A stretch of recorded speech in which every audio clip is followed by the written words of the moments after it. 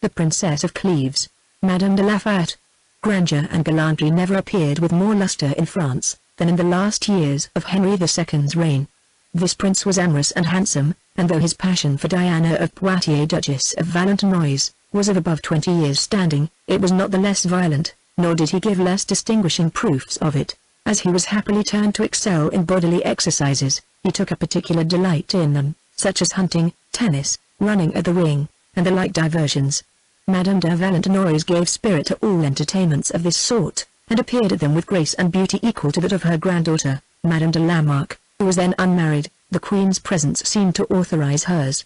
The Queen was handsome, though not young. She loved grandeur, magnificence and pleasure. She was married to the King while he was Duke of Orleans, during the life of his elder brother the Dauphin, a prince whose great qualities promised in him a worthy successor of his father Francis I. The Queen's ambitious temper made her taste the sweets of reigning, and she seemed to bear with perfect ease the King's passion for the Duchess of Valentinois, nor did she express the least jealousy of it, but she was so skillful a dissembler, that it was hard to judge of her real sentiments, and policy obliged her to keep the Duchess about her person, that she might draw the King to her at the same time. This prince took great delight in the conversation of women, even of such as he had no passion for he was every day at the Queen's court, when she held her assembly, which was a concourse of all that was beautiful and excellent in either sex. Never were finer women or more accomplished men seen in any court, and nature seemed to have taken pleasure in lavishing her greatest graces on the greatest persons. The Princess Elizabeth, since Queen of Spain, began now to manifest an uncommon wit, and to display those beauties, which proved afterwards so fatal to her. Mary Stuart, Queen of Scotland, who had just married the Dauphin, and was called the Queen Dauphin, had all the perfections of mind and body. She had been educated in the court of France, and had imbibed all the politeness of it. She was by nature so well formed to shine in everything that was polite, that notwithstanding her youth, none surpassed her in the most refined accomplishments. The Queen, her mother-in-law, and the King's sister, were also extreme lovers of music, plays and poetry, for the taste which Francis I did for the belles lettres was not yet extinguished in France, and as his son was addicted to exercises, no kind of pleasure was wanting at court. But what rendered this court so splendid, was the presence of so many great princes, and persons of the highest quality and merit. Those I shall name, in their different characters, were the admiration and ornament of their age. The King of Navarre drew to himself the respect of all the world both by the greatness of his birth, and by the dignity that appeared in his person. He was remarkable for his skill and courage in war. The Duke of Guise had also given proofs of extraordinary valor, and had been so successful, that there was not a general who did not look upon him with envy. To his valor he added a most exquisite genius and understanding, grandeur of mind, and a capacity equally turned from military or civil affairs. His brother, the Cardinal of Lorraine, was a man of boundless ambition, and of extraordinary wit and eloquence, and had besides acquired a vast variety of learning, which enabled him to make himself very considerable by defending the Catholic religion, which began to be attacked at that time. The Chevalier de Guise, afterwards called Grand Prior, was a prince beloved by all the world, of a comely person, full of wit and address, and distinguished through all Europe for his valor. The Prince of Conde, though little indebted to nature in his person, had a noble soul, and the liveliness of his wit made him amiable even in the eyes of the finest women. The Duke of Nevers, distinguished by the high employments he had possessed, and by the glory he had gained in war, though in an advanced age, was yet the delight of the court. He had 3 sons very accomplished. The second, called the Prince of Cleves, was worthy to support the honor of his house. He was brave and generous, and showed a prudence above his years. The Viscount de Chartres, descended of the illustrious family of Vendôme, whose name the princes of the blood had thought it no dishonor to wear, was equally distinguished for gallantry. He was genteel, of a fine mien, valiant, generous, and all these qualities he possessed in a very uncommon degree. In short, if anyone could be compared to the Duc de Nemours, it was he. The Duc de Nemours was a masterpiece of nature. The beauty of his person, inimitable as it was his least perfection. What placed him above other men, was a certain agreeableness in his discourse, his actions, his looks, which was observable in none beside himself.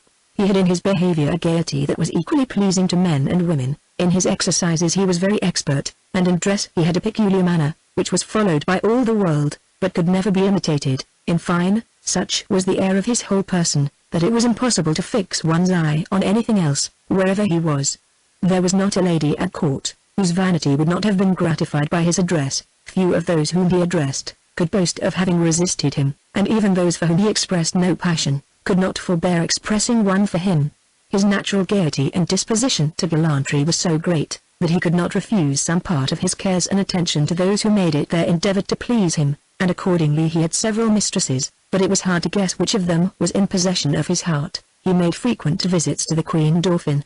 The beauty of this princess, the sweetness of her temper, the care she took to oblige everybody, and the particular esteem she expressed for the Duc d'Anems, gave ground to believe that he had raised his views even to her. Messieurs de Guise, whose niece she was, had so far increased their authority and reputation by this match, that their ambition prompted them to aspire at an equality with the princes of the blood, and to share in power with the Constable Montmorency.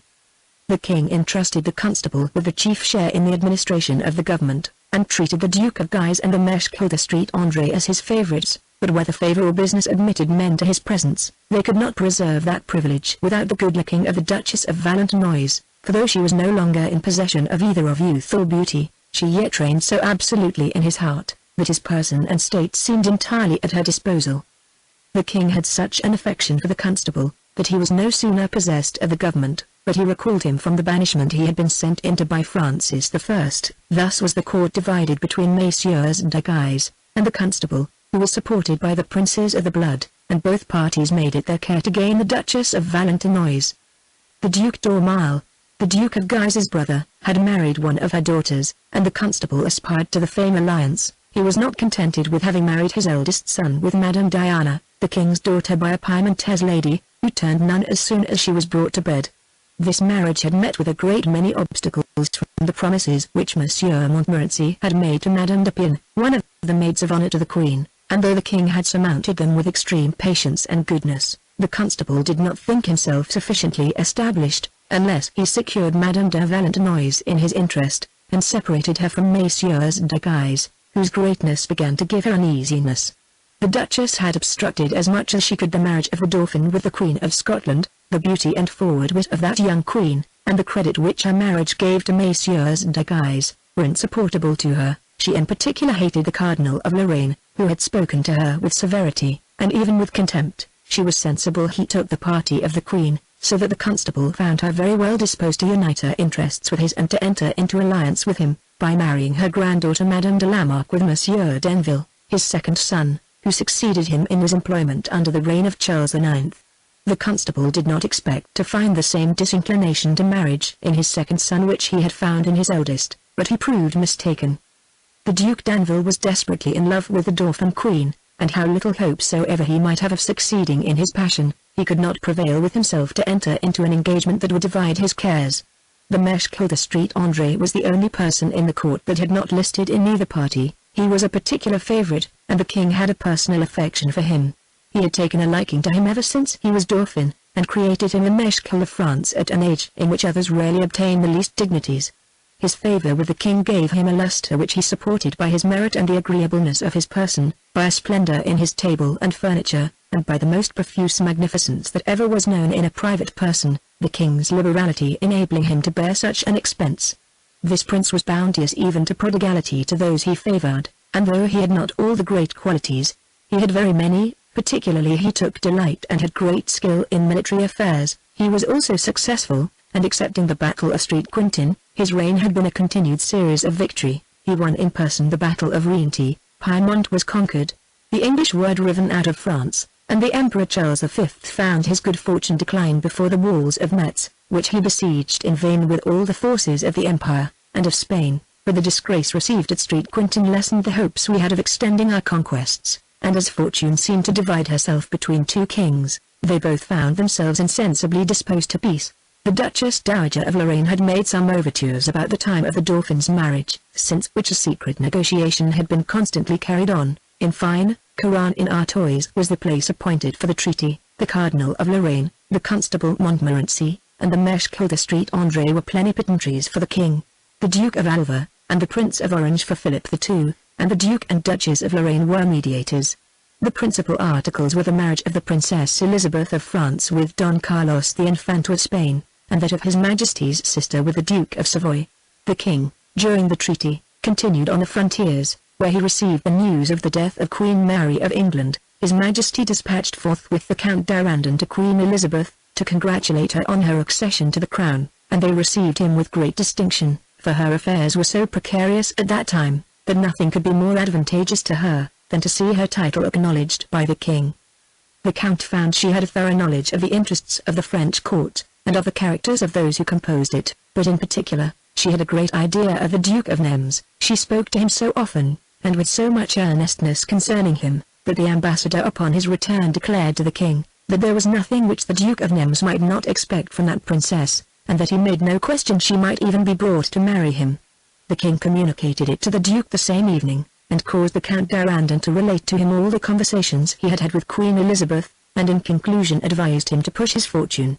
The Duke of Nemours imagined at first that the king was not in earnest, but when he found to the contrary, "If, by your advice, sir," said he, "I engage in this chimerical undertaking for your Majesty's service, I must entreat your Majesty to keep the affair secret, till the success of it shall justify me to the public. I would not be thought guilty of the intolerable vanity, to think that a queen, who has never seen me, would marry me for love." The king promised to let nobody into the design but the constable, secrecy being necessary, he knew, to the success of it. The Count d'Arandon advised the Duke to go to England under pretence of travelling, but the Duke, disapproving this proposal, sent Mr. Lineral, a sprightly young gentleman, his favourite, to sound the Queen's inclinations, and to endeavour to make some steps towards advancing that affair. In the meantime, he paid a visit to the Duke of Savoy, who was then at Brussels with the King of Spain. The death of Queen Mary brought great obstructions to the treaty. The Congress broke up at the end of November, and the King returned to Paris. There appeared at this time a lady at court, who drew the eyes of the whole world, and one may imagine she was a perfect beauty. To gain admiration in a place where there were so many fine women, she was of the same family with the Viscount of Chartres, and one of the greatest heiresses of France. Her father died young, and left her to the guardianship of Madame de Chartres, his wife, whose wealth, virtue, and merit were uncommon. After the loss of her husband she retired from court, and lived many years in the country. During this retreat, her chief care was bestowed in the education of her daughter, but she did not make it her business to cultivate her wit and beauty only. She took care also to inculcate virtue into her tender mind, and to make it amiable to her. The generality of mothers imagine that it is sufficient to forbear talking of gallantries before young people, to prevent their engaging in them, but Madame de Chartres was of a different opinion. She often entertained her daughter with descriptions of love. She showed her what there was agreeable in it, that she might the more easily persuade her wherein it was dangerous. She related to her the insincerity, the faithlessness, and want of candor in men, and the domestic misfortunes that flow from engagements with them. On the other hand, she made her sensible what tranquillity attends the life of a virtuous woman, and what lustre modesty gives to a person who possesses birth and beauty. At the same time she informed her how difficult it was to preserve this virtue, except by an extreme distrust of oneself, and by a constant attachment to the only thing which constitutes a woman's happiness, to love and to be loved by her husband.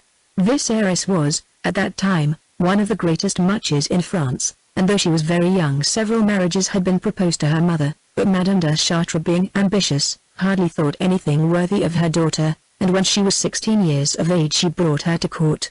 The Viscount of Chartres, who went to meet her, was with reason surprised at the beauty of the young lady. Her fine hair and lovely complexion gave her a lustre that was peculiar to herself. All her features were regular, and her whole person was full of grace. The day after her arrival, she went to choose some jewels at a famous Italian's. This man came from Florence with the Queen, and had acquired such immense riches by his trade, that his house seemed rather fit for a prince than a merchant. While she was there, the Prince of Cleves came in, and was so touched with her beauty, that he could not dissemble his surprise, nor could Mademoiselle de Chartres forbear blushing upon observing the astonishment he was in. Nevertheless, she recollected herself, without taking any further notice of him than she was obliged to do in civility to a person of his seeming rank. The Prince of Cleves viewed her with admiration, and could not comprehend who that fine lady was, whom he did not know. He found by her air, and her retinue, that she was of the first quality. By her youth he should have taken her to be a maid, but not seeing her mother, and hearing the Italian call her madam, he did not know what to think, and all the while he kept his eyes fixed upon her. He found that his behavior embarrassed her. Unlike to most young ladies, who always behold with pleasure the effect of their beauty, he found too, that he had made her impatient to be going, and in truth she went away immediately. The Prince of Cleves was not uneasy at himself on having lost the view of her, in hopes of being informed who she was, but when he found she was not known, he was under the utmost surprise, Her beauty, and the modest air he had observed in her actions, affected him so, that from that moment he entertained a passion for her. In the evening he waited on His Majesty's sister. This princess was in great consideration by reason of her interest with the king her brother, and her authority was so great, that the king, on concluding the peace, consented to restore Piedmont, in order to marry her with the Duke of Savoy. Though she had always had a disposition to marry, yet would she never accept of anything beneath a sovereign, and for this reason she refused the King of Navarre, when he was Duke of Vendôme, and always had a liking for the Duke of Savoy, which inclination for him she had preserved ever since she saw him at Nice, at the interview between Francis I. and Pope Paul III. As she had a great deal of wit, and a fine taste of polite learning, men of ingenuity were always about her, and at certain times the whole court resorted to her apartments. The Prince of Cleves went there according to his custom. He was so touched with the wit and beauty of Mademoiselle de Chartres, that he could talk of nothing else. He related his adventure aloud, and was never tired with the praises of this lady, whom he had seen, but did not know. Madame told him, that there was nobody like her he described, and that if there were, she would be known by the whole world. Madame de Dampierre, one of the princess's ladies of honor, and a friend of Madame de Chartres, overhearing the conversation, came up to her highness, and whispered her in the ear, that it was certainly Mademoiselle de Chartres whom the prince had seen. Madame, returning to her discourse with the prince, told him, if he would give her his company again the next morning, he should see the beauty he was so much touched with. Accordingly Mademoiselle de Chartres came the next day to court, and was received by both queens in the most obliging manner that can be imagined, and with such admiration by everybody else, that nothing was to be heard at court but her praises, which she received with so agreeable a modesty, that she seemed not to have heard them, or at least not to be moved with them. She afterwards went to wait upon Madame, the princess, after having commended her beauty, informed her of the surprise she had given the Prince of Cleves. The prince came in immediately after. Come hither, said she to him, see, if I have not kept my word with you, and if at the same time that I show you Mademoiselle de Chartres, I don't show you the lady you are in search of. You ought to thank me, at least, for having acquainted her how much you are her admirer. The Prince of Cleves was overjoyed to find that the lady he admired was of quality equal to her beauty. He addressed her, and entreated her to remember that he was her first lover, and had conceived the highest honor and respect for her. Before he knew her, the Chevalier de Guise, and the prince, who were two bosom friends, took their leave of Madame together.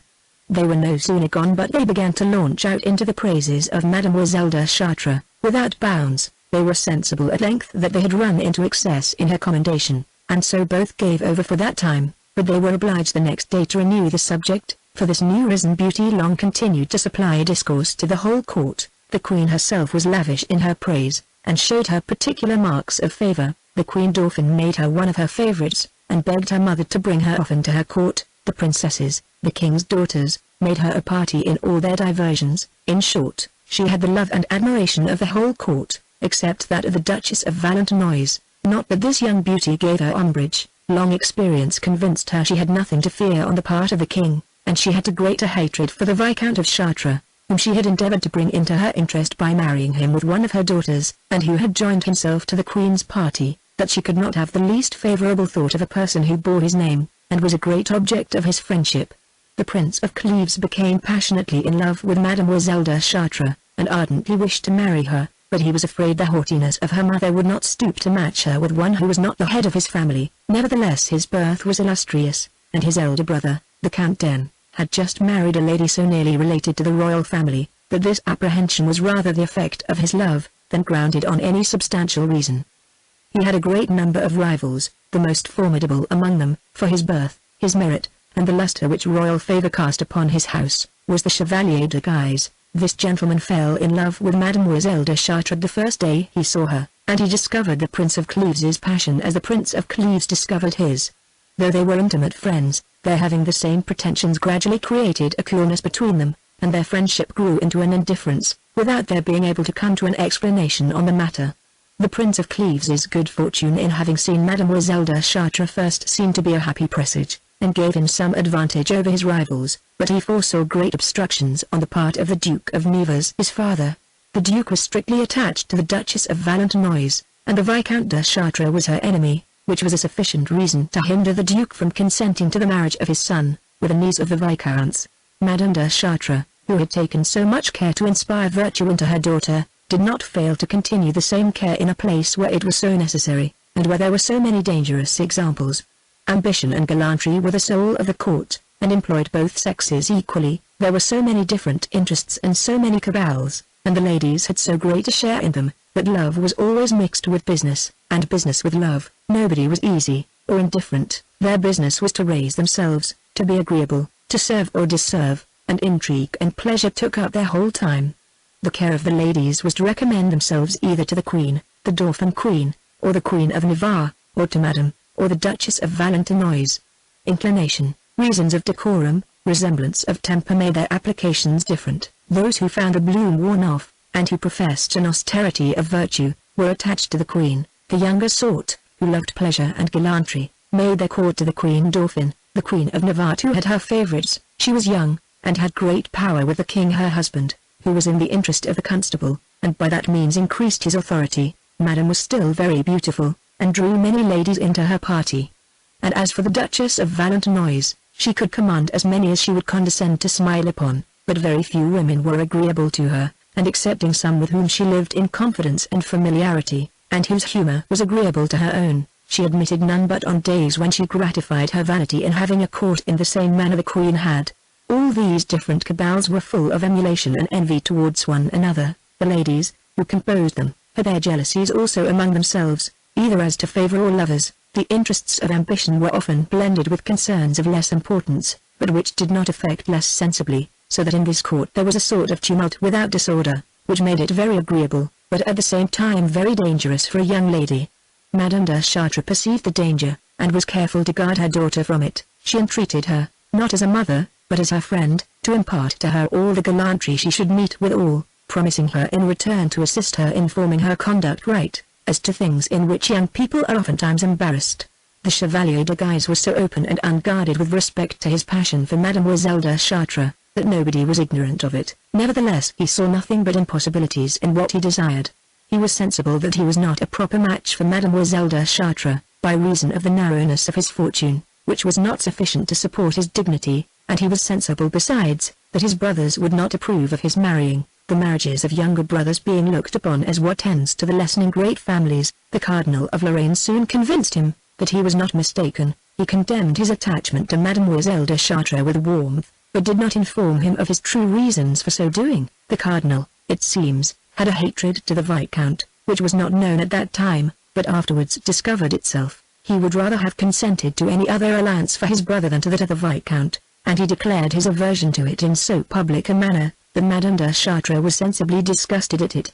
She took a world of pains to show that the Cardinal of Lorraine had nothing to fear, and that she herself had no thoughts of this marriage. The Viscount observed the same conduct, and resented that of the Cardinal more than Madame de Chartres did, being better apprised of the cause of it.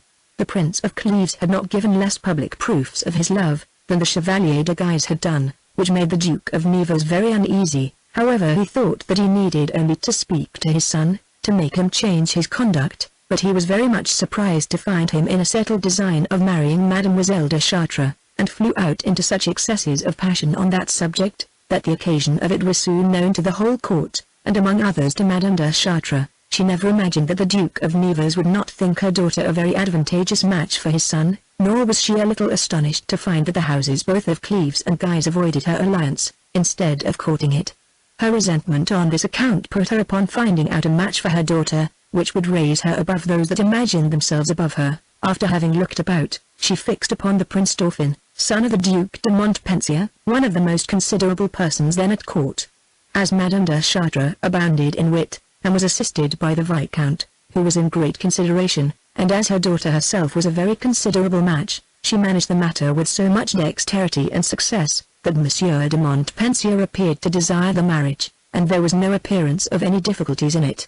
The Viscount, knowing the power the Dauphin Queen had over Monsieur d'Anville, thought it not amiss to employ the interest of that princess to engage him to serve Mademoiselle de Chartres, both with the King and the Prince de Montpensier, whose intimate friend he was.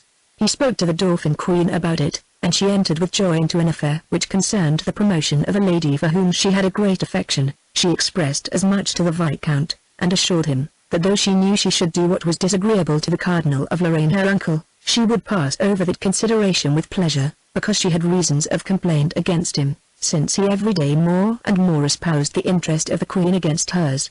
Persons of gallantry are always glad of an opportunity of speaking to those who love them.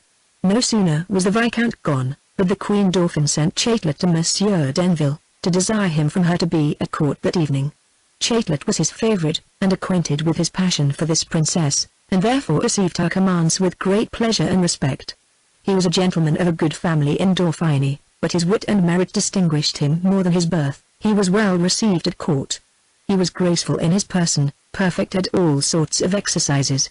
He sung agreeably, he wrote verses, and was of so amorous and gallant a temper, as endeared him to Monsieur d'Anville in such a degree, that he made him the confidant of his amours between the Queen Dauphin and him. This confidence gave him access to that princess, and it was owing to the frequent opportunities he had of seeing her, that he commenced that unhappy passion which deprived him of his reason, and at last cost him his life. Monsieur d'Anville did not fail to be at court in the evening. He thought himself very happy, that the Queen Dauphin had made choice of him to manage an affair she had at heart, and he promised to obey her commands with the greatest exactness. But the Duchess of Valentinois, being warned of the design in view, had traversed it with so much care, and prepossessed the king so much against it, that when Monsieur d'Anville came to speak to his Majesty about it, he plainly showed he did not approve of it, and commanded him to signify as much to the Prince de Montpensier. One may easily judge what the sentiments of Madame de Chartres were, upon the breaking off of an affair which she had set her mind so much upon, and the ill success of which gave such an advantage to her enemies, and was so great a prejudice to her daughter. The Queen Dauphin declared to Mademoiselle de Chartres, in a very friendly manner, the uneasiness she was in for not having been able to serve her. "You see, Madame," said she to her, "that my interest is small. I am upon so ill terms with the Queen and the Duchess of Valentinois, that it is no wonder if they or their dependents still succeed in disappointing my desires. Nevertheless, I have constantly used my endeavors to please them. Indeed, they hate me not for my own sake, but for my mother's." She formerly gave them some jealousy and uneasiness. The king was in love with her before he was in love with the Duchess, and in the first years of his marriage, when he had no issue, he appeared almost resolved to be divorced from the Queen, in order to make room for my mother, though at the same time he had some affection for the Duchess. Madame de Valentinois, being jealous of a lady whom he had formerly loved, and whose wit and beauty were capable of lessening her interest, joined herself to the constable, who was no more desirous than herself that the king should marry a sister of the Duke of Guise. They possessed the deceased king with their sentiments, and though he mortally hated the Duchess of Valentinois, and loved the Queen, he joined his endeavors with theirs to prevent the divorce, but in order to take from the king all thoughts of marrying the Queen my mother. They struck up a marriage between her and the King of Scotland, who had for his first wife the king's sister, and they did this because it was the easiest to be brought to a conclusion, though they failed in their engagements to the King of England, who was very desirous of marrying her, and that failure wanted but little of occasioning a rupture between the two crowns, for Henry VIII was inconsolable, when he found himself disappointed in his expectations of marrying my mother, and whatever other princess of France was proposed to him, he always said, nothing could make him amends for her he had been deprived of. It is certainly true, that my mother was a perfect beauty, and what is very remarkable, is, that being the widow of the Duke of Longueville, 3 kings should court her in marriage. Her ill fortune gave her to the least of them, and placed her in a kingdom where she meets with nothing but trouble. They say I resemble her, but I fear I shall resemble her only in her unhappy destiny, and whatever fortune may seem to promise me at present, I can never think I shall enjoy it. Mademoiselle de Chartres answered the Queen, that these melancholy presages were so ill-grounded, that they would not disturb her long, and that she ought not to doubt but her good fortune would accomplish whatever it promised. No one now entertained any further thoughts of Mademoiselle de Chartres, either fearing to incur the king's displeasure, or despairing to succeed with a lady, who aspired to an alliance with a prince of the blood. The Prince of Cleves alone was not disheartened at either of these considerations. The death of the Duke of Nevers his father, which happened at that time, set him at entire liberty to follow his inclination, and no sooner was the time of mourning expired, but he wholly applied himself to the gaining of Mademoiselle de Chartres. It was lucky for him that he addressed her at a time when what had happened had discouraged the approaches of others. What delayed his joy was his fear of not being the most agreeable to her, and he would have preferred the happiness of pleasing to the certainty of marrying her without being beloved. The Chevalier de Guise had given him some jealousy, but as it was rather grounded on the merit of that prince than on any action of Mademoiselle de Chartres, he made it his whole endeavor to discover, if he was so happy as to have his addresses admitted and approved. He had no opportunity of seeing her but at court or public assemblies, so that it was very difficult for him to get a private conversation with her. At last he found means to do it, and informed her of his intention and of his love, with all the respect imaginable. He urged her to acquaint him what the sentiments were which she had for him, assuring her that those which he had for her were of such a nature as would render him eternally miserable, if she resigned herself wholly up to the will of her mother. As Mademoiselle de Chartres had a noble and generous heart, she was sincerely touched with gratitude for the Prince of Cleves's behavior. This gratitude gave a certain sweetness to her words and answers, sufficient to furnish hopes to a man so desperately enamored as the Prince was, so that he flattered himself in some measure that he should succeed in what he so much wished for. She gave her mother an account of this conversation, and Madame de Chartres told her that the Prince of Cleves had so many good qualities, and discovered a discretion so much above his years, that if her inclination led her to marry him, she would consent to it with pleasure. Mademoiselle de Chartres made answer that she observed in him the same good qualities, that she should have less reluctance in marrying him than any other man, but that she had no particular affection to his person. The next day the Prince caused his thoughts to be communicated to Madame de Chartres, who gave her consent to what was proposed to her, nor had she the least distrust but that in the Prince of Cleves she provided her daughter a husband capable of securing her affections. The articles were concluded, the king was acquainted with it, and the marriage made public. The Prince of Cleves found himself happy, but yet not entirely contented. He saw with a great deal of regret that the sentiments of Mademoiselle de Chartres did not exceed those of esteem and respect, and he could not flatter himself that she concealed more obliging thoughts of him, since the situation they were in permitted her to discover them without the least violence done to modesty. It was not long before he expostulated with her on this subject. "Is it possible," says he, "that I should not be happy in marrying you? And yet it is certain, I am not. You only show me a sort of civility which is far from giving me satisfaction. You express none of those pretty inquietudes, the concern, and impatience, which are the soul of love. You are no further affected with my passion, than you would be with one which flowed only from the advantage of your fortune, and not from the beauty of your person." "It is unjust in you to complain," replied the princess. "I don't know what you can desire of me more. I think decency will not allow me to go further than I do." "It's true," replied he, "you show some appearances I should be satisfied with, were there anything beyond, but instead of being restrained by decency, it is that only which makes you act as you do. I am not in your heart and inclinations, and my presence neither gives you pain nor pleasure." "You can't doubt," replied she, "but it is a sensible pleasure to me to see you, and when I do see you, I blush so often, that you can't doubt, but the seeing you gives me pain also."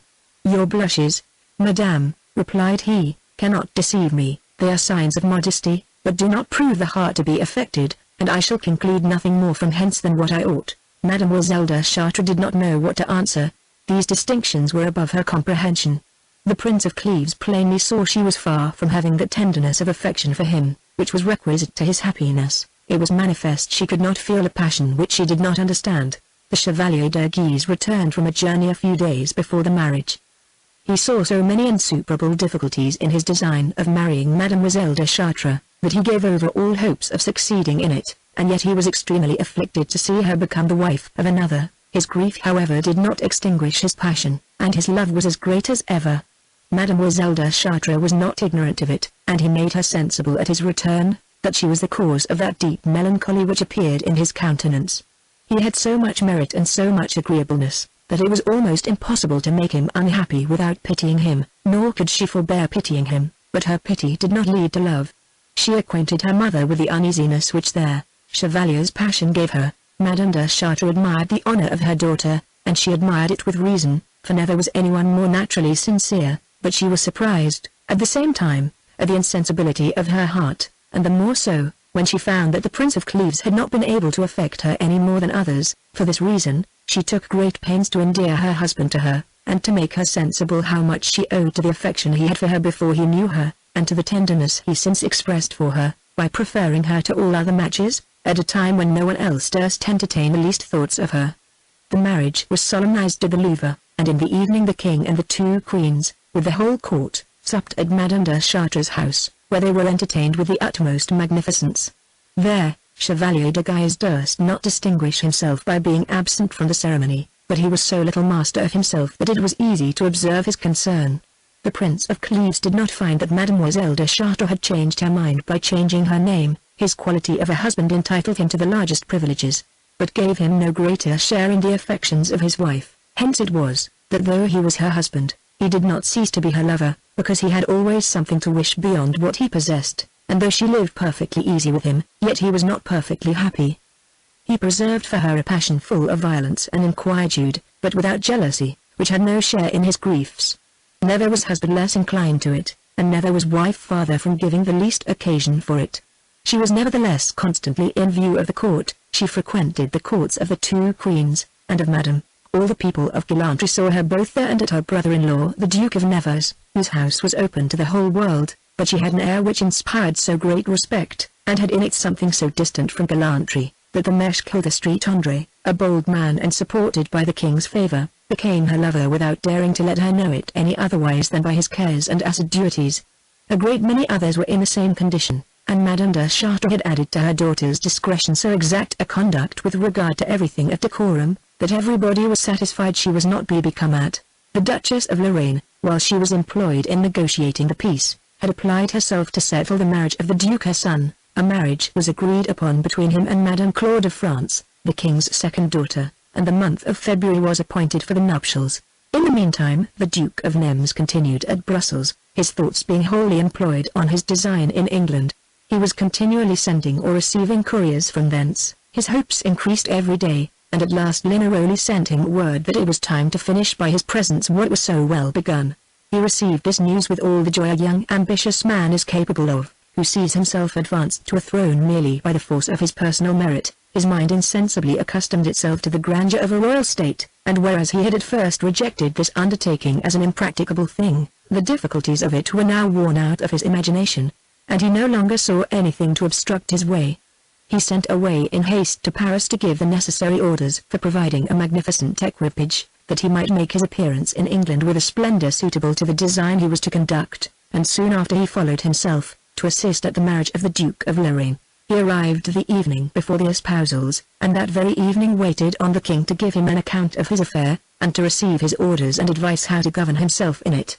Afterwards he waited on the queens, but the Princess of Cleves was not there, so that she did not see him, nor so much as know of his arrival. She had heard everybody speak of this celebrated prince, as of the handsomest and most agreeable man at court, and the Queen Dauphin had described him in such a manner, and spoke of him to her so often, that she had raised in her a curiosity and even impatience to see him. The princess employed the day of the wedding in dressing herself, that she might appear with the greater advantage at the ball and royal banquet that were to be at the Louvre. When she came, everyone admired both her beauty and her dress. The ball began, and while she was dancing with the Duke of Guise, a noise was heard at the door of the hall, as if way was making for some person of uncommon distinction. She had finished her dance, and as she was casting her eyes round to single out some other person, the king desired her to take him who came in last. She turned about, and viewing him as he was passing over the seats to come to the place where they danced, she immediately concluded he was the Duke of Nemours. The Duke's person was turned in so delicate a manner, that it was impossible not to express surprise at the first sight of him, particularly that evening, when the care he had taken to adorn himself added much to the fine air of his carriage. It was as impossible to behold the Princess of Cleves without equal admiration. The Duke de Nemours was struck with such surprise at her beauty, that when they approached and paid their respects to each other, he could not forbear showing some tokens of his admiration. When they began to dance, a soft murmur of praises ran through the whole company. The king and the two queens, remembering that the Duke and Princess had never seen one another before, found something very particular in seeing them dance together without knowing each other. They called them, as soon as they had ended their dance, without giving them time to speak to anybody, and asked them if they had not a desire to know each other, and if they were not at some loss about it. "As for me, Madame," said the Duke to the Queen, "I am under no uncertainty in this matter, but as the Princess of Cleves has not the same reasons to lead her to guess who I am, as I have to direct me to know her, I should be glad if your Majesty would be pleased to let her know my name." "I believe," said the Queen Dauphin, "that she knows your name as well as you know hers." "I assure you, Madame," replied the Princess a little embarrassed, "that I am not so good a guesser as you imagine." "Yes, you guess very well," answered the Queen Dauphin, "and your unwillingness to acknowledge that you know the Duke of Nemours, without having seen him before, carries in it something very obliging to him." The Queen interrupted them, that the ball might go on, and the Duke de Nemours took out the Queen Dauphin. This princess was a perfect beauty, and such she appeared in the eyes of the Duke de Nemours, before he went to Flanders, but all this evening he could admire nothing but Madame de Cleves. The Chevalier de Guise, whose idol she still was, sat at her feet, and what had passed filled him with the utmost grief. He looked upon it as ominous for him, that fortune had destined the Duke of Nemours to be in love with the Princess of Cleves. And whether there appeared in reality any concern in the princess's face, or whether the chevalier's jealousy only led him to suspect it, he believed that she was touched with the sight of the Duke, and could not forbear telling her that Monsieur de Nemours was very happy to commence an acquaintance with her by an incident which had something very gallant and extraordinary in it. Madame de Cleves returned home with her thoughts full of what had passed at the ball, and though it was very late, she went into her mother's room to give her a relation of it, in doing which she praised the Duke of Nemours with a certain air that gave Madame de Chartres the same suspicion the Chevalier de Guise had entertained before. The day following the ceremony of the Duke of Lorraine's marriage was performed, and though the Princess of Cleves observed so inimitable a grace, and so fine a mien in the Duke of Nemours, that she was yet more surprised. She afterwards saw him at the court of the Queen Dauphine, she saw him play at tennis with the king, she saw him run a ring, she heard him discourse, still she found he far excelled everybody else, and drew the attention of the company to him wherever he was. In short, the gracefulness of his person, and the agreeableness of his wit soon made a considerable impression on her heart. The Duke de Nemours had an inclination no less violent for her, and hence flowed all that gaiety and sweetness of behavior, which the first desires of pleasing ordinarily inspire a man with. Hence he became more amiable than ever he was before, so that by often seeing one another, and by seeing in each other whatever was most accomplished at court, it could not be but that they must mutually receive the greatest pleasure from such a commerce. The Duchess of Valentinois made one in all parties of pleasure, and the king was still as passionately fond of her as in the beginning of his love. The Princess of Cleves being at those years, wherein people think a woman is incapable of inciting love after the age of 25, beheld with the utmost astonishment the king's passion for the Duchess, who was a grandmother, and had lately married her granddaughter. She often spoke on this subject to Madame de Chartres. "Is it possible, Madame," said she, "that the king should still continue to love? How could he take a fancy to one who was so much older than himself, who had been his father's mistress, and who, as I have heard, is still such to many others?" "'Tis certain," answered Madame de Chartres, "it was neither the merit nor the fidelity of the Duchess of Valentinois, which gave birth to the king's passion, or preserved it, and this is what he can't be justified in, for if this lady had had beauty and youth suitable to her birth, and the merit of having had no other lover, if she had been exactly true and faithful to the king, if she had loved him with respect only to his person, without the interested views of greatness and fortune, and without using her power but for honorable purposes and for his Majesty's interest, in this case it must be confessed, one could have hardly forbore praising his passion for her. If I was not afraid," continued Madame de Chartres, "that you would say the same thing of me which is said of most women of my years, that they love to recount the history of their own times, I would inform you how the king's passion for this duchess began, and of several particulars of the court of the late king, which have a great relation to things that are acted at present." "Far from blaming you," replied the Princess of Cleves, "for repeating the histories of past times, I lament, Madame, that you have not instructed me in those of the present, nor informed me as to the different interests and parties of the court. I am so entirely ignorant of them, that I thought a few days ago, the constable was very well with the Queen." "You was extremely mistaken," answered Madame de Chartres, "the Queen hates the constable, and if ever she has power, he'll be but too sensible of it. She knows, he has often told the king, that of all his children none resembled him but his natural ones." "I should never have suspected this hatred," said the Princess of Cleves, after having seen her assiduity in writing to the constable during his imprisonment, the joy she expressed at his return, and how she always calls him comte, as well as the king. "If you judge from appearances in a court," replied Madame de Chartres, "you will often be deceived. Truth and appearances seldom go together. But to return to the Duchess of Valentinois, you know her name is Diana de Poitiers, her family is very illustrious, she is descended from the ancient Dukes of Aquitaine, her grandmother was a natural daughter of Louis XI, and in short she possesses everything that is great in respect of birth.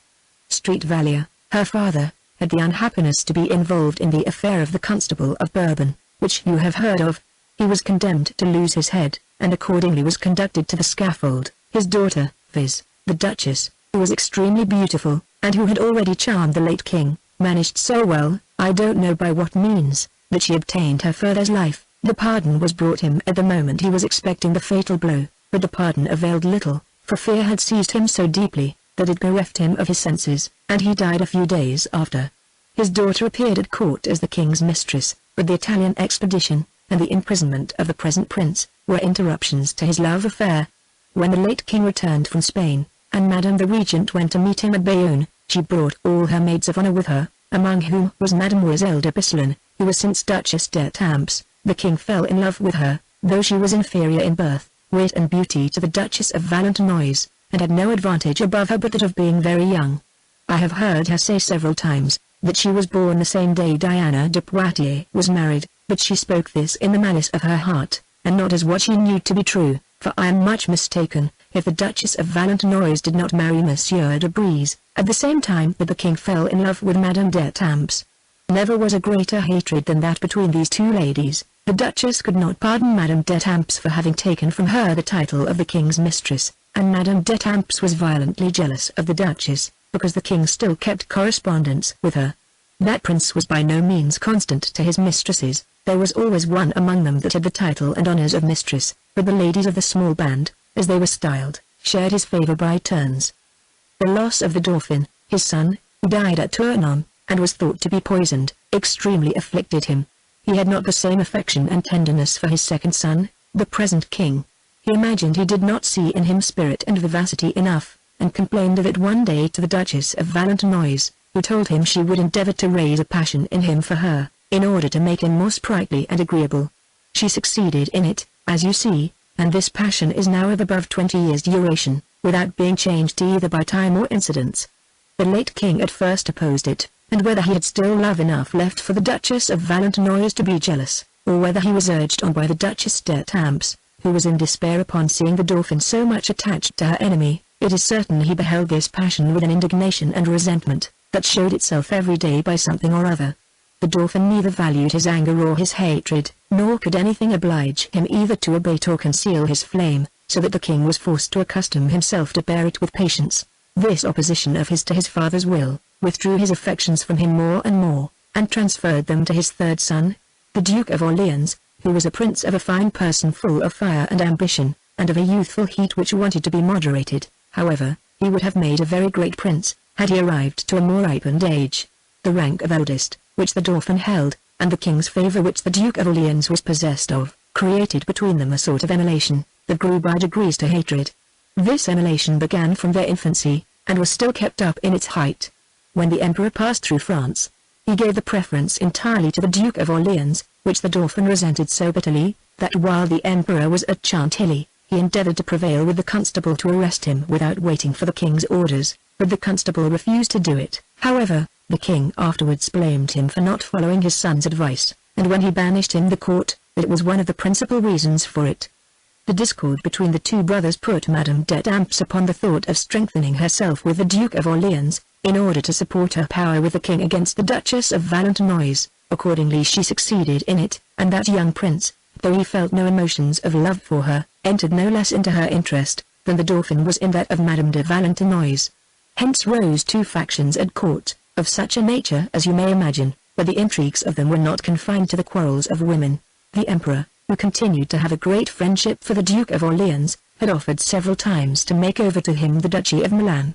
In the propositions which were since made for the peace, he gave hopes of assigning him the 17 provinces, with his daughter in marriage. The Dauphin neither approved of the peace or the marriage, and in order to defeat both he made use of the constable, for whom he always had an affection, to remonstrate to the king of what importance it was not to give his successor a brother so powerful as the Duke of Orleans would be with the alliance of the emperor and those countries. The constable came the more easily into the Dauphin's sentiments, as they were opposite to those of Madame d'Etampes, who was his declared enemy, and who vehemently wished for the promotion of the Duke of Orleans. The Dauphin commanded at that time the king's army in Champagne, and had reduced that of the emperor to such extremities, that it must have entirely perished, had not the Duchess d'Etampes, for fear two great successes should make us refuse peace, and the emperor's alliance in favor of the Duke of Orleans, secretly advised the enemy to surprise Esp-Thiene, in which places were great magazines of provisions. They succeeded in the attempt, and by that means saved their whole army. This Duchess did not long enjoy the success of her treason. A little after the Duke of Orleans died at Farmantes of a kind of contagious distemper, he was in love with one of the finest women of the court, and was beloved by her. I will not mention her name, because she has since lived with so much discretion, and has so carefully concealed the passion she had for that prince, that one ought to be tender of her reputation. It happened she received the news of her husband's death at the same time as she heard of the Duke's, so that she had that pretext to enable her to conceal her real sorrow, without being at the trouble of putting any constraint upon herself. The king did not long survive the prince his son. He died 2 years after. He recommended to the Dauphin to make use of the Cardinal de Tournon and the Admiral d'Annibald, but said nothing at all of the Constable, who was then in banishment at Chantilly. Nevertheless, the first thing the king his son did was to recall him, and make him his prime minister. Madame d'Etampes was discarded, and received all the ill treatment she could possibly expect from an enemy so very powerful. The Duchess of Valentinois amply revenged herself both of that lady, and all those who had disobliged her. She seemed to reign more absolute in the king's heart than she did even when he was Dauphin. During the 12 years' reign of this prince she has been absolute in everything. She disposes of all governments and offices of trust and power. She has disgraced the Cardinal de Tournon, the Chancellor, and Villeroy. Those who have endeavored to open the king's mind with respect to her conduct, have been undone in the attempt. The Count d'Ux, great master of the ordnance, who had no kindness for her, could not forbear speaking of her gallantries, and particularly of that with the Count de Brissac, of whom the king was already very jealous. Nevertheless she contrived things so well, that the Count d'Ux was disgraced, and his employment taken from him, and what is almost incredible, she procured it to be given to the Count de Brissac, and afterwards made him the Marechal of France. Notwithstanding, the king's jealousy increased to such a height, that Lai could no longer suffer him to continue at court. This passion of jealousy, which is fierce and violent in other men, is gentle and moderate in him through the great respect he has for his mistress, and therefore he did not go about to remove his rival, but under the pretext of giving him the government of Piedmont. He has lived for several years. Last winter he returned to Paris, under pretense of demanding troops and other necessaries for the army he commands. The desire of seeing the Duchess of Valentinois again, and the fear of being forgotten by her, was perhaps the principal motive of this journey. The king received him very coldly. Messieurs de Guise, who have no kindness for him, but dare not show it on account of the Duchess, made use of Monsieur the Viscount, her declared enemy, to prevent his obtaining what he came to demand. It was no difficult matter to do him hurt. The king hated him, and was uneasy at his presence, so that he was obliged to return to Piedmont without any benefit from his journey, except perhaps that of rekindling in the heart of the Duchess the flame which absence began to extinguish. The king has had a great many other subjects of jealousy, but either he has not been informed of them, or has not dared to complain of them. I don't know, daughter, added Madame de Chartres, if I have not already told you more of these things, than you desired to know. I am far, madame, from complaining of that, replied the Princess of Cleves, and if it was not for fear of being importunate, I should yet desire to be informed of several circumstances I am ignorant of. The Duke d'Anem's passion for Madame de Cleves was at first so violent, that he had no relish left for any of the ladies he paid his addresses to before, and with whom he kept a correspondence during his absence. He even lost all remembrance of his engagements with them, and not only made it his business to find out excuses to break with them, but had not the patience to hear their complaints, or make any answer to the reproaches they laid upon him. The Queen Dauphin herself, for whom his regards had been very tender, could no longer preserve a place in that heart which was now devoted to the Princess of Cleves. His impatience of making the tour to England began to abate, and he showed no earnestness in hastening his equipage. He frequently went to the Queen Dauphin's court, because the Princess of Cleves was often there, and he was very easy in leaving people in the opinion they had of his passion for that queen. He put so great a value on Madame de Cleves, that he resolved to be rather wanting in giving proofs of his love, than to hazard its being publicly known. He did not so much as speak of it to the Viscount de Chartres, who was his intimate friend, and from whom he concealed nothing. The truth is, he conducted this affair with so much discretion, that nobody suspected he was in love with Madame de Cleves, except the Chevalier de Guise, and she would scarcely have perceived it herself, if the inclination she had for him had not led her into a particular attention to all his actions, but which she was convinced of it. She no longer continued to have the same disposition to communicate to her mother what she thought concerning the Duke d'Anems, as she had to talk to her about her other lovers. Though she had no settled design of concealing it from her, yet she did not speak of it. Madame de Chartres, however, plainly perceived the Duke's attachment to her daughter, as well as her daughter's inclination for him. The knowledge of this could not but sensibly afflict her, nor could she be ignorant of the danger this young lady was in being beloved by, and loving so accomplished a person as the Duke d'Anems. She was entirely confirmed in the suspicion she had of this business, by an incident which fell out a few days after. The Marechal de Street André, who took all opportunities to show his magnificence, desired the king, under pretense of showing him his house which was just finished, to do him the honor to sup there with the two queens. The Meshkul was also very glad to display, in the sight of the Princess of Cleves, that splendid and expensive manner of life, which he carried to so great a profusion. Some days before that appointed for the entertainment, the Dauphin, who had no state of health, found himself indisposed, and saw nobody. The Queen Dauphin had spent all that day with him, and in the evening, upon his growing better, all the persons of quality that were in the antechamber were admitted. The Queen Dauphin returned to her own apartment, where she found Madame de Cleves and some other ladies, with whom she lived in familiarity. It being already very late, and not being dressed, she did not wait upon the Queen, but gave out that she was not to be seen, and ordered her jewels to be brought, in order to choose out some for the Meshkul de Street André's ball, and present the Princess of Cleves with some, as she had promised her. While they were thus employed, the Prince of contented. His great quality gave him free access everywhere. "Doubtless," said the Queen Dauphin, "you come from the king my husband. What are they doing there?" "Madame," said he, "they are maintaining a dispute against the Duke of Nems, and he defends the argument he undertook with so much warmth, that he must needs be very much interested in it. I believe he has some mistress that gives him uneasiness by going to balls, so well satisfied he is that it is a vexatious thing to a lover to see the person he loves in those places."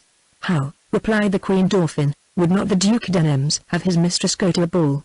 I thought that husbands might wish their wives would not go there, but as for lovers, I never imagined they were of that opinion."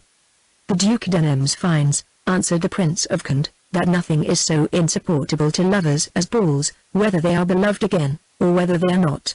He says, if they are beloved they have the chagrin to be loved the less on this account for several days, that there is no woman, whom her anxiety for dress does not divert from thinking on her lover, that they are entirely taken up with that one circumstance, that this care to adorn themselves is for the whole world, as well as for the man they favor, that when they are at a ball, they are desirous to please all who look at them, and that when they triumph in their beauty, they experience a joy to which their lovers very little contribute." He argues further, that if one is not beloved, it is a yet greater torment to see one's mistress at an assembly, that the more she is admired by the public, the more unhappy one is not to be beloved, and that the lover is in continual fear lest her beauty should raise a more successful passion than his own. Lastly he finds, there is no torment equal to that of seeing one's mistress at a ball, unless it be to know that she is there, and not to be the oneself. Madame de Cleves pretended not to hear what the Prince of Conde said, though she listened very attentively. She easily saw what part she had in the Duke of Nems's opinion, and particularly as to what he said of the uneasiness of not being at a ball where his mistress was, because he was not to be at that of the Meshkul de Street André, the king having sent him to meet the Duke of Ferrara. The Queen Dauphin, and the Prince of Conde, not going into the Duke's opinion, were very merry upon the subject. "There is but one occasion, Madame," said the Prince to her, "in which the Duke will consent his mistress should go to a ball, and that is when he himself gives it. He says, that when he gave your Majesty one last year, his mistress was so kind as to come to it, though seemingly only to attend you, that it is always a favor done to a lover, to partake of an entertainment which he gives, that it is an agreeable circumstance for him to have his mistress see him preside in a place where the whole court is, and see him acquit himself well in doing the honors of it." "The Duke de Nems was in the right," said the Queen Dauphin, smiling, "to approve of his mistress's being at his own ball. There was then so great a number of ladies, whom he honored with the distinction of that name, that if they had not come, the assembly would have been very thin." The Prince of Conde had no sooner begun to relate the Duke de Nems's sentiments concerning assemblies, but Madame de Cleves felt in herself a strong aversion to go to that of the Meshkul de Street André. She easily came into the opinion, that a woman ought not to be at an entertainment given by one that professed love to her, and she was very glad to find out a reason of reservedness for doing a thing which would oblige the Duke of Nems. However, she carried away with her the ornaments which the Queen Dauphin had given her, but when she showed them her mother, she told her that she did not design to make use of them, that the Meshkul de Street André took a great deal of pains to show his attachment to her, and she did not doubt he would be glad to have it believed that a compliment was designed her in the entertainment he gave the king, and that under the pretense of doing the honors of his house, he would show her civilities which would be uneasy to her. Madame de Chartres for some time opposed her daughter's opinion, as thinking it very singular, but when she saw she was obstinate in it, she gave way, and told her, that in that case she ought to pretend an indisposition as an excuse for not going to the ball, because the real reasons which hindered her would not be approved of, and care ought to be taken that they should not be suspected. Madame de Cleves voluntarily consented to pass some days at her mother's, in order not to go to any place where the Duke of Nems was not to be. However, the Duke set out, without the pleasure of knowing she would not be at the ball. The day after the ball he returned, and was informed that she was not there, but as he did not know the conversation he had at the Dauphin's court had been repeated to her, he was far from thinking himself happy enough to have been the reason of her not going. The day after, while he was at the Queen's apartments, and talking to the Queen Dauphin, Madame de Chartres and Madame de Cleves came in. Madame de Cleves was dressed a little negligently, as a person who had been indisposed, but her countenance did not at all correspond with her dress. "You look so pretty," says the Queen Dauphin to her, "that I can't believe you have been ill." I think the Prince of Conde, when he told us the Duc d'Anem's opinion of the ball, persuaded you, that to go there would be doing a favor to the Mèche de Street André, and that's the reason which hindered you from going. Madame de Cleves blushed, both because the Queen Dauphin had conjectured right, and because she spoke her conjecture in the presence of the Duc d'Anem's. Madame de Chartres immediately perceived the true reason why her daughter refused to go to the ball, and to prevent the Duc d'Anem's discovering it, as well as herself, she took up the discourse after a manner that gave what she said an air of truth. "I assure you, Madame," said she to the Queen Dauphin, "that your Majesty has done my daughter more honor than she deserves. She was really indisposed, but I believe, if I had not hindered her, she would not have failed to wait on you, and to show herself under any disadvantages, for the pleasure of seeing what there was extraordinary at yesterday's entertainment." The Queen Dauphin gave credit to what Madame de Chartres said, but the Duc d'Anems was sorry to find so much probability in it nevertheless. The blushes of the Princess of Cleves made him suspect that what the Queen Dauphin had said was not altogether false.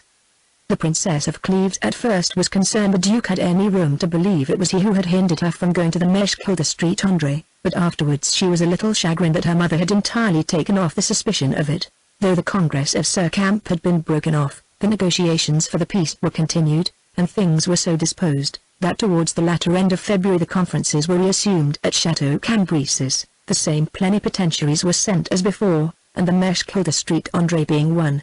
His absence freed the Duc d'Anems from a rival, who was formidable rather from his curiosity in observing those who addressed to Madame de Cleves, than from any advances he was capable of making himself in her favor. Madame de Chartres was not willing to let her daughter see that she knew her sentiments for the Duke, for fear of making herself suspected in some things which she was very desirous to tell her. One day she set herself to talk about him, and a great deal of good she said of him, but mixed with it abundance of sham praises, as the prudence he showed in never falling in love, and how wise he was to make the affair of women and love an amusement instead of a serious business. "It is not," added she, "that he is not suspected to have a very uncommon passion for the Queen Dauphin. I observe he visits her very often, and I advise you to avoid, as much as possible, speaking to him, and especially in private, because, since the Queen Dauphin treats you as she does, it would be said, that you are their confidant, and you know how disagreeable that sort of reputation is. I'm of opinion, if this report continues, that you should not visit the Queen Dauphin so often, in order to avoid involving yourself in adventures of gallantry." The Princess of Cleves had never heard before of the amour between the Duc d'Anems and the Queen Dauphin. She was so much surprised at what her mother had told her, and seemed to see so plainly how she had been mistaken in her thoughts about the Duke, that she changed countenance. Madame de Chartres perceived it. Visitors came in that moment, and the Princess of Cleves retired to her own apartment, and shut herself up in her closet. One can't express the grief she felt to discover, by what her mother had been just saying, the interest her heart had in the Duc d'Anems. She had not dared as yet to acknowledge it to her secret thoughts. She then found that the sentiments she had for him were such as the Prince of Cleves had required of her. She perceived how shameful it was to entertain them for another, and not for a husband that deserved them. She found herself under the utmost embarrassment, and was dreadfully afraid lest the Duke should make use of her only as a means to come at the Queen Dauphin, and it was this thought determined her to impart to her mother something she had not yet told her. The next morning she went into her mother's chamber to put her resolves in execution, but she found Madame de Chartres had some touches of a fever, and therefore did not think proper to speak to her. This indisposition however appeared to insignificant. The Madame de Cleves made no scruple after dinner to visit the Queen Dauphin. She was in her closet with 2 or 3 ladies of her most familiar acquaintance. "We were speaking," said she to her, as soon as she saw her, "of the Duc d'Anems, and were admiring how much he's changed since his return from Brussels. Before he went there, he had an infinite number of mistresses, and it was his own fault, for he showed an equal regard to those who had merit, and to those who had none. Since his return he neither knows the one nor the other. There never was so great a change. I find his humor is changed too, and that he is less gay than he used to be." The Princess of Cleves made no answer, and it shocked her to think she should have taken all that they said of the change in the Duke for proofs of his passion for her. Had she not been undeceived, she felt in herself some little resentment against the Queen Dauphin, for endeavoring to find out reasons, and seeming surprised at a thing, which she probably knew more of than anyone else. She could not forbear showing something of it, and when the other ladies withdrew, she came up and told her in a low voice, "And is it I? Madame, you have been pointing at, and have you a mind to conceal, that you are she who has made such an alteration in the conduct of the Duke of Nemours?" "You do me injustice," answered the Queen Dauphin. "You know I conceal nothing from you. It is true the Duke of Nemours, before he went to Brussels, had, I believe, an intention to let me know he did not hate me. But since his return, it has not so much as appeared that he remembers anything of what he has done, and I acknowledge I have a curiosity to know what it is has changed him so. It would not be very difficult for me to unravel this affair," added she. "The Viscount de Chartres, his intimate friend, is in love with a lady with whom I have some power, and I'll know by that means the occasion of this alteration." The Queen Dauphin spoke with an air of sincerity which convinced the Princess of Cleves, and in spite of herself she found her mind in a more calm and pleasing situation than it had been in before. When she returned to her mother, she heard she was a great deal worse than she had left her. Her fever was redoubled, and the days following it increased to so great a degree, that she was thought to be in danger. Madame de Cleves was in extreme grief on this occasion, and never stirred out of her mother's chamber. The Prince of Cleves was there too almost every day and all day long, partly out of affection to Madame de Chartres, and partly to hinder his lady from abandoning herself to sorrow, but chiefly that he might have the pleasure of seeing her, his passion not being at all diminished. The Duke de Nemours, who had always had a great friendship for the Prince of Cleves, had not failed to show it since his return from Brussels. During the illness of Madame de Chartres he frequently found means to see the Princess of Cleves, pretending to want her husband, or to come to take him out to walk. He inquired for him at such hours as he knew very well he was not at home, and under pretence of waiting for him stayed in Madame de Cleves's antechamber, where there were always a great many people of quality. Madame de Cleves often came there, and her grief did not make her seem less handsome in the eyes of the Duke de Nemours. He made her sensible what interest he had in her affliction, and spoke to her with so submissive an air, that he easily convinced her, that the Queen Dauphin was not the person he was in love with. The seeing him at once gave her grief and pleasure, but when she no longer saw him, and reflected that the charm he carried about him when present, was an introduction to love, she was very near imagining she hated him. Out of the excessive grief which that thought gave her, Madame de Chartres still grew worse and worse, so that they began to despair of her life. She heard what the physicians told her concerning the danger she was in with a courage worthy her virtue, and her piety. After they were gone, she caused everybody to retire, and sent for Madame de Cleves. "We must part, my dear daughter," said she, stretching out her hand to her. "The danger I leave you in, and the occasion you have for me, adds to the regret I have to leave you. You have a passion for the Duke de Nemours. I do not desire you to confess it. I am no longer in a condition to make use of that sincerity for your good. I have perceived this inclination a great while, but was not willing to speak to you of it at first, for fear of making you discover it yourself. You know it at present but too well. You are upon the brink of a precipice. Great efforts must be used, and you must do great violence to your heart to save yourself. Reflect what you owe to your husband, reflect what you owe to yourself, and think that you are going to lose that reputation which you have gained, and which I have so much at heart. Call up, my dear daughter, all your courage and constancy. Retire from court, oblige your husband to carry you away. Do not be afraid of taking such resolutions, as being too harsh and difficult. However frightful they may appear at first, they will become more pleasant in time, than the misfortunes that follow gallantry. If any other motives than those of duty and virtue could have weight with you, I should tell you that if anything were capable of disturbing the happiness I hope for in the next world, it would be to see you fall like other women. But if this calamity must necessarily happen, I shall meet death with joy, as it will hinder me from being a witness of it." Madame de Cleves bathed with tears her mother's hand, which she held fast locked in her own, nor was Madame de Chartres less moved. "Adieu, dear daughter," said she, "let us put an end to a conversation which melts us both, and remember, if you are able, all that I have been saying to you." When she had spoke this, she turned herself on the other side, and ordered her daughter to call her women, being unwilling either to hear her reply, or to speak any more. Madame de Cleves went out of her presence in a condition one need not describe, and Madame de Chartres thought of nothing but preparing herself for death. She lived 2 days longer, during which she would not see her daughter again. Her daughter was the only thing she had reluctance to part with. Madame de Cleves was in the utmost affliction. Her husband did not leave her, and no sooner was her mother expired, but he carried her into the country, that she might not have in her eye a place which could serve only to sharpen her sorrow, which was scarce to be equalled. Though tenderness and gratitude had the greatest share in her griefs, yet the need which she found she had of her mother to guard her against the Duke of Nemours added no small weight to them. She found she was unhappy in being left to herself, at a time when she was so little mistress of her own affections, and when she so much wished for somebody to pity and encourage her. The Prince of Cleves's behavior to her on this occasion made her wish more ardently than ever, never to fail in her duty to him. She also expressed more friendship and affection for him than she had done before. She would not suffer him to leave her, and she seemed to think that his being constantly with her could defend her against the Duke of Nemours. The Duke came to see the Prince of Cleves in the country. He did what he could to pay a visit also to Madame de Cleves, but she refused to receive him, and being persuaded she could not help finding something dangerously lovely in him, she made a strong resolution to forbear seeing him, and to avoid all occasions of it that were in her power. The Prince of Cleves went to Paris to make his court, and promised his lady to return the next day, but however he did not return till the day after.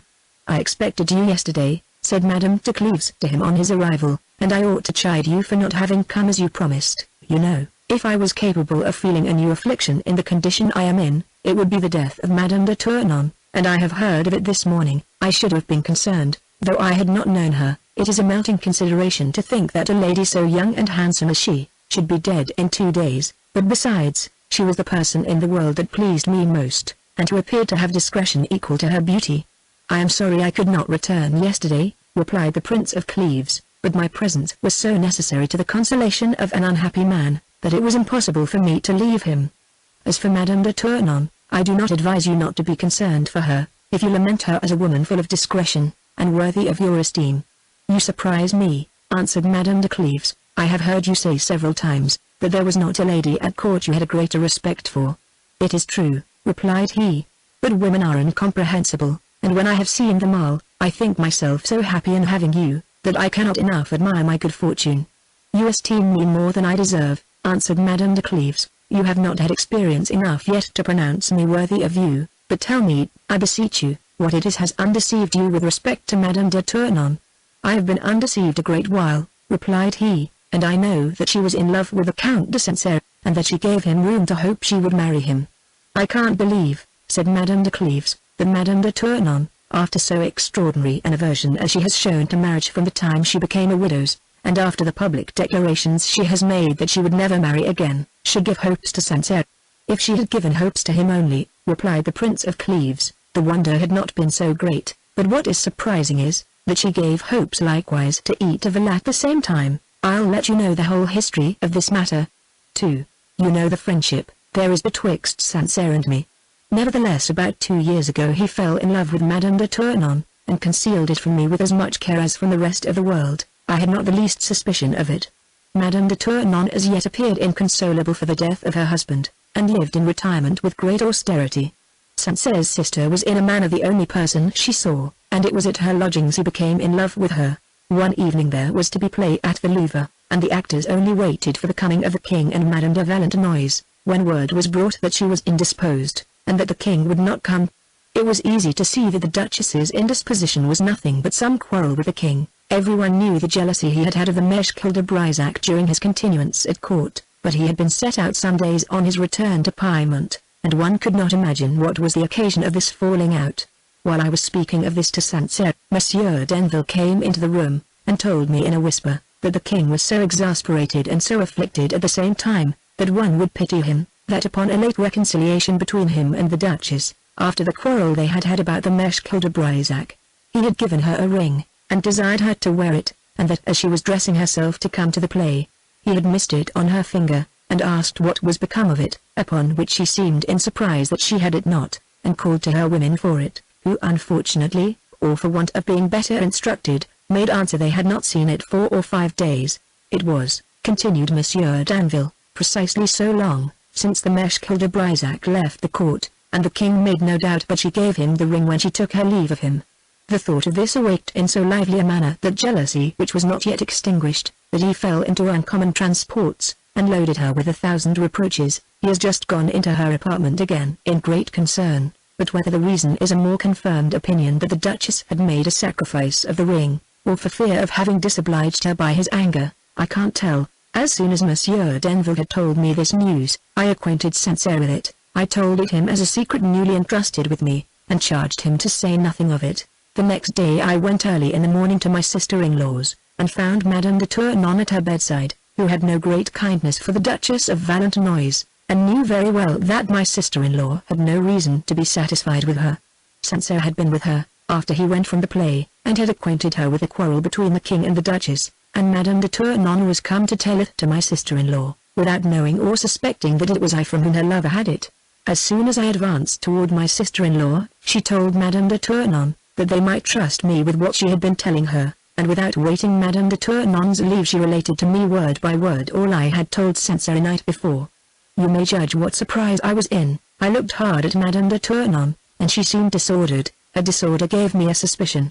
I had told the thing to nobody but Sancerre. He left me when the comedy was done, without giving any reason for it. I remembered to have heard him speak much in praise of Madame de Tournon. All these things opened my eyes, and I easily discerned there was an intrigue between them, and that he had seen her since he left me. I was so stung to find he had concealed this adventure from me, that I said several things which made Madame de Tournon sensible of the imprudence she had been guilty of. I led her back to her coach, and assured her I envied the happiness of him who informed her of the king's quarrel with the Duchess of Valentinois. I went immediately in search of Sancerre, and severely reproached him. I told him I knew of his passion for Madame de Tournon, without saying how I came by the discovery. He was forced to acknowledge it. I afterwards informed him what led me into the knowledge of it, and he acquainted me with the detail of the whole affair. He told me that though he was a younger brother, and far from being able to pretend to so good a match, nevertheless she was determined to marry him. I can't express the surprise I was in. I told Sancerre he would do well to hasten the conclusion of the marriage, and that there was nothing he had not to fear from a woman who had the artifice to support, in the eye of the public, appearances so distant from truth. He gave me in answer that she was really concerned for the loss of her husband, but that the inclination she had for him had surmounted that affliction, and that she could not help discovering all on a sudden so great a change. He mentioned besides several other reasons in her excuse, which convinced me how desperately he was in love. He assured me he would bring her to consent that I should know his passion for her, especially since it was she herself who had made me suspect it. In a word, he did oblige her to it, though with a great deal of difficulty, and I grew afterwards very deep in their confidence. I never knew a lady behave herself in so genteel and agreeable a manner to her lover, but yet I was always shocked at the affectation she showed in appearing so concerned for the loss of her husband.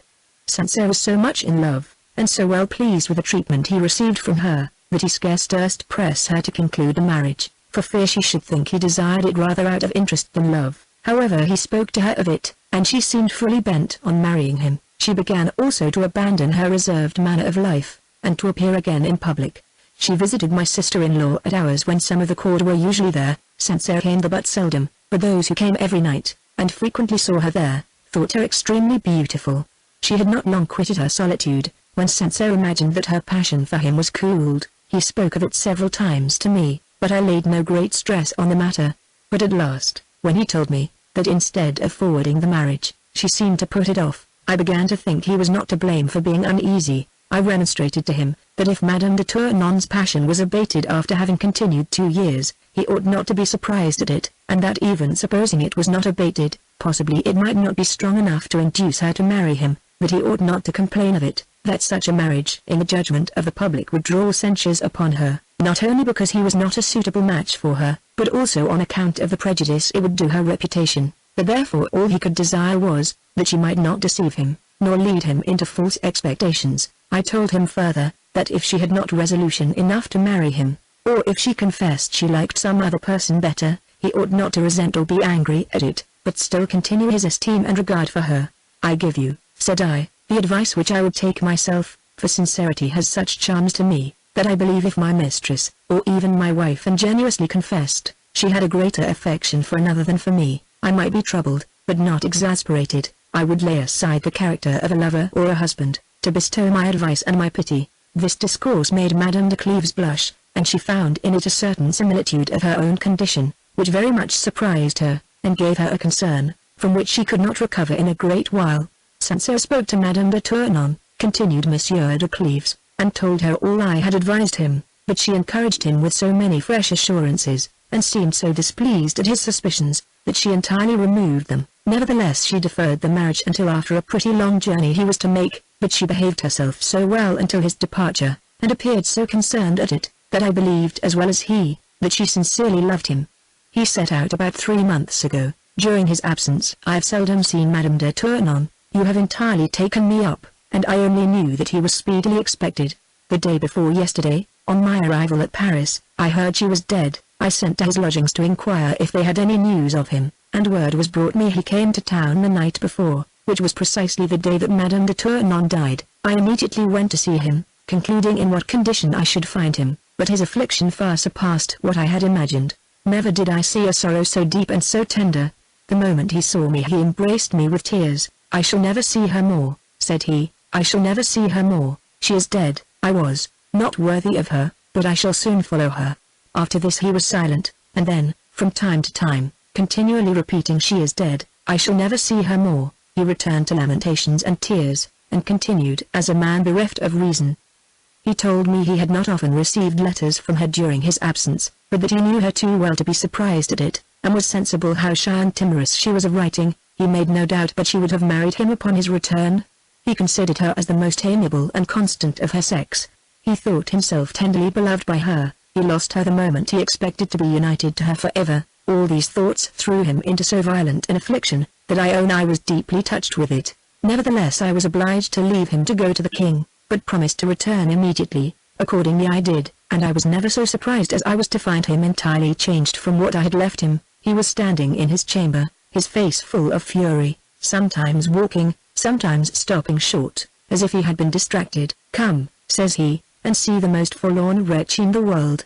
I am 1,000 times more unhappy than I was a while ago, and what I have just heard of Madame de Tournon is worse than her death."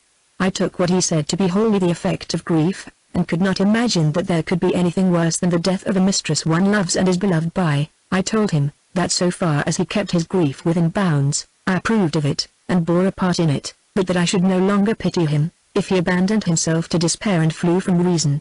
"I should be too happy if I had lost both my reason and my life," cried he. "Madame de Tournon was false to me, and I am informed of her unfaithfulness and treachery the very day after I was informed of her death. I am informed of it at a time when my soul is filled with the most tender love, and pierced with the sharpest grief that ever was, at a time when the idea of her in my heart is that of the most perfect woman who ever lived, and the most perfect with respect to me. I find I am mistaken, and that she does not deserve to be lamented by me. Nevertheless I have the same concern for her death, as if she had been true to me, and I have the same sensibility of her falsehood, as if she were yet living. Had I heard of her falsehood before her death, jealousy, anger, and rage would have possessed me, and in some measure hardened me against the grief for her loss. But now my condition is such, that I am incapable of receiving comfort, and yet know not how to hate her. You may judge of the surprise I was in at what Sincere told me. I asked him how he came by the knowledge of it, and he told me that the minute I went away from him, Etourville, who was his intimate friend, but who nevertheless knew nothing of his love for Madame de Tournon, came to see him, that as soon as he was sat down, he fell a weeping, and asked his pardon for having concealed from him what he was going to tell him, that he begged him to have compassion of him, that he was come to open his heart to him, and that he was the person in the world the most afflicted for the death of Madame de Tournon. That name, said Sincere, so astonished me, that though my first intention was to tell him I was more afflicted than he, I had not the power to speak. He continued to inform me that he had been in love with her 6 months, that he was always desirous to let me know it, but she had expressly forbid him, and in so authoritative a manner, that he durst not disobey her, that he gained her in a manner as soon as he courted her, that they concealed their mutual passion for each other from the whole world, that he never visited her publicly, that he had the pleasure to remove her sorrow for her husband's death, and that lastly he was to have married her at the very juncture in which she died, but that this marriage, which was an effect of love, would have appeared in her an effect of duty and obedience, she having prevailed upon her further to lay his commands on her to marry him, in order to avoid the appearance of too great an alteration in her conduct, which had seemed so averse to a second marriage. While Etourville was speaking to me, said Sincere, I believed all he said, because I found so much probability in it, and because the time when he told me his passion for Madame de Tournon commenced, is precisely the same with that when she appeared changed towards me. But the next morning I thought him a liar, or at least an enthusiast, and was upon the point of telling him so. Afterwards I came into an inclination of clearing up the matter, and proposed several questions, and laid my doubts before him. In a word, I proceeded so far to convince myself of my misfortune, that he asked me if I knew Madame de Tournon's handwriting. and with it threw upon my bed 4 letters of hers and her picture. My brother came in that minute. Eaterville's face was so full of tears, that he was forced to withdraw to avoid being observed, and said he would come again in the evening to fetch what he left with me, and as for me, I sent my brother away under pretence of being indisposed, so impatient was I to see the letters he had left, and so full of hopes to find something that might make me disbelieve what Eaterville had been telling me, but alas! What did I not find there? What tenderness! What assurances of marriage! What letters! She never wrote the like to me. Thus, continued he, am I at once pierced with anguish for her death and for her falsehood, 2 evils which have been often compared, but never felt before by the same person at the same time. I confess, to my shame, that still I am more grieved for her loss than for her change. I cannot think her guilty enough to consent to her death. Were she living, I should have the satisfaction to reproach her, and to revenge myself on her by making her sensible of her injustice, but I shall see her no more. I shall see her no more. This is the greatest misfortune of all others. Would I could restore her to life, though with the loss of my own. Yet what do I wish? If she were restored to life, she would live for Eaterville. How happy was I yesterday, cried he, how happy! I was the most afflicted man in the world, but my affliction was reasonable, and there was something pleasing in the very thought that I was inconsolable. Today all my sentiments are unjust. I pay to a faint passion the tribute of my grief, which I thought I owed to a real one. I can neither hate nor love her memory. I am incapable of consolation, and yet don't know how to grieve for her. Take care, I conjure you, that I never see Eaterville. His very name raises horror in me. I know very well I have no reason of complaint against him. I was to blame in concealing from him my love for Madame de Tournon. If he had known it, perhaps he would not have pursued her. Perhaps she would not have been false to me. He came to me to impart his sorrows, and I cannot but pity him. Alas! He had reason to love Madame de Tournon. He was beloved by her, and will never see her more. Notwithstanding I perceive I can't help hating him. Once more I conjure you take care I may not see him. Sancerre burst afterwards into tears, began again to regret Madame de Tournon, and to speak to her, as if she were present, and say the softest things in the world. From these transports he passed to hatred, to complaints, to reproaches and imprecations against her. When I saw him in so desperate a condition, I found I should want somebody to assist me in appeasing his mind. Accordingly I sent for his brother, whom I had left with the king. I met him in the ante-chamber, and acquainted him with Sancerre's condition. We gave the necessary orders to prevent his seeing Eaterville, and employed part of the night in endeavoring to make him capable of reason. This morning I found him yet more afflicted. His brother continued with him, and I returned to you. 'Tis impossible to be more surprised than I am, said Madame de Cleves. I thought Madame de Tournon equally incapable of love and falsehood. Address and dissimulation, replied Monsieur de Cleves, cannot go further than she carried them. Observe, that when Sancerre thought her love to him was abated, it really was, and she began to love Eaterville. She told the last that he removed her sorrow for her husband's death, and that he was the cause of her quitting her retirement. Sancerre believed the cause was nothing but a resolution she had taken not to seem any longer to be in such deep affliction. She made a merit to Eaterville of concealing her correspondence with him, and of seeming forced to marry him by her father's command, as if it was an effect of the care she had of her reputation, whereas it was only an artifice to forsake Sancerre, without his having reason to resent it. I must return, continued Monsieur de Cleves, to see this unhappy man, and I believe you would do well to go to Paris too. It is time for you to appear in the world again, and receive the numerous visits, which you can't well dispense with. Madame de Cleves agreed to the proposal, and returned to Paris the next day. She found herself much more easy with respect to the Duc de Nemours than she had been. What her mother had told her on her deathbed, and her grief for her death, created a sort of suspension in her mind as to her passion for the Duke, which made her believe it was quite effaced. The evening of her arrival the Queen Dauphin made her a visit, and after having condoled with her, told her that in order to divert her from melancholy thoughts, she would let her know all that had passed at court in her absence, upon which she related to her a great many extraordinary things. But what I have the greatest desire to inform you of, added she, is that it is certain the Duc de Nemours is passionately in love, and that his most intimate friends are not only not interested in it, but can't so much as guess who the person is he is in love with. Nevertheless this passion of his is so strong as to make him neglect, or to speak more properly, abandon the hopes of a crown.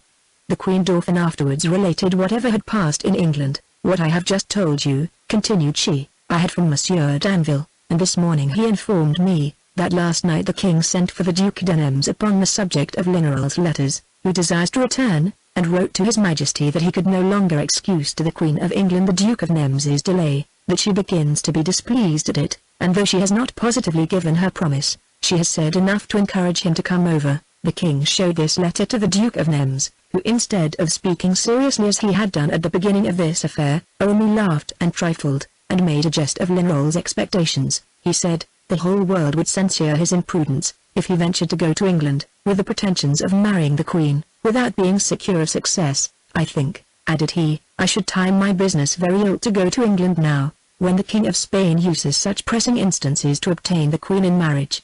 The Spanish king perhaps would not be a very formidable rival in matters of gallantry, but in a treaty of marriage I believe your Majesty would not advise me to be his competitor. I would advise you to it upon this occasion, replied the king, but however you will have no competitor in him. I know he has quite other thoughts, and though he had not, Queen Mary found herself so uneasy under the weight of the Spanish crown, that I can't believe her sister will be very desirous of it.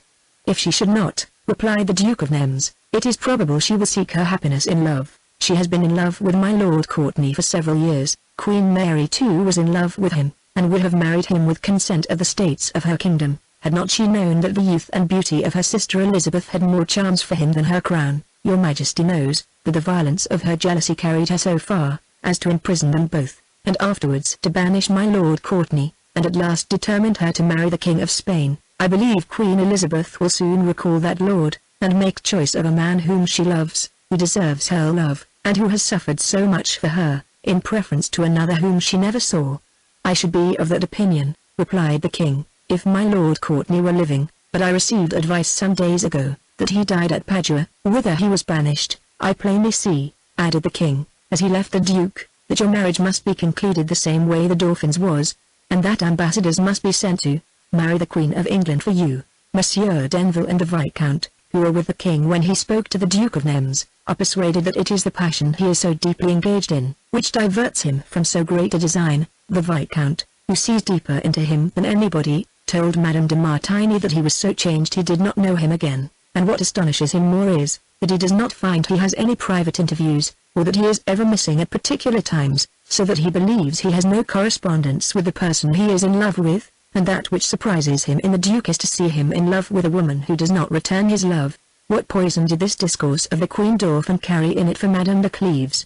How could she but know herself to be the person whose name was not known, and how could she help being filled with tenderness and gratitude, when she learned, by a way not in the least liable to suspicion, that the Duke, who had already touched her heart, concealed his passion from the whole world, and neglected for her sake the hopes of a crown? It is impossible to express what she felt, or to describe the tumult that was raised in her soul.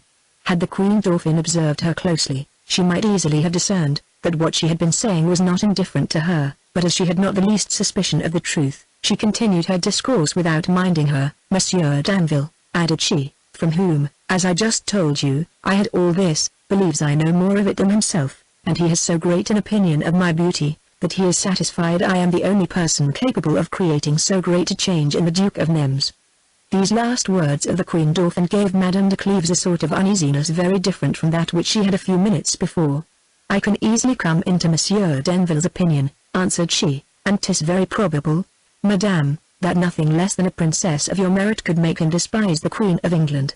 I would own it to you, if I knew it, replied the Queen Dauphin, and I should know it, if it were true. Such passions as these never escape the sight of those who occasion them, they are the first to discern them.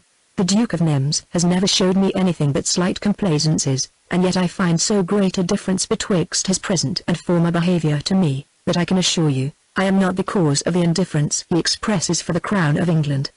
But I forget myself in your company, added the Queen Dauphin, and don't remember that I am to wait upon Madame. You know the peace is as good as concluded, but perhaps you don't know that the King of Spain has refused to sign it, but on condition of marrying this princess, instead of the Prince Don Carlos, his son. The king was with great difficulty brought to allow it, but at last he has consented, and is gone to carry the news to Madame. I believe she will be inconsolable. To marry a man of the King of Spain's age and temper can never be pleasing, especially to her who has all the gaiety which the bloom of youth joined with beauty inspires, and was in expectation of marrying a young prince for whom she has an inclination without having seen him. I do not know whether the king will find in her all the obedience he desires. He has charged me to see her, because he knows she loves me, and believes I shall be able to influence her. From thence I shall make a visit of a very different nature, to congratulate the king's sister. All things are ready for her marriage with the Prince of Savoy, who is expected in a few days. Never was a woman of her age so entirely pleased to be married. The court will be more numerous and splendid than ever, and notwithstanding your grief, you must come among us, in order to make strangers see that we are furnished with no mean beauties." Having said this, the Queen Dauphin took her leave of Madame de Cleves, and the next day Madame's marriage was publicly known. Some days after the King and the Queens went to visit the Princess of Cleves. The Duc de Nemours, who had expected her return with the utmost impatience, and languished for an opportunity of speaking to her in private, contrived to wait upon her at an hour, when the company would probably be withdrawing, and nobody else come in. He succeeded in his design, and came in when the last visitors were going away. The princess was sitting on her bed, and the hot weather, together with the sight of the Duc de Nemours, gave her a blush that added to her beauty. He sat over against her with a certain timorous respect, that flows from a real love. He continued some minutes without speaking, nor was she the less at a loss, so that they were both silent a good while. At last the Duke condoled with her for her mother's death. Madame de Cleves was glad to give the conversation the turn, spoke a considerable time of the great loss she had had, and at last said, that though time had taken off from the violence of her grief, yet the impression would always remain so strong, that it would entirely change her humor. "Great troubles and excessive passions," replied the Duke, "make great alterations in the mind. As for me, I am quite another man since my return from Flanders. Abundance of people have taken notice of this change, and the Queen Dauphin herself spoke to me of it yesterday." "It is true," replied the princess, "she has observed it, and I think I remember to have heard her say something about it." "I'm not sorry, madame," replied the Duke, "that she has discerned it, but I could wish some others in particular had discerned it too. There are persons to whom we dare give no other evidences of the passion we have for them, but by things which do not concern them, and when we dare not let them know we love them, we should be glad at least to have them see we are not desirous of being loved by any other. We should be glad to convince them, that no other beauty, though of the highest rank, has any charms for us, and that a crown would be too dear, if purchased with no less a price than absence from her we adore. Women ordinarily," continued he, "judge of the passion one has for them, by the care one takes to oblige, and to be assiduous about them, but it's no hard matter to do this, though they be ever so little amiable, not to give oneself up to the pleasure of pursuing them, to shun them through fear of discovering to the public, and in a manner to themselves, the sentiments one has for them. Here lies the difficulty, and what still more demonstrates the truth of one's passion is, the becoming entirely changed from what one was, and the having no longer a gust either for ambition or pleasure, after one has employed one's whole life in pursuit of both." The Princess of Cleves readily apprehended how far she was concerned in this discourse. One while she seemed of opinion that she ought not to suffer such an address, another, she thought she ought not to seem to understand it, or show she supposed herself meant by it. She thought she ought to speak, and she thought she ought to be silent. The Duke of Nemours's discourse equally pleased and offended her. She was convinced by it of the truth of all the Queen Dauphin had led her to think. She found in it somewhat gallant and respectful, but also somewhat bold and too intelligible. The inclination she had for the Duke gave her an anxiety which it was not in her power to control. The most obscure expressions of a man that pleases, move more than the most open declaration of one we have no liking for. She made no answer. The Duc de Nemours took notice of her silence, which perhaps would have proved no ill presage, if the coming in of the Prince of Cleves had not ended at once the conversation and the visit. The prince was coming to give his wife a further account of Saint-Cyr, but she was not over-curious to learn the sequel of that adventure. She was so much taken up with what had just passed, that she could hardly conceal the embarrassment she was in. When she was at liberty to muse upon it, she plainly saw she was mistaken. When she thought she was indifferent as to the Duc de Nemours, what he had said to her had made all the impression he could desire, and had entirely convinced her of his passion.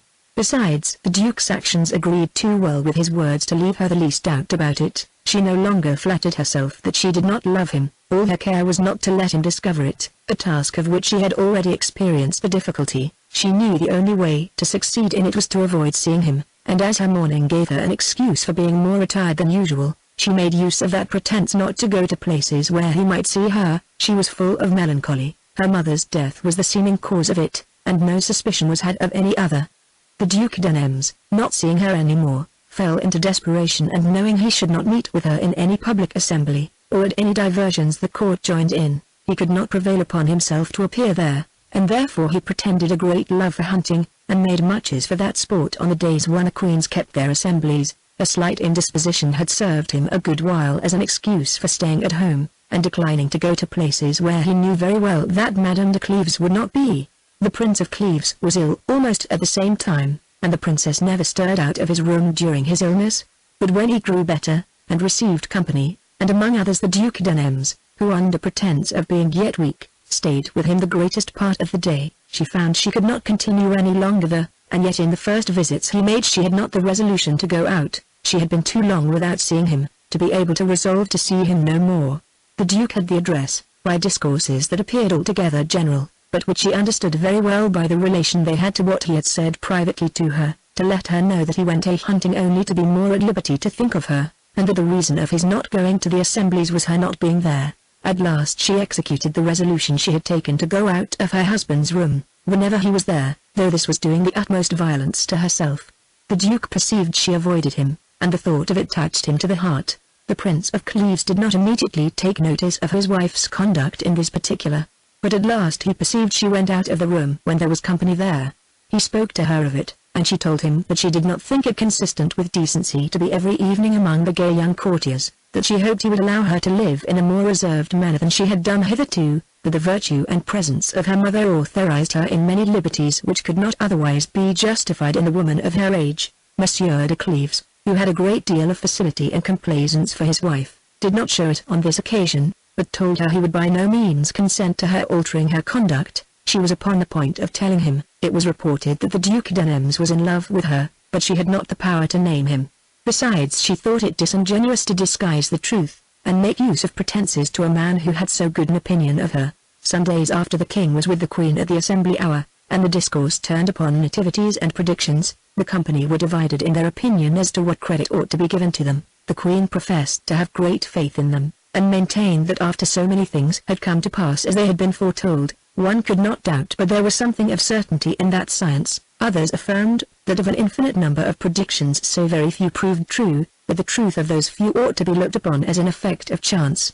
I have formerly been very curious and inquisitive as to futurity, said the king, but I have seen so many false and improbable things, that I am satisfied there is no truth in that pretended art. Not many years since there came hither a man of great reputation in astrology. Everybody went to see him, I went among others, but without saying who I was, and I carried with me the Duke of Guise and Discars, and made them go in first. Nevertheless the astrologer addressed himself first to me, as if he had concluded me to be their master. Perhaps he knew me, and yet he told me one thing that was very unsuitable to my character. If he had known me, his prediction was that I should be killed in a duel. He told the Duke of Guise that he should die of a wound received behind, and he told Discars he should be knocked of the head by the kick of a horse.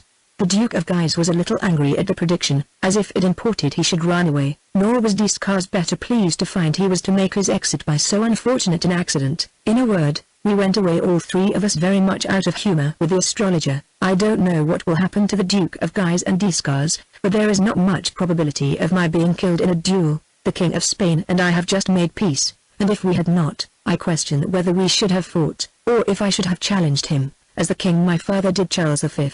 After the king had related the misfortune that was foretold him, those who had defended astrology abandoned the argument, and agreed there was no credit to be given to it. For my part, said the Duc d'Anems aloud, I have the least reason of any man in the world to credit it, and then turning himself to Madame de Cleves, near whom he stood, it has been foretold me, says he very softly, that I should be happy in a person for whom I should have the most violent and respectful passion. You may judge, Madame, if I ought to believe in predictions. The Queen Dauphin, who believed, from what the Duke had spoke aloud, that what he whispered was some false prediction that had been told him, asked him what it was he said to Madame de Cleves. Had he had a less ready wit, he would have been surprised at this question, but without any hesitation. What I said to her, Madame, answered he, was, that it had been predicted to me, that I should be raised to a higher fortune than my most sanguine hopes could lead me to expect. If nothing have been foretold you but this, replied the Queen Dauphin, smiling, and thinking of the affair of England, I would not advise you to decry astrology. You may have reasons hereafter to offer in defense of it. Madame de Cleves apprehended the Queen Dauphin's meaning, but knew withal, that the fortune the Duke of Nems spoke of was not that of being King of England. The time of her mourning being expired, the Princess of Cleves was obliged to make her appearance again, and go to court as usual. She saw the Duc d'Anems at the Queen Dauphin's apartment. She saw him at the Prince of Cleves's, where he often came in company of other young noblemen, to avoid being remarked, yet she never once saw him, but it gave her a pain that could not escape his observation. However industrious she was to avoid being looked at by him, and to speak less to him than to any other, some things escaped her in an unguarded moment, which convinced him he was not indifferent to her. A man of less discernment than he would not have perceived it, but he had already so often been the object of love, that it was easy for him to know when he was loved. He found the Chevalier de Guise was his rival, and the Chevalier knew that the Duc d'Anems was his. Monsieur de Guise was the only man in the court that had unravelled this affair, his interest having made him more clear-sighted than others. The knowledge they had of each other's sentiments created an opposition between them in everything, which, however, did not break out into an open quarrel. They were always of different parties at the running, at the ring, at tournaments, and all diversions the king delighted in, and their emulation was so great it could not be concealed. Madame de Cleves frequently revolved in her mind the affair of England. She believed the Duc d'Anems could not resist the advice of the king, and the instances of Lignerolles. She was very much concerned to find that Lignerolles was not yet returned, and she impatiently expected him. Her inclinations strongly swayed her to inform herself exactly of the state of this affair, but the same reasons, which raised in her that curiosity, obliged her to conceal it, and she only inquired of the beauty, the wit, and the temper of Queen Elizabeth. A picture of that princess had been brought the king, which Madame de Cleves found much handsomer than she could have wished for, and she could not forbear saying, "The picture flattered."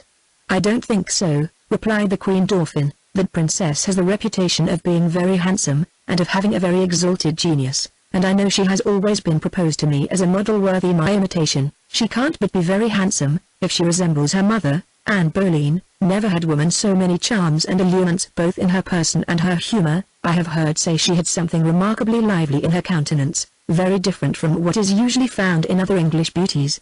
"I think," replied Madame de Cleves, "'tis said she was born in France." "Those who imagine so are mistaken," replied the Queen Dauphin. "I'll give you her history in a few words. She was of a good family in England. Henry VIII was in love with her sister and her mother, and it has been even suspected by some that she was his daughter. She came to France with Henry VII's sister, who married Louis XII. That princess, who was full of youth and gallantry, left the court of France with great reluctance after her husband's death. But Anne Boleyn, who had the same inclinations as her mistress, could not prevail with herself to go away. The late king was in love with her, and she continued maid of honor to Queen Claude. That queen died, and Margareta, the king's sister, Duchess of Alençon, and since Queen of Navarre, whose story you know, took her into her service, where she imbibed the principles of the new religion. She returned afterwards to England, and there charmed all the world. She had the manners of France, which please in all countries. She sang well, she danced finely. She was a maid of honor to Queen Catherine, and Henry VIII fell desperately in love with her. Cardinal Wolsey, his favorite and first minister, being dissatisfied with the emperor for not having favored his pretensions to the papacy, in order to revenge himself of him, contrived an alliance between France and the king his master. He put it into the head of Henry VIII that his marriage with the emperor's aunt was null, and advised him to marry the Duchess of Alençon, whose husband was just dead. Anne Boleyn, who was not without ambition, considered Queen Catherine's divorce as a means that would bring her to the crown. She began to give the King of England impressions of the Lutheran religion, and engaged the late king to favour at Rome Henry VIII's divorce, in hopes of his marrying the Duchess of Alençon. Cardinal Wolsey, that he might have an opportunity of treating this affair, procured himself to be sent to France upon other pretences, but his master was so far from permitting him to propose this marriage, that he sent him express orders to Calais not to speak of it. Cardinal Wolsey, at his return from France, was received with as great honours as could have been paid to the king himself. Never did any favourite carry his pride and vanity to so great a height. He managed an interview between the two kings at Boulogne, when Francis I would have given the upper hand to Henry VIII, but he refused to accept it. They treated one another by turns with the utmost magnificence, and presented to each habits of the same sort with those they wore themselves. I remember to have heard say, that those the late king sent to the King of England were of crimson satin beset all over with pearls and diamonds, and a robe of white velvet embroidered with gold. After having stayed some time at Boulogne, they went to Calais. Anne Boleyn was lodged in Henry VIII's court with the train of a queen, and Francis I made her the same presents, and paid her the same honours as if she had been really so. In a word, after a passion of 9 years' continuance, King Henry married her, without waiting for the dissolving of his first marriage. The Pope precipitately thundered out excommunications against him, which so provoked King Henry, that he declared himself head of the Church, and drew after him all England into the unhappy change in which you see it.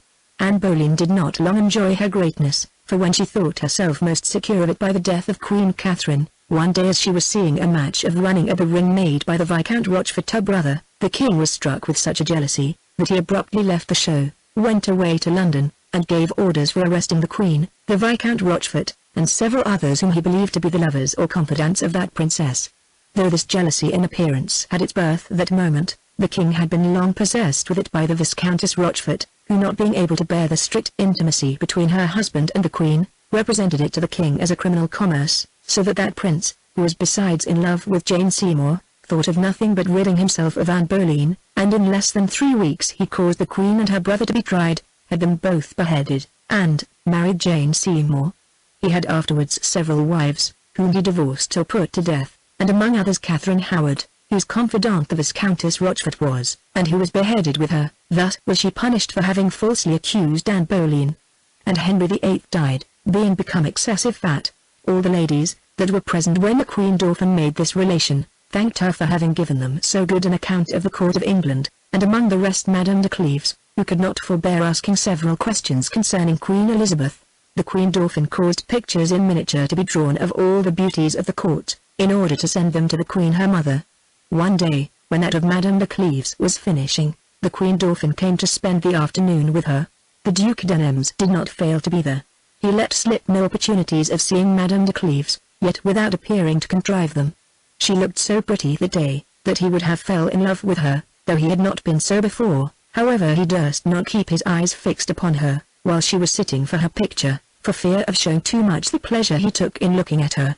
The Queen Dauphin asked Monsieur de Cleves for a little picture he had of his wife's, to compare it with that which was just drawn. Everybody gave their judgment of the one and the other, and Madame de Cleves ordered the painter to mend something in the headdress of that which had been just brought in. The painter, in obedience to her, took the picture out of the case in which it was, and having mended it, laid it again on the table. The Duc d'Anems had long wished to have a picture of Madame de Cleves. When he saw that which Monsieur de Cleves had, he could not resist the temptation of stealing it from a husband, who, he believed, was tenderly loved, and he thought that among so many persons as were in the same room he should be no more liable to suspicion than another. The Queen Dauphin was sitting on the bed, and whispering to Madame de Cleves, who was standing before her. Madame de Cleves, through one of the curtains that was but half drawn, spied the Duc d'Anems with his back to the table, that stood at the bed's feet, and perceived that without turning his face he took something very dexterously from off the table. She presently guessed it was her picture, and was in such concern about it, that the Queen Dauphin observed she did not attend to what she said, and asked her aloud what it was she looked at. At those words, the Duc d'Anems turned about, and met full the eyes of Madame de Cleves that were still fixed upon him. He thought it not impossible but she might have seen what he had done. Madame de Cleves was not a little perplexed. It was reasonable to demand her picture of him, but to demand it publicly was to discover to the whole world the sentiments which the Duke had for her, and to demand it in private would be to engage him to speak of his love. She judged after all it was better to let him keep it, and she was glad to grant him a favor which she could do without his knowing that she granted it. The Duc d'Anems, who observed her perplexity, and partly guessed the cause of it, came up, and told her softly, "If you have seen what I have ventured to do, be so good, Madame, as to let me believe you are ignorant of it. I dare ask no more." Having said this he withdrew, without waiting for her answer. The Queen Dauphin went to take a walk, attended with the rest of the ladies, and the Duc d'Anems went home to shut himself up in his closet, not being able to support in public the ecstasy he was in on having a picture of Madame de Cleves. He tasted everything that was sweet in love. He was in love with the finest woman of the court. He found she loved him against her will, and saw in all her actions that sort of care and embarrassment which love produces in young and innocent hearts. At night great search was made for the picture, and having found the case it used to be kept in, they never suspected it had been stolen but thought it might have fallen out by chance. The Prince of Cleves was very much concerned for the loss of it, and after having searched for it a great while to no purpose, he told his wife, but with an air that showed he did not think so, that without doubt she had some secret lover, to whom she had given the picture, or who had stole it, and that none but a lover would have been contented with the picture without the case. These words, though spoken in jest, made a lively impression in the mind of Madame de Cleves. They gave her remorse, and she reflected on the violence of her inclination which hurried her on to love the Duke of Nems. She found she was no longer mistress of her words or countenance. She imagined that Lina Rolls was returned, that she had nothing to fear from the affair of England, nor any cause to suspect the Queen Dauphin. In a word, that she had no refuge or defense against the Duc d'Anems but by retiring, but as she was not at her liberty to retire, she found herself in a very great extremity and ready to fall into the last misfortune, that of discovering to the Duke the inclination she had for him. She remembered all that her mother had said to her on her deathbed, and the advice which he gave her, to enter on any resolutions, however difficult they might be, rather than engage in gallantry. She remembered also what Monsieur de Cleves had told her, when he gave an account of Madame de Tournon. She thought she ought to acknowledge to him the inclination she had for the Duc d'Anems, and in that thought she continued a long time. Afterwards she was astonished to have entertained so ridiculous a design, and fell back again into her former perplexity of not knowing what to choose. The peace was signed, and the Lady Elizabeth, after a great deal of reluctance, resolved to obey the king her father. The Duke of Alva was appointed to marry her in the name of the Catholic king, and was very soon expected. The Duke of Savoy too, who was to marry the king's sister, and whose nuptials were to be solemnized at the same time, was expected every day. The king thought of nothing but how to grace these marriages with such diversions as might display the politeness and magnificence of his court.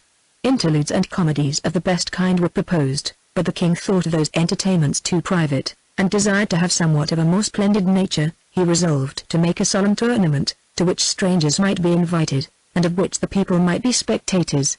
The princes and young lords very much approved the king's design, especially the Duke of Ferrara, Monsieur de Guise, and the Duc d'Anems, who surpassed the rest in these sorts of exercises. The king made choice of them to be together with himself the 4 champions of the tournament.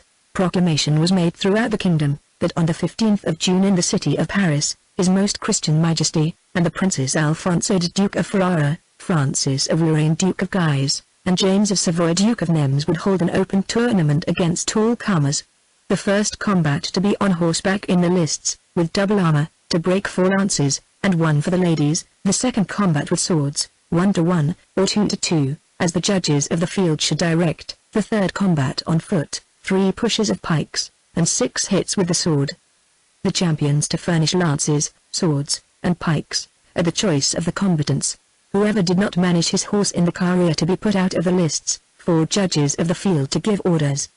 The combatants who should break most lances and perform best to carry the prize, the value whereof to be at the discretion of the judges, or the combatants, as well French as strangers, to be obliged to touch 1 or more, at their choice, of the shields that should hang on the pillar at the end of the lists, where a herald at arms should be ready to receive them, and enroll them according to their quality, and the shields they had touched. The combatants to be obliged to cause their shields and arms to be brought by a gentleman and hung up at the pillar 3 days before the tournament, otherwise not to be admitted without leave of the champions. A spacious list was made near the Bastille, which began from the Château des Tournelles and crossed the street of Saint Anthony, and extended as far as the king's stables. On both sides were built scaffolds and amphitheatres, which formed a sort of galleries that made a very fine sight, and were capable of containing an infinite number of people. The princes and lords were wholly taken up in providing what was necessary for a splendid appearance, and in mingling in their ciphers and devices somewhat of gallantry that had relation to the ladies they were in love with. A few days before the Duke of Alva's arrival, the king made a match at tennis with the Duc d'Anems, the Chevalier de Guise, and the Viscount de Chartres. The queens came to see them play, attended with the ladies of the court, and among others Madame de Cleves. After the game was ended, as they went out of the tennis court, Chatelet came up to the Queen Dauphin, and told her Fortune had put into his hands a letter of gallantry, that dropped out of the Duc d'Anems's pocket. This queen, who was always very curious in what related to the Duke, bid Chatelet give her the letter. He did so, and she followed the Queen her mother-in-law, who was going with the king to see them work at the lists. After they had been there some time, the king caused some horses to be brought that had been lately taken in, and though they were not as yet thoroughly managed, he was for mounting one of them, and ordered his attendants to mount others. The king and the Duc d'Anems hit upon the most fiery and high-mettled of them. The horses were ready to fall foul on one another, when the Duke of Nems, for fear of hurting the king, retreated abruptly, and ran back his horse against a pillar with so much violence that the shock of it made him stagger. The company ran up to him, and he was thought considerably hurt, but the Princess of Cleves thought the hurt much greater than anyone else. The interest she had in it gave her an apprehension and concern which she took no care to conceal. She came up to him with the queens, and with a countenance so changed, that one less concerned than the Chevalier de Guise might have perceived it he immediately did, and was much more intent upon the condition Madame de Cleves was in, than upon that of the Duc d'Anems. The blow the Duke had given himself had so stunned him, that he continued some time leaning his head on those who supported him. When he raised himself up, he immediately viewed Madame de Cleves, and saw in her face the concern she was in for him, and he looked upon her in a manner which made her sense how much he was touched with it. Afterwards he thanked the queens for the goodness they had expressed to him, and made apologies for the condition he had been in before them, and then the king ordered him to go to rest. Madame de Cleves, after she was recovered from the fright she had been in, presently reflected on the tokens she had given of it. The Chevalier de Guise did not suffer her to continue long in the hope that nobody had perceived it, but giving her his hand to lead her out of the lists. "I have more cause to complain, Madame," said he, "than the Duc de Nemours. Pardon me, if I forget for a moment that profound respect I have always had for you, and show you how much my heart is grieved for what my eyes have just seen. This is the first time I have ever been so bold as to speak to you, and it will be the last. Death or at least eternal absence will remove me from a place where I can live no longer, since I have now lost the melancholy comfort I had of believing that all who behold you with love are as unhappy as myself." Madame de Cleves made only a confused answer, as if she had not understood what the Chevalier's words meant. At another time she would have been offended if he had mentioned the passion he had for her, but at this moment she felt nothing but the affliction to know that he had observed the passion she had for the Duc de Nemours. The Chevalier de Guise was so well convinced of it, and so pierced with grief, that from that moment he took a resolution never to think of being loved by Madame de Cleves, but that he might the better be able to quit a passion which he had thought so difficult and so glorious. It was necessary to make choice of some other undertaking worthy of employing him. He had his view on roads, the taking of which he had formerly had some idea of, and when death snatched him away, in the flower of his youth, and at a time when he had acquired the reputation of one of the greatest princes of his age, the only regret he had to part with life was, that he had not been able to execute so noble a resolution, the success whereof he thought infallible from the great care he had taken about it. Madame de Cleves, when she came out of the lists, went to the Queen's apartment, with her thoughts wholly taken up with what had passed. The Duc de Nemours came there soon after, richly dressed, and like one wholly unsensible of the accident that had befallen him. He appeared even more gay than usual, and the joy he was in for what he had discovered, gave him an air that very much increased his natural agreeableness. The whole court was surprised when he came in, and there was nobody but asked him how he did, except Madame de Cleves, who stayed near the chimney pretending not to see him. The king coming out of his closet, and seeing him among others called him to talk to him about his late accident. The Duke passed by Madame de Cleves, and said softly to her, "Madame, I have received this day some marks of your pity, but they were not such as I am most worthy of." Madame de Cleves suspected that he had taken notice of the concern she had been in for him, and what he now said convinced her she was not mistaken. It gave her a great deal of concern to find she was so little mistress of herself as not to have been able to conceal her inclinations from the Chevalier de Guise, nor was she the less concerned to see that the Duc de Nemours was acquainted with them. Yet this last grief was not so entire, but there was a certain mixture of pleasure in it. The Queen Dauphin, who was extremely impatient to know what there was in the letter which Chatelet had given her, came up to Madame de Cleves. "Go read this letter," says she. "'Tis addressed to the Duc de Nemours, and was probably sent him by the mistress for whom he has forsaken all others. If you can't read it now, keep it, and bring it me about bedtime and inform me if you know the hand." Having said this, the Queen Dauphin went away from Madame de Cleves, and left her in such astonishment, that she was not able for some time to stir out of the place. The impatience and grief she was in not permitting her to stay at court, she went home before her usual hour of retirement. She trembled with a letter in her hand, her thoughts were full of confusion, and she experienced I know not what of insupportable grief, that she had never felt before. No sooner was she in her closet, but she opened the letter and found it as follows. "I have loved you too well to leave you in a belief that the change you observe in me is an effect of lightness. I must inform you that your falsehood is the cause of it. You will be surprised to hear me speak of your falsehood. You have dissembled it with so much skill, and I have taken so much care to conceal my knowledge of it from you, that you have reason to be surprised at the discovery. I am myself in wonder, that I have discovered nothing of it to you before. Never was grief equal to mine. I thought you had the most violent passion for me. I did not conceal that which I had for you, and at the time that I acknowledged it to you without reserve, I found that you deceived me, that you loved another, and that in all probability I was made a sacrifice to this new mistress. I knew it the day you ran at the ring, and this was the reason I was not there. At first I pretended an indisposition in order to conceal my sorrow, but afterwards I really fell into one, nor could a constitution delicate like mine support so violent a shock. When I began to be better, I still counterfeited sickness, that I might have an excuse for not seeing and for not writing to you. Besides, I was willing to have time to come to a resolution in what manner to deal with you. I took and quitted the same resolution 20 times. But at last I concluded you deserved not to see my grief, and I resolved not to show you the least mark of it. I had a desire to bring down your pride, by letting you see, that my passion for you declined of itself. I thought I should by this lessen the value of the sacrifice you had made of me, and was loath you should have the pleasure of appearing more amiable in the eyes of another, by showing her how much I loved you. I resolved to write to you in a cold and languishing manner, that she, to whom you gave my letters, might perceive my love was at an end. I was unwilling she should have the satisfaction of knowing I was sensible that she triumphed over me, or that she should increase her triumph by my despair and complaints. I thought I should punish you too little by merely breaking with you, and that my ceasing to love you would give you but a slight concern. After you had first forsaken me, I found it was necessary you should love me, to feel the smart of not being loved, which I so severely experienced myself. I was of opinion that if anything could rekindle that flame, it would be to let you see that mine was extinguished, but to let you see it through and endeavor to conceal it from you, as if I wanted the power to acknowledge it to you. This resolution I adhered to. I found it difficult to take, and when I saw you again I thought it impossible to execute.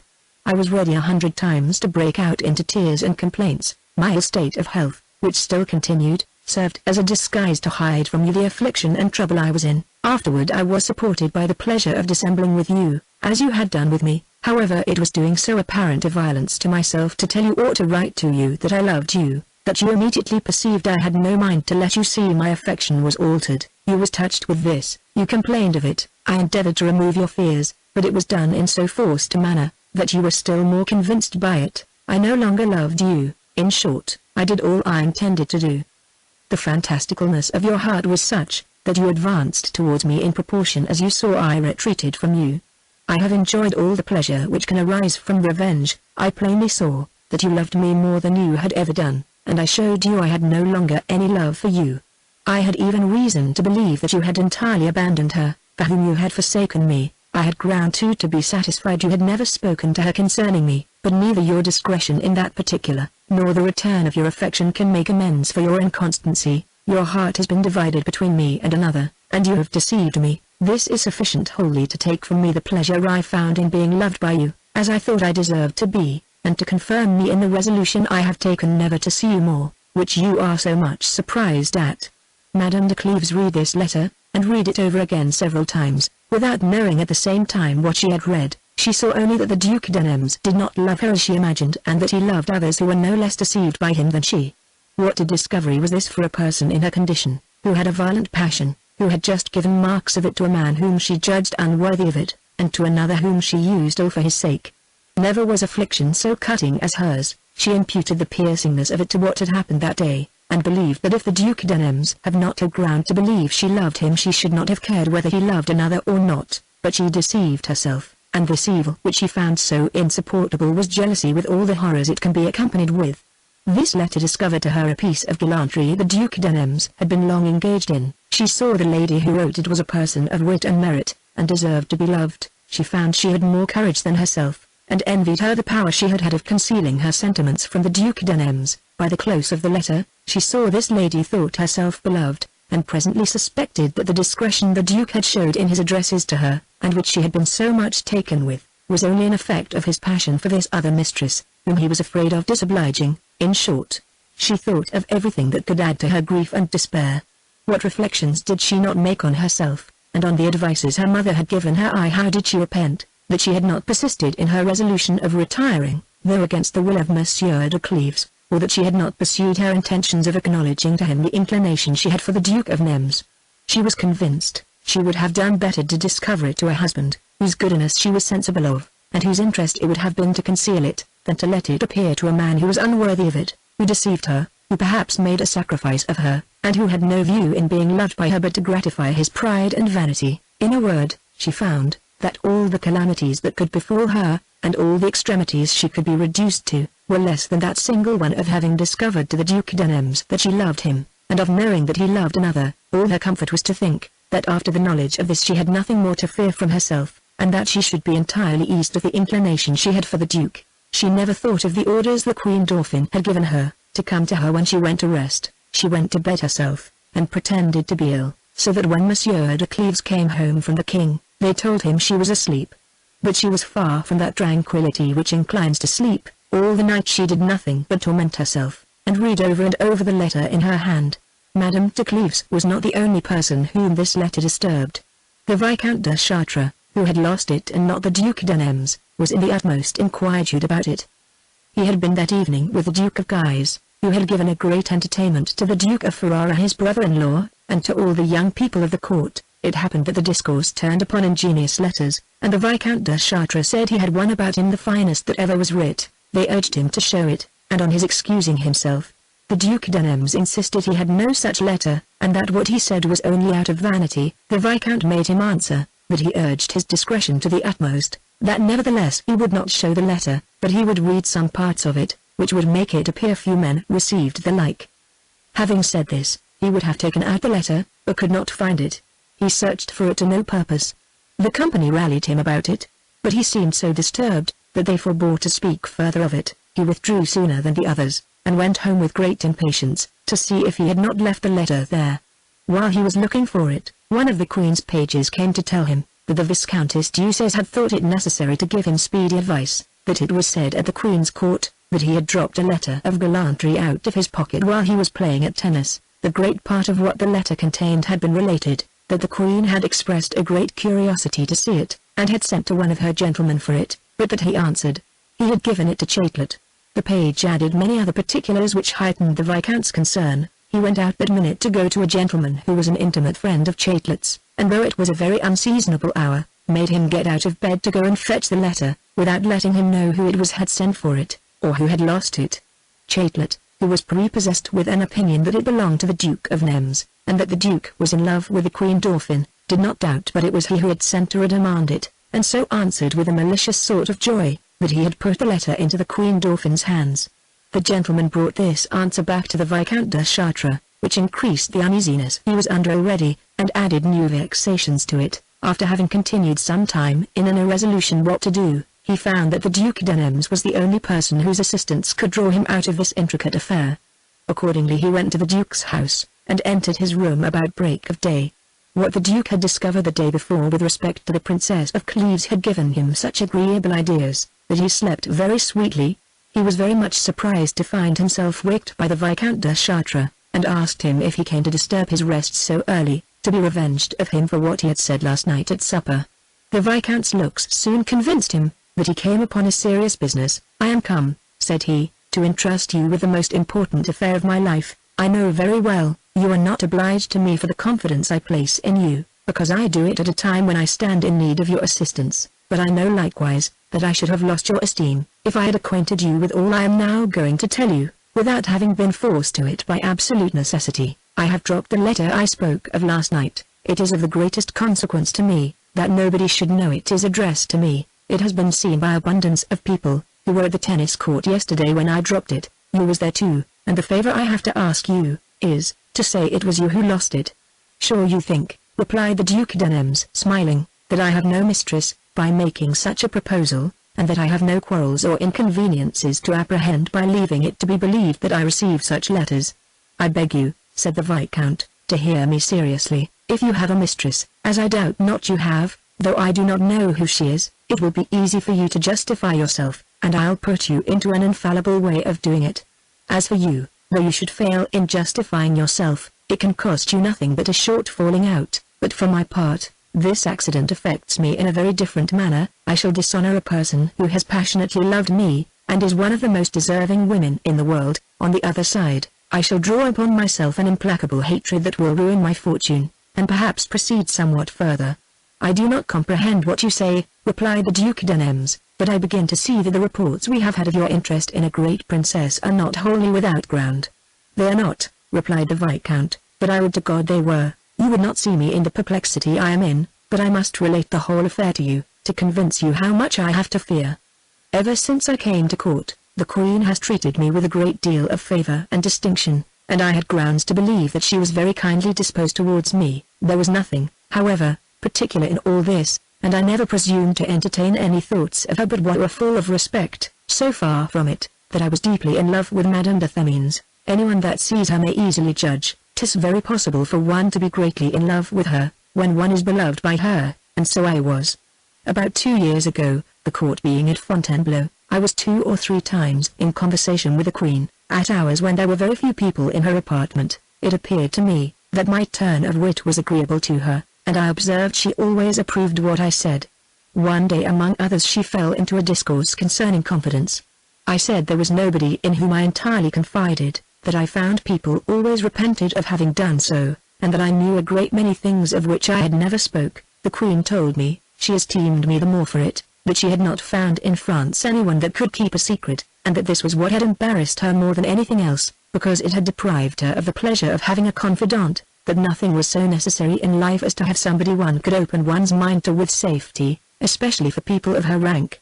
Afterwards she frequently resumed the same discourse, and acquainted me with very particular circumstances. At last I imagined she was desirous to learn my secrets, and to entrust me with her own. This thought engaged me strictly to her.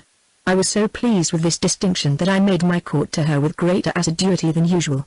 One evening the king and the ladies of the court rode out to take the air in the forest, but the Queen, being a little indisposed, did not go. I stayed to wait upon her, and she walked down to the pond side, and dismissed her gentlemen ushers, that she might be more at liberty.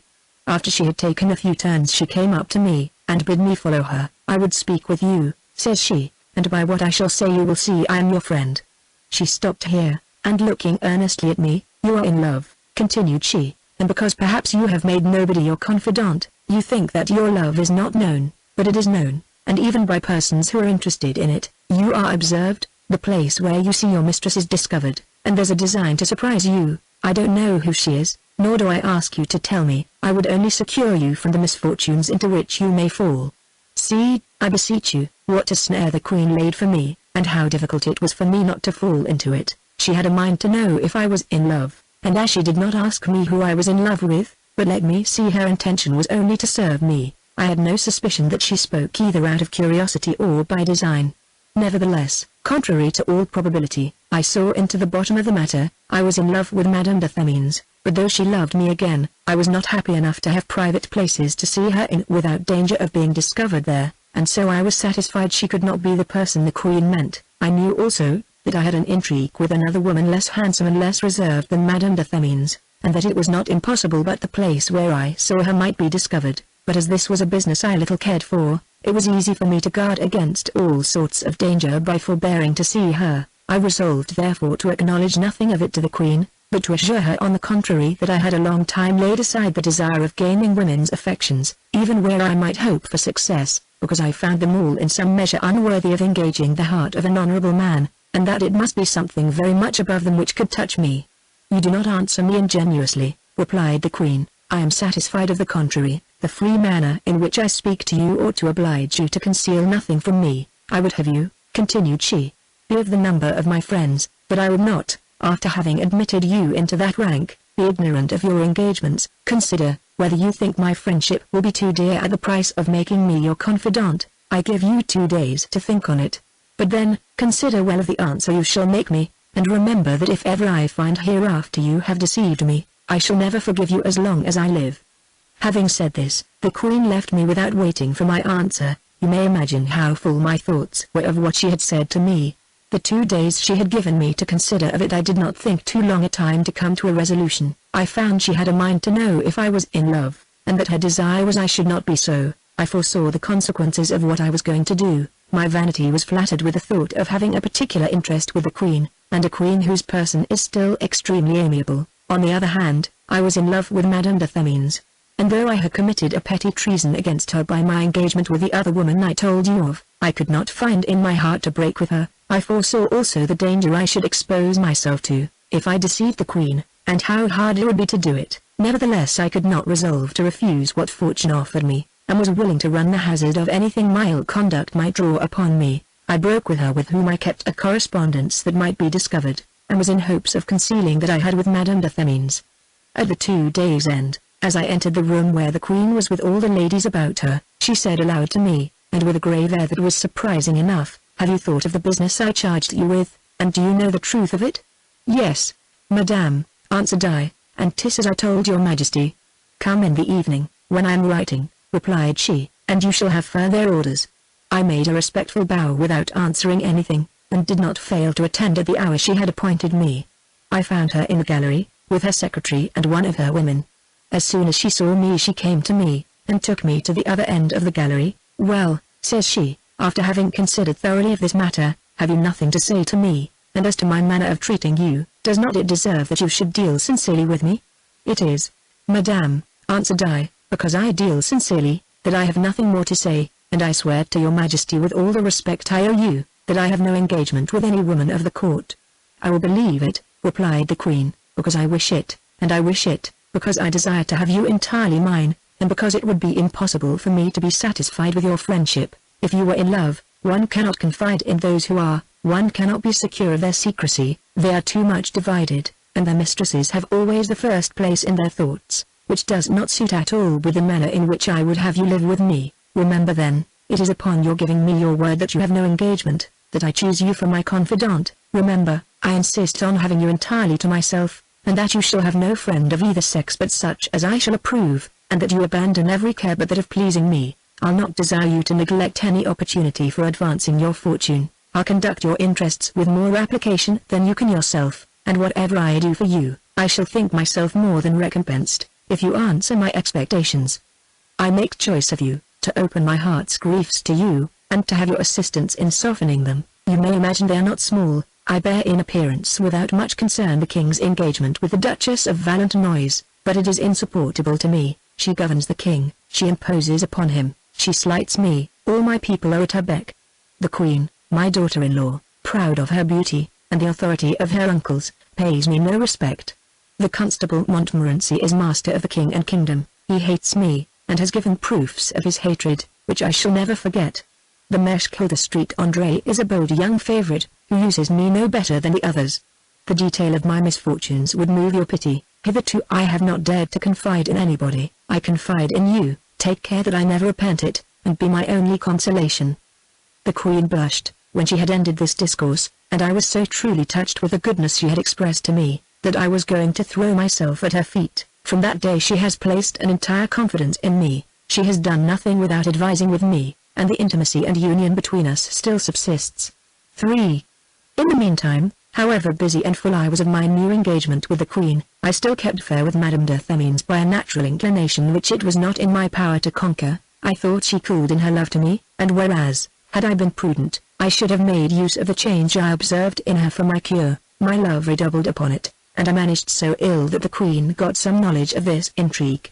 Jealousy is natural to persons of her nation, and perhaps she had a greater affection for me than she even imagined herself. At least the report of my being in love gave her so much uneasiness, that I thought myself entirely ruined with her. However, I came into favor again by virtue of submissions, false oaths, and assiduity, but I should not have been able to have deceived her long, had not Madame de Themines's change disengaged me from her against my will. She convinced me she no longer loved me, and I was so thoroughly satisfied of it, that I was obliged to give her no further uneasiness, but to let her be quiet. Some time after she wrote me this letter which I have lost. I learned from it, she had heard of the correspondence I had with the other woman I told you of, and that was the reason of her change.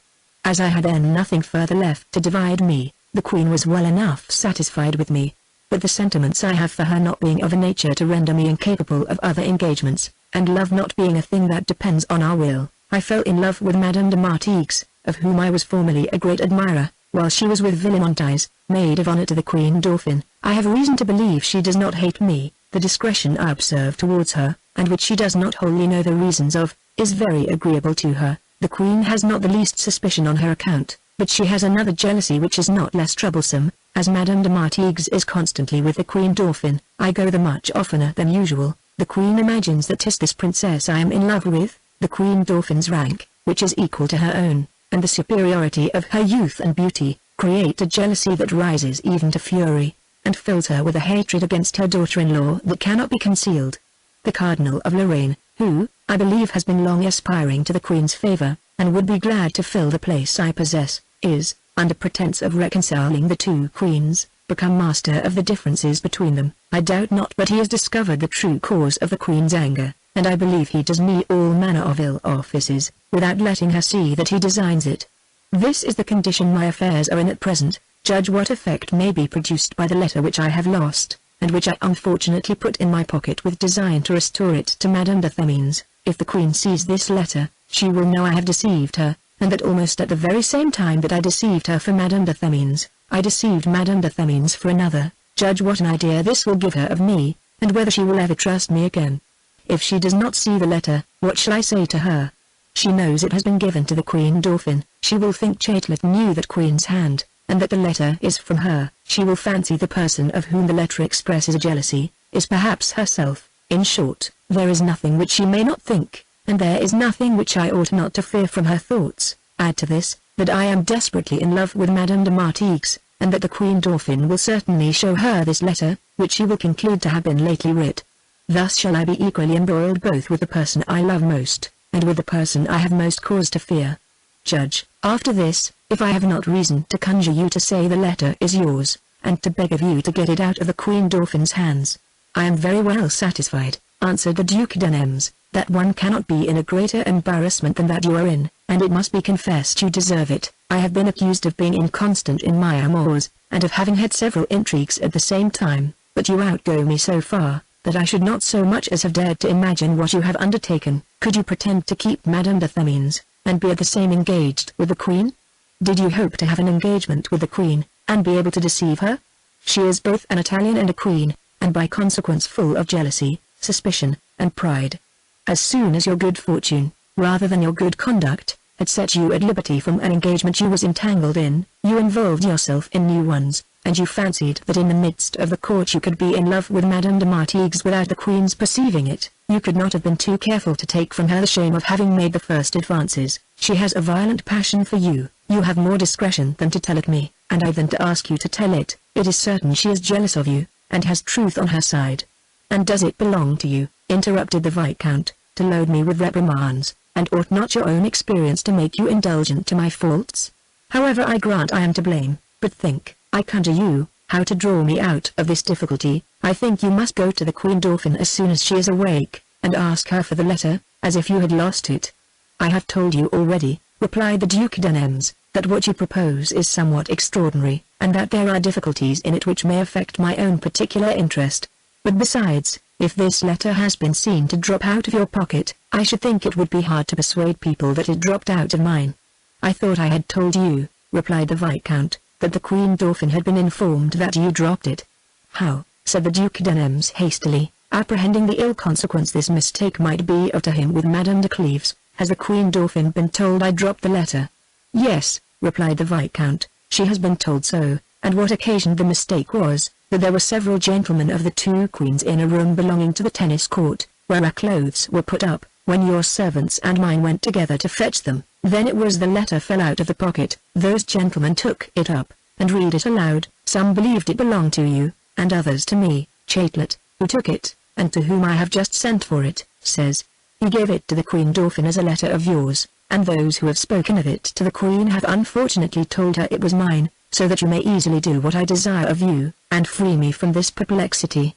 The Duc de Nemours had always had a great friendship for the Viscount de Chartres, and the relation he bore to Madame de Cleves still made him more dear to him. Nevertheless, he could not prevail with himself to run the risk of her having heard of this letter, as of a thing in which he was concerned. He fell into a deep musing, and the Viscount guessed pretty near what was the subject of his meditations. I plainly see, said he, that you are afraid of embroiling yourself with your mistress, and I should almost fancy the Queen Dauphin was she, if the little jealousy you seem to have of Monsieur Denville did not take me off from that thought. But be that as it will, it is not reasonable you should sacrifice your repose to mine, and I'll put you in a way of convincing her you love, that this letter is directed to me, and not to you. Here is a billet from Madame d'Amboise, who is a friend of Madame de Themines, and was her confidant in the amour between her and me. In this she desires me to send her Madame de Themines' letter, which I have lost. My name is on the superscription, and the contents of the billet prove, without question, that the letter she desires is the same with that which has been found. I'll leave this billet in your hands, and agree that you may show it to your mistress in your justification. I conjure you not to lose a moment, but to go this morning to the Queen Dauphin. The Duc de Nemours promised the Viscount he would, and took Madame d'Amboise's billet. Nevertheless his design was not to see the Queen Dauphin. He thought more pressing business required his care. He made no question, but she had already spoke of the letter to Madame de Cleves, and could not bear that a person he loved so desperately should have ground to believe he had engagements with any other. He went to the Princess of Cleves as soon as he thought she might be awake, and ordered her to be told, that, if he had not business of the last consequence, he would not have desired the honor to see her at so extraordinary an hour. Madame de Cleves was in bed, and her mind was tossed to and fro by 1,000 melancholy thoughts that she had had during the night. She was extremely surprised to hear the Duc de Nemours asked for her. The anxiety she was in made her presently answer, that she was ill, and could not speak with him. The Duke was not at all shocked at this refusal. He thought it presaged him no ill, that she expressed a little coldness at a time when she might be touched with jealousy. He went to the Prince of Cleves's apartment, and told him he came from that of his lady, and that he was very sorry he could not see her, because he had an affair to communicate to her of great consequence to the Viscount de Chartres. He explained in few words to the prince the importance of this business, and the prince immediately introduced him into his lady's chamber. Had she not been in the dark, she would have found it hard to have concealed the trouble and astonishment she was in to see the Duc de Nemours introduced by her husband. Monsieur de Cleves told her the business was about a letter, wherein her assistance was wanting for the interest of the Viscount, that she was to consult with Monsieur de Nemours what was to be done, and that as for him he was going to the king, who had just sent for him. The Duc de Nemours had his heart's desire, in being alone with Madame de Cleves. "I am come to ask you, Madame," said he, "if the Queen Dauphin has not spoke to you of a letter which Chatelet gave her yesterday." "She said something to me of it," replied Madame de Cleves, "but I don't see what relation this letter has to the interests of my uncle, and I can assure you that he is not named in it." "It is true, Madame," replied the Duc de Nemours. "He is not named in it, but yet it is addressed to him, and it very much imports him that you should get it out of the Queen Dauphin's hands." "I cannot comprehend," replied the princess, "how it should be of any consequence to him, if this letter should be seen, nor what reason there is to redemand it in his name." "If you please to be at leisure to hear me, Madame," said Monsieur de Nemours, "I'll presently make you acquainted with the true state of the thing, and inform you of matters of so great importance to the Viscount, that I could not even have trusted the Prince of Cleves with them, had I not stood in need of his assistance to have the honor to see you. I believe," said Madame de Cleves in a very unconcerned manner, "that anything you may give yourself the trouble of telling me, will be to little purpose. You had better go to the Queen Dauphin, and plainly tell her, without using these roundabout ways, the interest you have in that letter, since she has been told, as well as I, that it belongs to you." The uneasiness of mind which Monsieur de Nemours observed in Madame de Cleves gave him the most sensible pleasure he ever knew, and lessened his impatience to justify himself. "I don't know, Madame," replied he, "what the Queen Dauphin may have been told, but I am not at all concerned in that letter. It is addressed to the Viscount." "I believe so," replied Madame de Cleves, "but the Queen Dauphin has heard to the contrary, and she won't think it very probable that the Viscount's letters should fall out of your pocket. You must therefore have some reason, that I don't know of, for concealing the truth of this matter from the Queen Dauphin. I advise you to confess it to her." "I have nothing to confess to her," says he.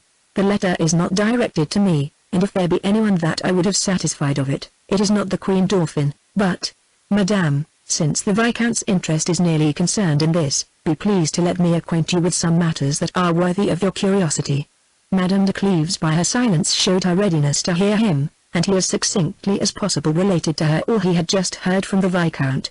Though the circumstances were naturally surprising, and proper to create attention, yet Madame de Cleves heard them with such coldness, that she seemed either not to believe them true, or to think them indifferent to her. She continued in this temper until the Duc de Nemours spoke of Madame d'Amboise's billet, which was directed to the Viscount, and was a proof of all he had been saying. As Madame de Cleves knew that this lady was a friend of Madame de Themine's, she found some probability in what the Duc de Nemours had said, which made her think that the letter perhaps was not addressed to him. This thought suddenly, and in spite of herself, drew her out of the coldness and indifferency she had until then been in.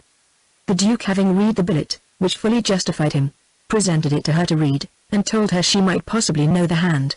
She could not forbear taking it, and examining the superscription to see if it was addressed to the Viscount de Chartres, and reading it all over, that she might the better judge, if the letter which was redemanded was the same with that she had in her hand. The Duc de Nemours added whatever he thought proper to persuade her of it, and as one is easily persuaded of the truth of what one wishes, he soon convinced Madame de Cleves that he had no concern in the letter. She began now to reason with him concerning the embarrassment and danger the Viscount was in, to blame his ill conduct, and to think of means to help him. She was astonished at the Queen's proceedings, and confessed to the Duke that she had the letter. In short, she no sooner believed him innocent, but she discoursed with him with greater ease and freedom, concerning what she would scarce before vouchsafe to hear. They agreed that the letter should not be restored to the Queen Dauphin, for fear she should show it to Madame de Martigues, who knew Madame de Themines's hand, and would easily guess, by the interest she had in the Viscount, that it was addressed to him. They agreed also, that they ought not to entrust the Queen Dauphin with all that concerned the Queen her mother-in-law. Madame de Cleves, under pretence of serving her uncle, was pleased to be the Duc d'Anems's confidant in the secrets he had imparted to her. The Duke would not have confined his discourse to the Viscount's concerns, but from the liberty he had of free conversation with her, would have assumed a boldness he had never yet done, had not a message been brought into Madame de Cleves, that the Queen Dauphin had sent for her. The Duke was forced to withdraw. He went to the Viscount to inform him, that after he had left him, he thought it more proper to apply to Madame de Cleves, his niece, than to go directly to the Queen Dauphin. He did not want reasons to make him approve what he had done, and to give him hopes of good success. In the meantime Madame de Cleves dressed herself in all haste to go to the Queen Dauphin. She was no sooner entered her chamber, but she called her to her, and whispered her, "I have been waiting for you these 2 hours, and was never so perplexed about disguising a truth as I have been this morning. The Queen has heard of the letter I gave you yesterday, and believes it was the Viscount de Chartres that dropped it. You know, she has some interest to be satisfied in it. She has been in search for the letter, and has caused Chatelet to be asked for it, who said he had given it to me. They have been to ask me for it, under pretence it was an ingenious letter which the Queen had a curiosity to see. I durst not say that you had it, for fear she should think I had given it you on your uncle the Viscount's account, and that there was a correspondence between him and me. I was already satisfied that his seeing me so often gave her uneasiness, so that I said the letter was in the clothes I had on yesterday, and that those who had them in keeping were gone abroad. Give me the letter immediately," added she, "that I may send it her, and that I may read it before I send it to see if I know the hand." Madame de Cleves was harder put to it than she expected. "I don't know, Madame, what you will do," answered she, "for Monsieur de Cleves, to whom I gave it to read, returned it to the Duke of Nems, who came early this morning to beg him to get it of you.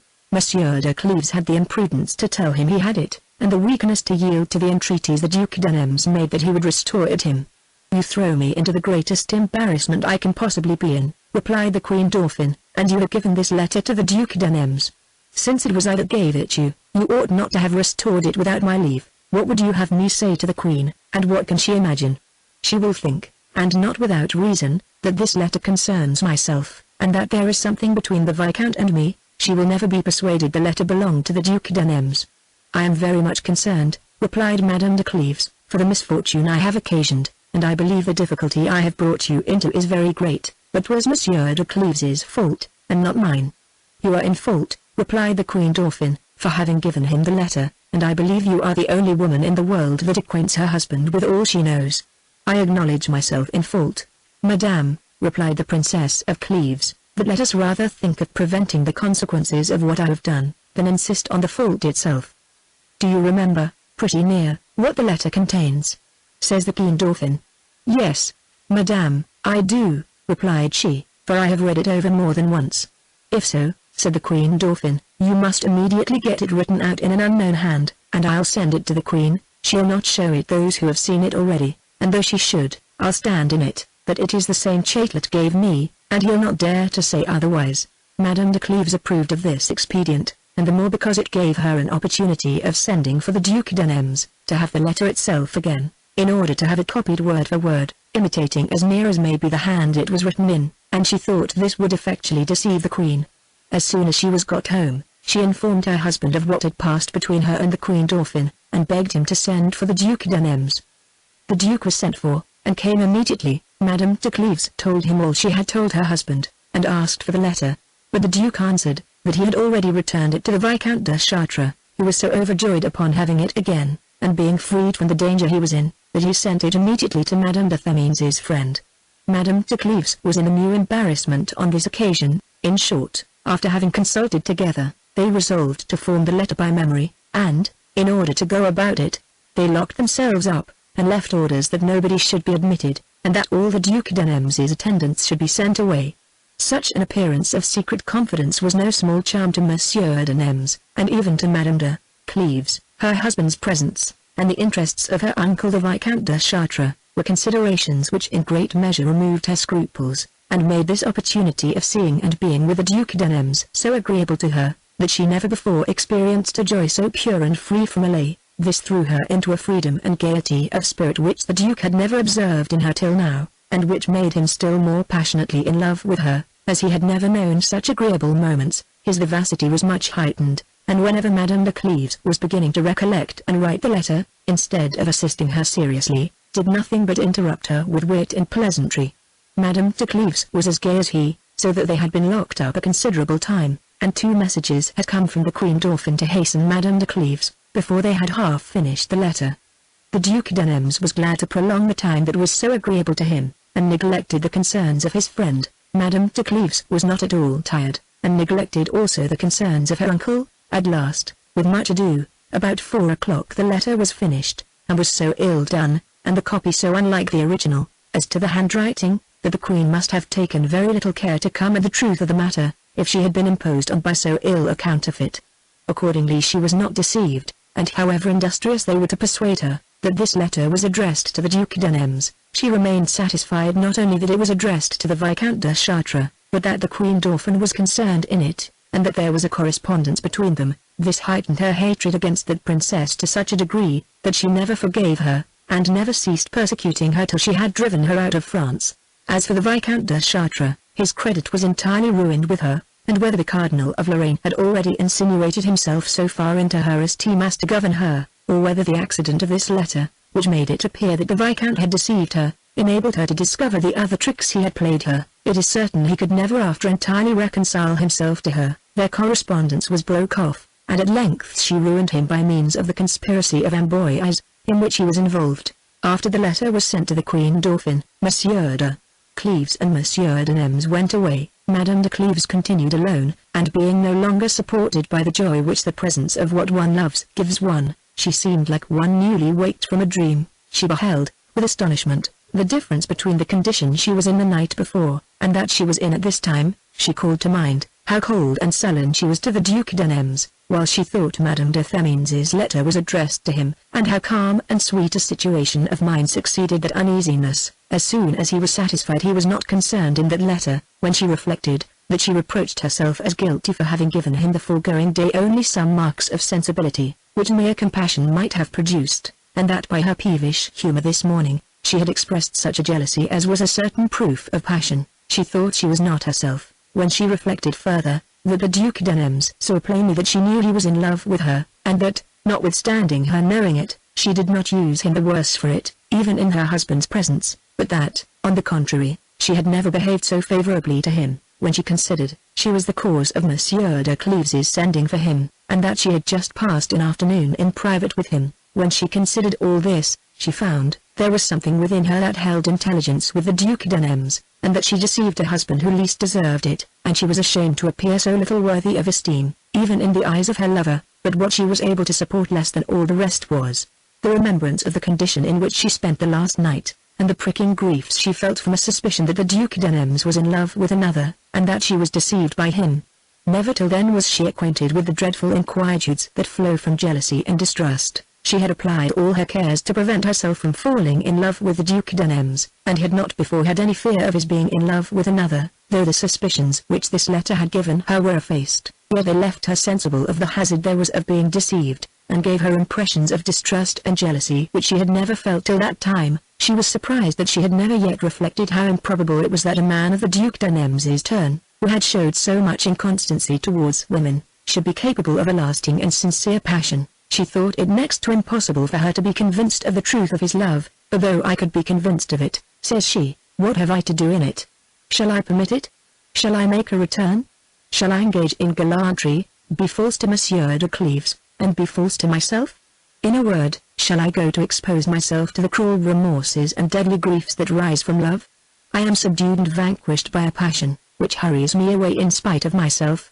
All my resolutions are vain. I had the same thoughts yesterday that I have today, and I act today contrary to what I resolved yesterday. I must convey myself out of the sight of the Duc d'Anems. I must go into the country, however fantastical my journey may appear, and if Monsieur de Cleves is obstinately bent to hinder me, or to know my reasons for it, perhaps I shall do him and myself the injury to acquaint him with them. She continued in this resolution, and spent the whole evening at home, without going to the queen's orphan to inquire what had happened with respect to the counterfeited letter. When the Prince of Cleves returned home, she told him she was resolved to go into the country, that she was not very well, and had occasion to take the air. Monsieur de Cleves, to whom she appeared so beautiful that he could not think her indisposition very considerable, at first made a jest of her design, and answered that she had forgot that the nuptials of the princesses and the tournament were very near, and that she had not too much time to prepare matters so as to appear there as magnificently as other ladies. What her husband said did not make her change her resolution, and she begged he would agree, that while he was at Compiègne with the king, she might go to Cleves, a pretty house then building, within a day's journey of Paris. Monsieur de Cleves consented to it. She went thither with a design of not returning so soon, and the king set out for Compiègne, where he was to stay but few days. The Duc d'Anems was mightily concerned he had not seen Madame de Cleves since that afternoon which he had spent so agreeably with her, and which had increased his hopes. He was so impatient to see her again that he could not rest, so that when the king returned to Paris, the Duke resolved to go to see his sister the Duchess de Mercœur, who was at a country seat of hers very near Cleves. He asked the Viscount to go with him, who readily consented to it. The Duc d'Anems did this in hopes of visiting Madame de Cleves, in company of the Viscount. Madame de Mercœur received them with a great deal of joy, and thought of nothing but giving them all the pleasures and diversions of the country. One day, as they were hunting a stag, the Duc d'Anems lost himself in the forest, and upon inquiring his way was told he was near Cleves. At that word, Cleves, without further reflection, or so much as knowing what design he was upon, he galloped on full speed the way that had been showed him. As he rode along he came by chance to the made ways and walks, which he judged led to the castle. At the end of these walks he found a pavilion, at the lower end of which was a large room with two closets, the one opening into a flower garden, and the other looking into a spacious walk in the park. He entered the pavilion, and would have stopped to observe the beauty of it, if he had not seen in the walk the Prince and Princess of Cleves, attended with a numerous train of their domestics. As he did not expect to meet Monsieur de Cleves there, whom he had left with the king, he thought at first of hiding himself. He entered the closet which looked into the flower garden, with design to go out that way by a door which opened to the forest, but observing Madame de Cleves and her husband were sat down under the pavilion, and that their attendants stayed in the park, and could not come to him without passing by the place where Monsieur and Madame de Cleves were, he could not deny himself the pleasure of seeing this princess, nor resist the curiosity he had to hear her conversation with her husband, who gave him more jealousy than any of his rivals. He heard Monsieur de Cleves say to his wife, "But why will you not return to Paris? What can keep you here in the country? You have of late taken a fancy for solitude, at which I am both surprised and concerned, because it deprives me of your company. I find too, you are more melancholy than usual, and I am afraid you have some cause of grief."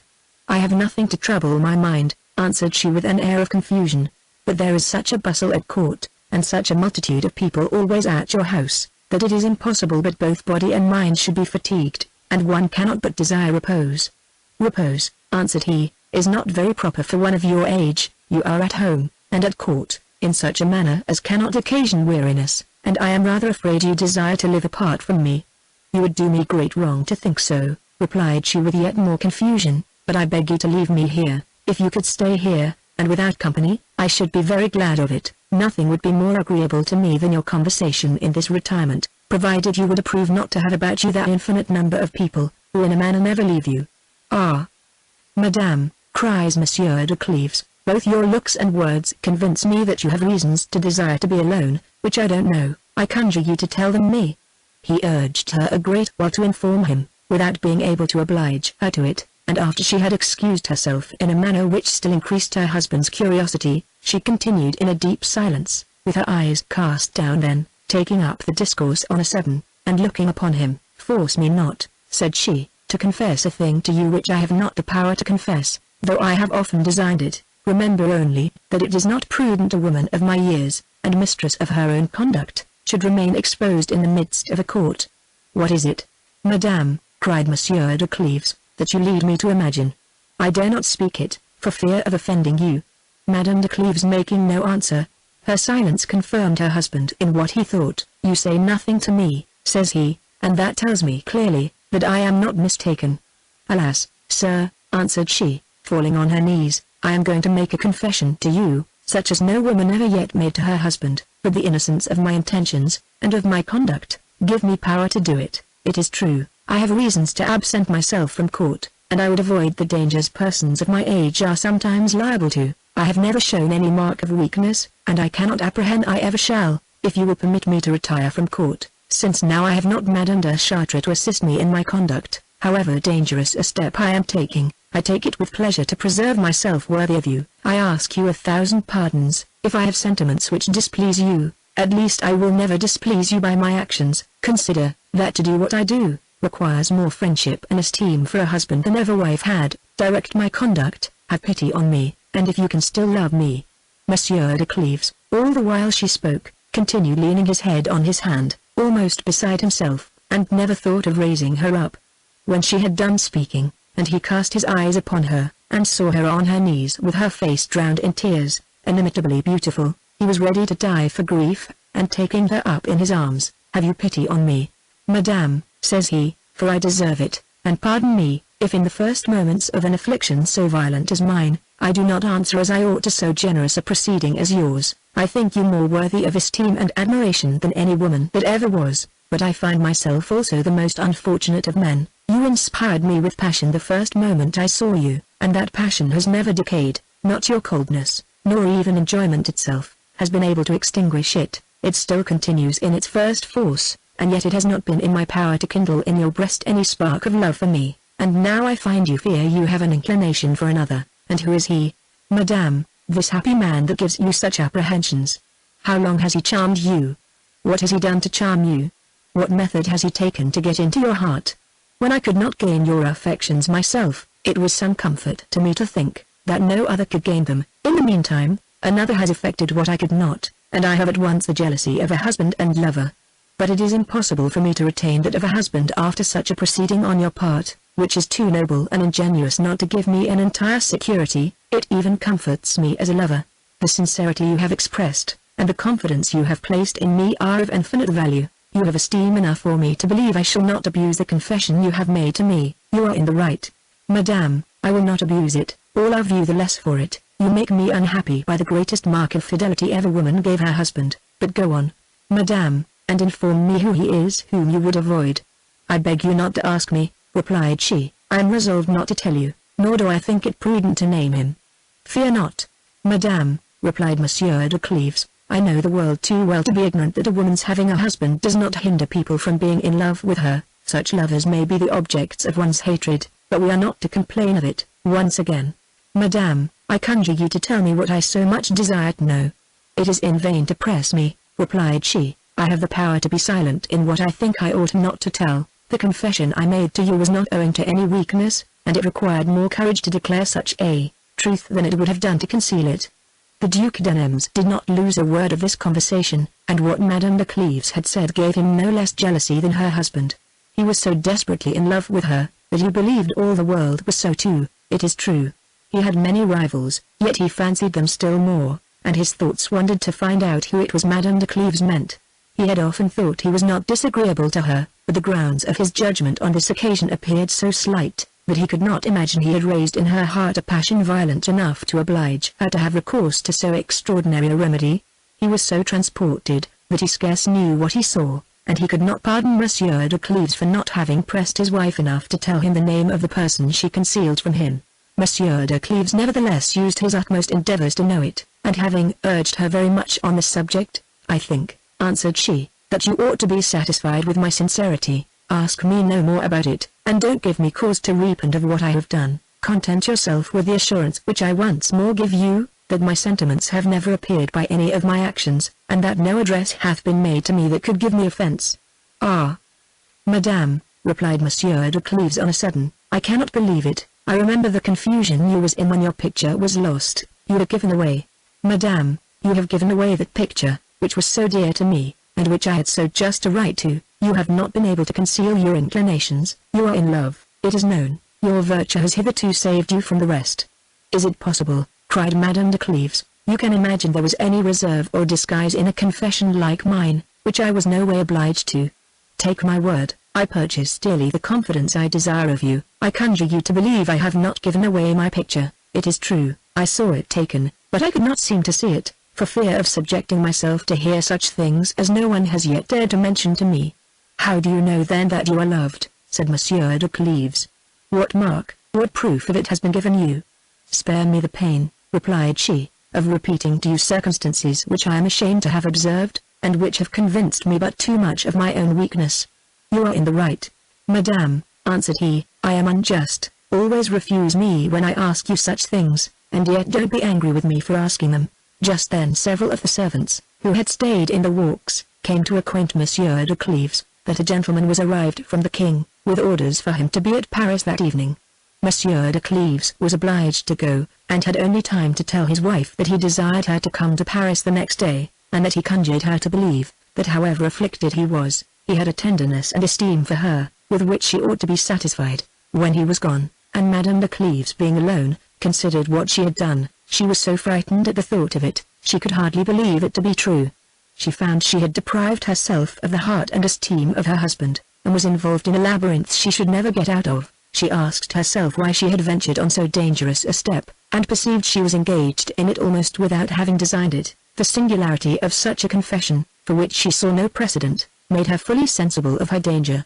But on the other hand, when she came to think that this remedy, however violent it was the only effectual one she could make use of against Monsieur de Nems, she found she had no cause to repent, or to believe she had ventured too far. She passed the whole night full of doubts, anxiety and fear, but at last her spirits grew calm again. She even felt a pleasure arise in her mind, from a sense of having given such a proof of fidelity to a husband who deserved it so well, who had so great a friendship and esteem for her, and had so lately manifested it by the manner in which he received the confession she had made him. In the meantime Monsieur de Nems was gone away from the place, in which he had overheard a conversation which so sensibly affected him, and was got deep into the forest. What Madame de Cleves said of her picture had revived him, since it was certain from thence that he was the person she had an inclination for. At first he gave a leap of joy, but his raptures were at an end as soon as he began to reflect that the same thing that convinced him he had touched the heart of Madame de Cleves, ought to convince him also that he should never receive any marks of it, and that it would be impossible to engage a lady who had recourse to so extraordinary a remedy, and yet he could not but be sensibly pleased to have reduced her to that extremity. He thought it glorious for him to have gained the affections of a woman so different from the rest of her sex. In a word, he thought himself very happy and very unhappy at the same time. He was benighted in the forest, and was very much put to it to find his way again to his sisters the Duchess of Mercoeur. He arrived there at break of day, and was extremely at a loss what account to give of his absence, but he made out the matter as well as he could, and returned the very day to Paris with the Viscount. The Duke was so taken up with his passion, and so surprised at the conversation he had heard, that he fell into an indiscretion very common, which is, to speak one's own particular sentiments in general terms, and to relate one's proper adventures under borrowed names. As they were travelling he began to talk of love, and exaggerated the pleasure of being in love with a person that deserved it. He spoke of the fantastical effects of this passion, and at last not being able to contain within himself the admiration he was in at the action of Madame de Cleves, he related it to the Viscount without naming the person, or owning he had any share in it, but he told it with so much warmth and surprise, that the Viscount easily suspected the story concerned himself. The Viscount urged him very much to confess it, and told him he had known a great while that he was violently in love, and that it was unjust in him to show a distrust of a man who had committed to him a secret on which his life depended. The Duke de Nems was too much in love to own it, and had always concealed it from the Viscount, though he valued him the most of any man at court. He answered that one of his friends had told him this adventure, and made him promise not to speak of it, and he also conjured the Viscount to keep the secret. The Viscount assured him he would say nothing of it, but notwithstanding Monsieur de Nems repented that he had told him so much. In the meantime Monsieur de Cleves was gone to the king, with a heart full of sorrow and affliction. Never had husband so violent a passion for his wife, or so great an esteem. What she had told him did not take away his esteem of her, but made it of a different nature from that he had had before. What chiefly employed his thoughts, was a desire to guess who it was that had found out the secret to win her heart. The Duke de Nems was the first person he thought of on this occasion, as being the handsomest man at court, and the Chevalier de Guise, and the Marechal de Street André occurred next, as two persons who had made it their endeavor to get her love, and who were still very assiduous in courting her, so that he was fully persuaded it must be one of the three. He arrived at the Louvre, and the king carried him into his closet to inform him he had made choice of him to conduct Madame into Spain, and that he believed nobody could acquit himself better of that charge, nor that any lady would do France greater honor than Madame de Cleves.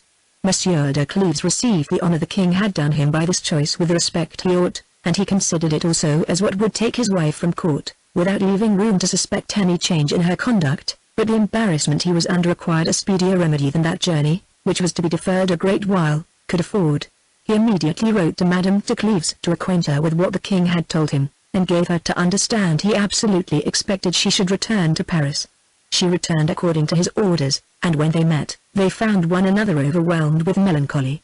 Monsieur de Cleves spoke to her, as a man of the greatest honor in the world, and the best deserving the confidence she had reposed in him. "I'm not alarmed as to your conduct," said he. "You have more strength and virtue than you imagine. I am not alarmed with fears of what may happen hereafter. What troubles me is that I see you have those sentiments for another which you want for me."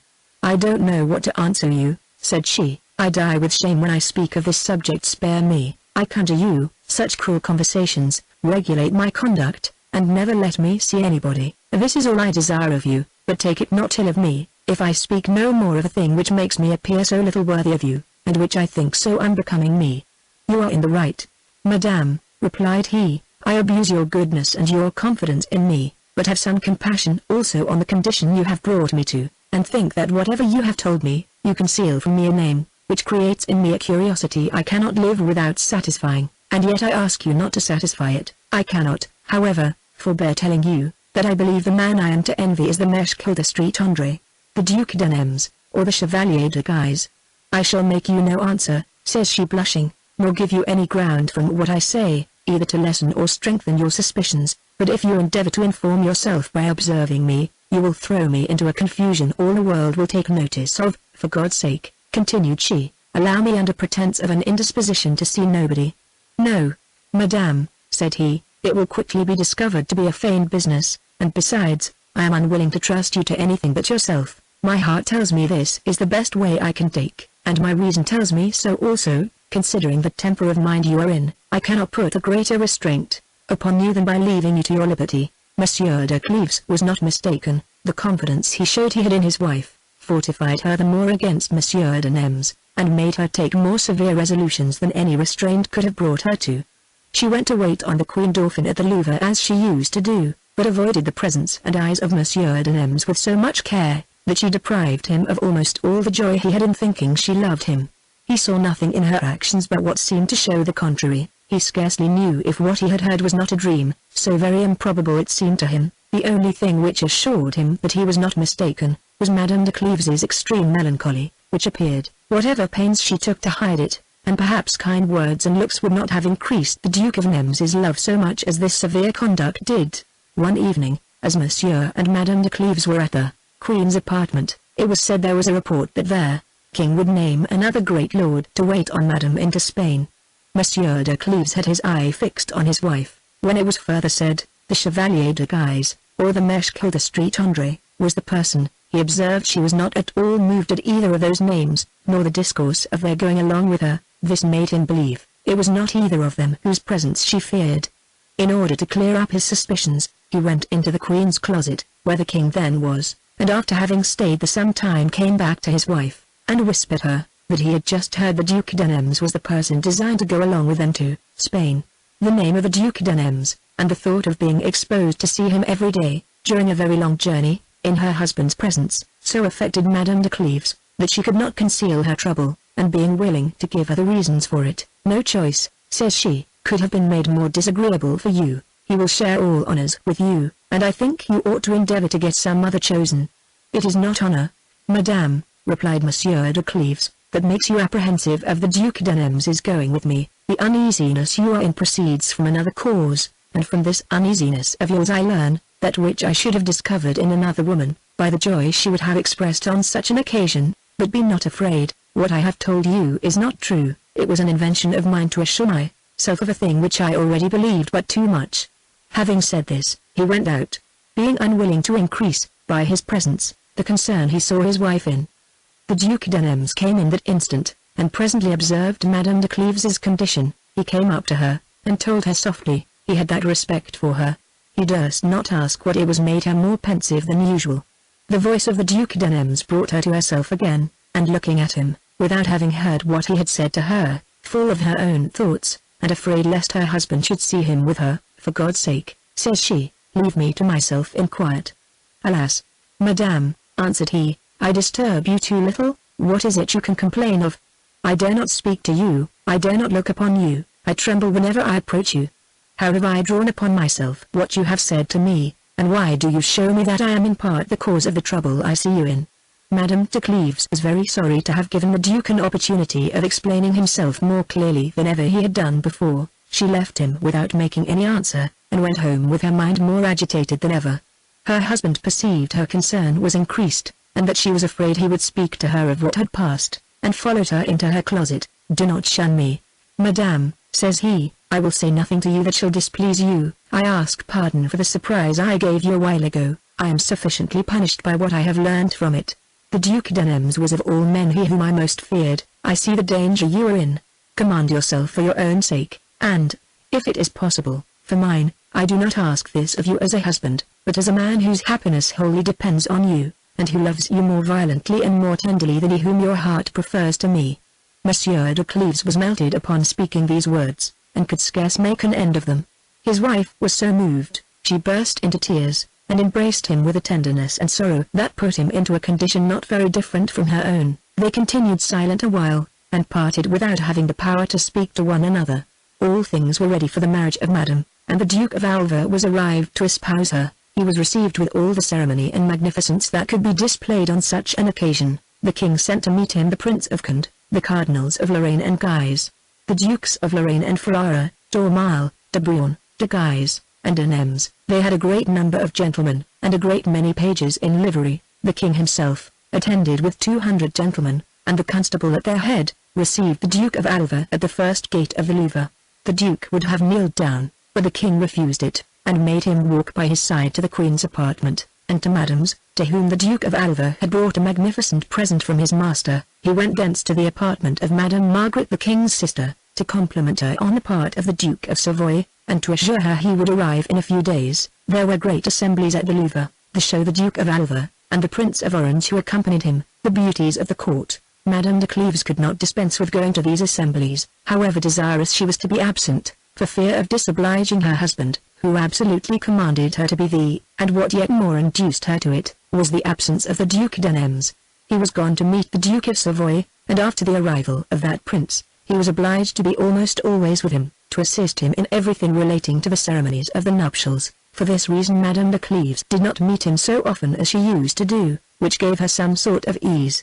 The Viscount de Chartres had not forgot the conversation he had had with the Duc d'Anems. It still ran in his mind that the adventure the Duke had related to him was his own, and he observed him so carefully that it is probable he would have unravelled the business, if the arrival of the Duke of Alva and of the Duke of Savoy had not made such an alteration in the court, and filled it with so much business, as left no opportunities for a discovery of that nature. The desire he had to get some information about it, or rather the natural disposition one has to relate all one knows to those one loves, made him acquaint Madame de Martigues with the extraordinary action of that person who had confessed to her husband the passion she had for another. He assured her the Duc d'Anems was the man who had inspired so violent a love, and begged her assistance in observing him.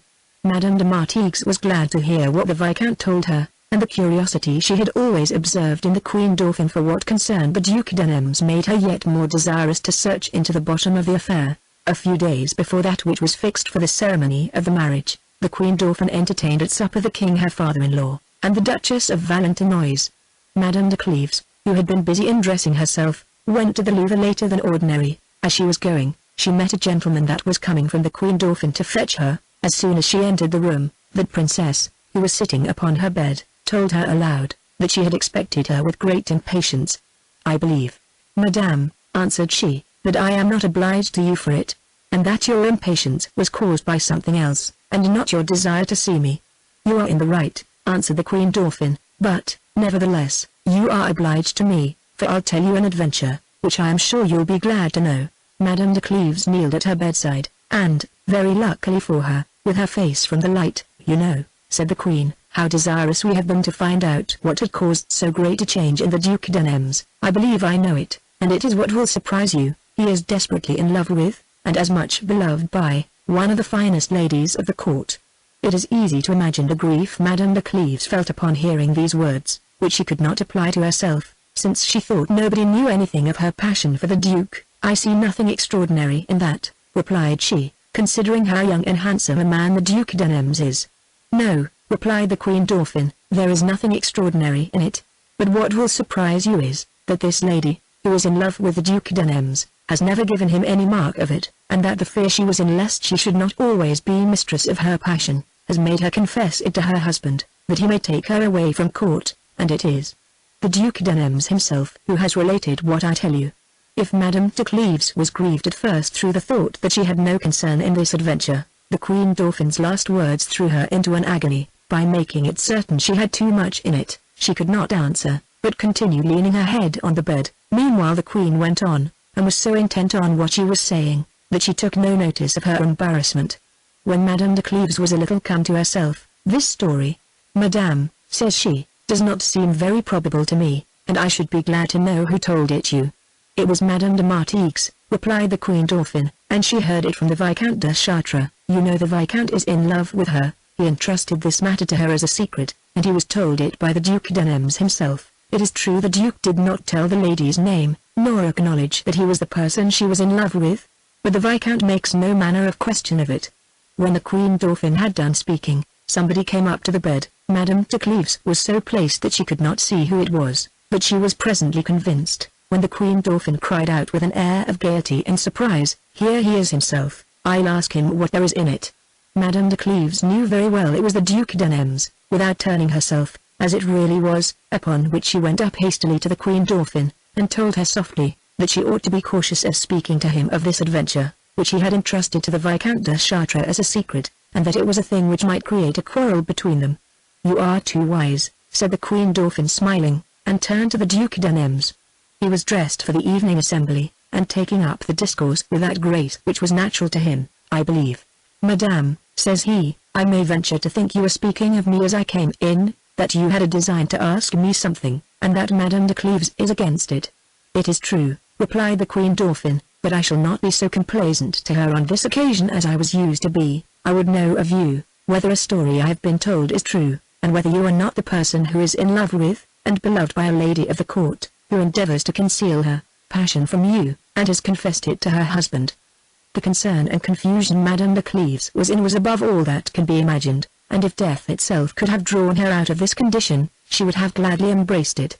But the Duke d'Anems was yet more embarrassed if possible. The discourse of the Queen Dauphin, by whom he had reason to believe he was not hated, in the presence of Madame de Cleves, who was confided in by her more than anybody of the court, and who confided more in her, threw him into such confusion and extravagance of thought, that it was impossible for him to be master of his countenance. The concern he saw Madame de Cleves in through his fault, and the thought of having given her just cause to hate him, so shocked him he could not speak a word. The Queen Dauphin, seeing how thunderstruck she was, look upon him," said she to Madame de Cleves, "and judge if this adventure be not his own." In the meantime the Duke d'Anems, finding of what importance it was to him to extricate himself out of so dangerous a difficulty, recovered himself from his first surprise, and became at once master of his wit and looks. "I acknowledge, Madame," said he, "it is impossible to be more surprised and concerned than I was at the treachery of the Viscount de Chartres, in relating an adventure of a friend of mine, which I had in confidence imparted to him. I know how to be revenged of him," continued he, smiling with a calm air, which removed the suspicions the Queen Dauphin had entertained of him. "He has entrusted me with things of no very small importance, but I don't know, Madame, why you do me the honor to make me a party in this affair. The Viscount can't say I am concerned in it, for I told him the contrary. I may very well be taken to be a man in love, but I cannot believe, Madame, you will think me of the number of those who are loved again." The Duke was glad to say anything to the Queen Dauphin, which alluded to the inclination he had expressed for her formerly, in order to divert her thoughts from the subject in question. She imagined she understood well enough the drift of what he said, but without making any answer to it, she continued to rally him upon the embarrassment he was in. "I was concerned, Madame," said he, "for the interest of my friend, and on account of the just reproaches he might make me for having told a secret which is dearer to him than life. He has nevertheless entrusted me but with one half of it, and has not told me the name of the person he loves. All I know is, that he is the most deeply in love of any man in the world, and has the most reason to complain." "Do you think he has reason to complain," replied the Queen Dauphin, "when he is loved again?"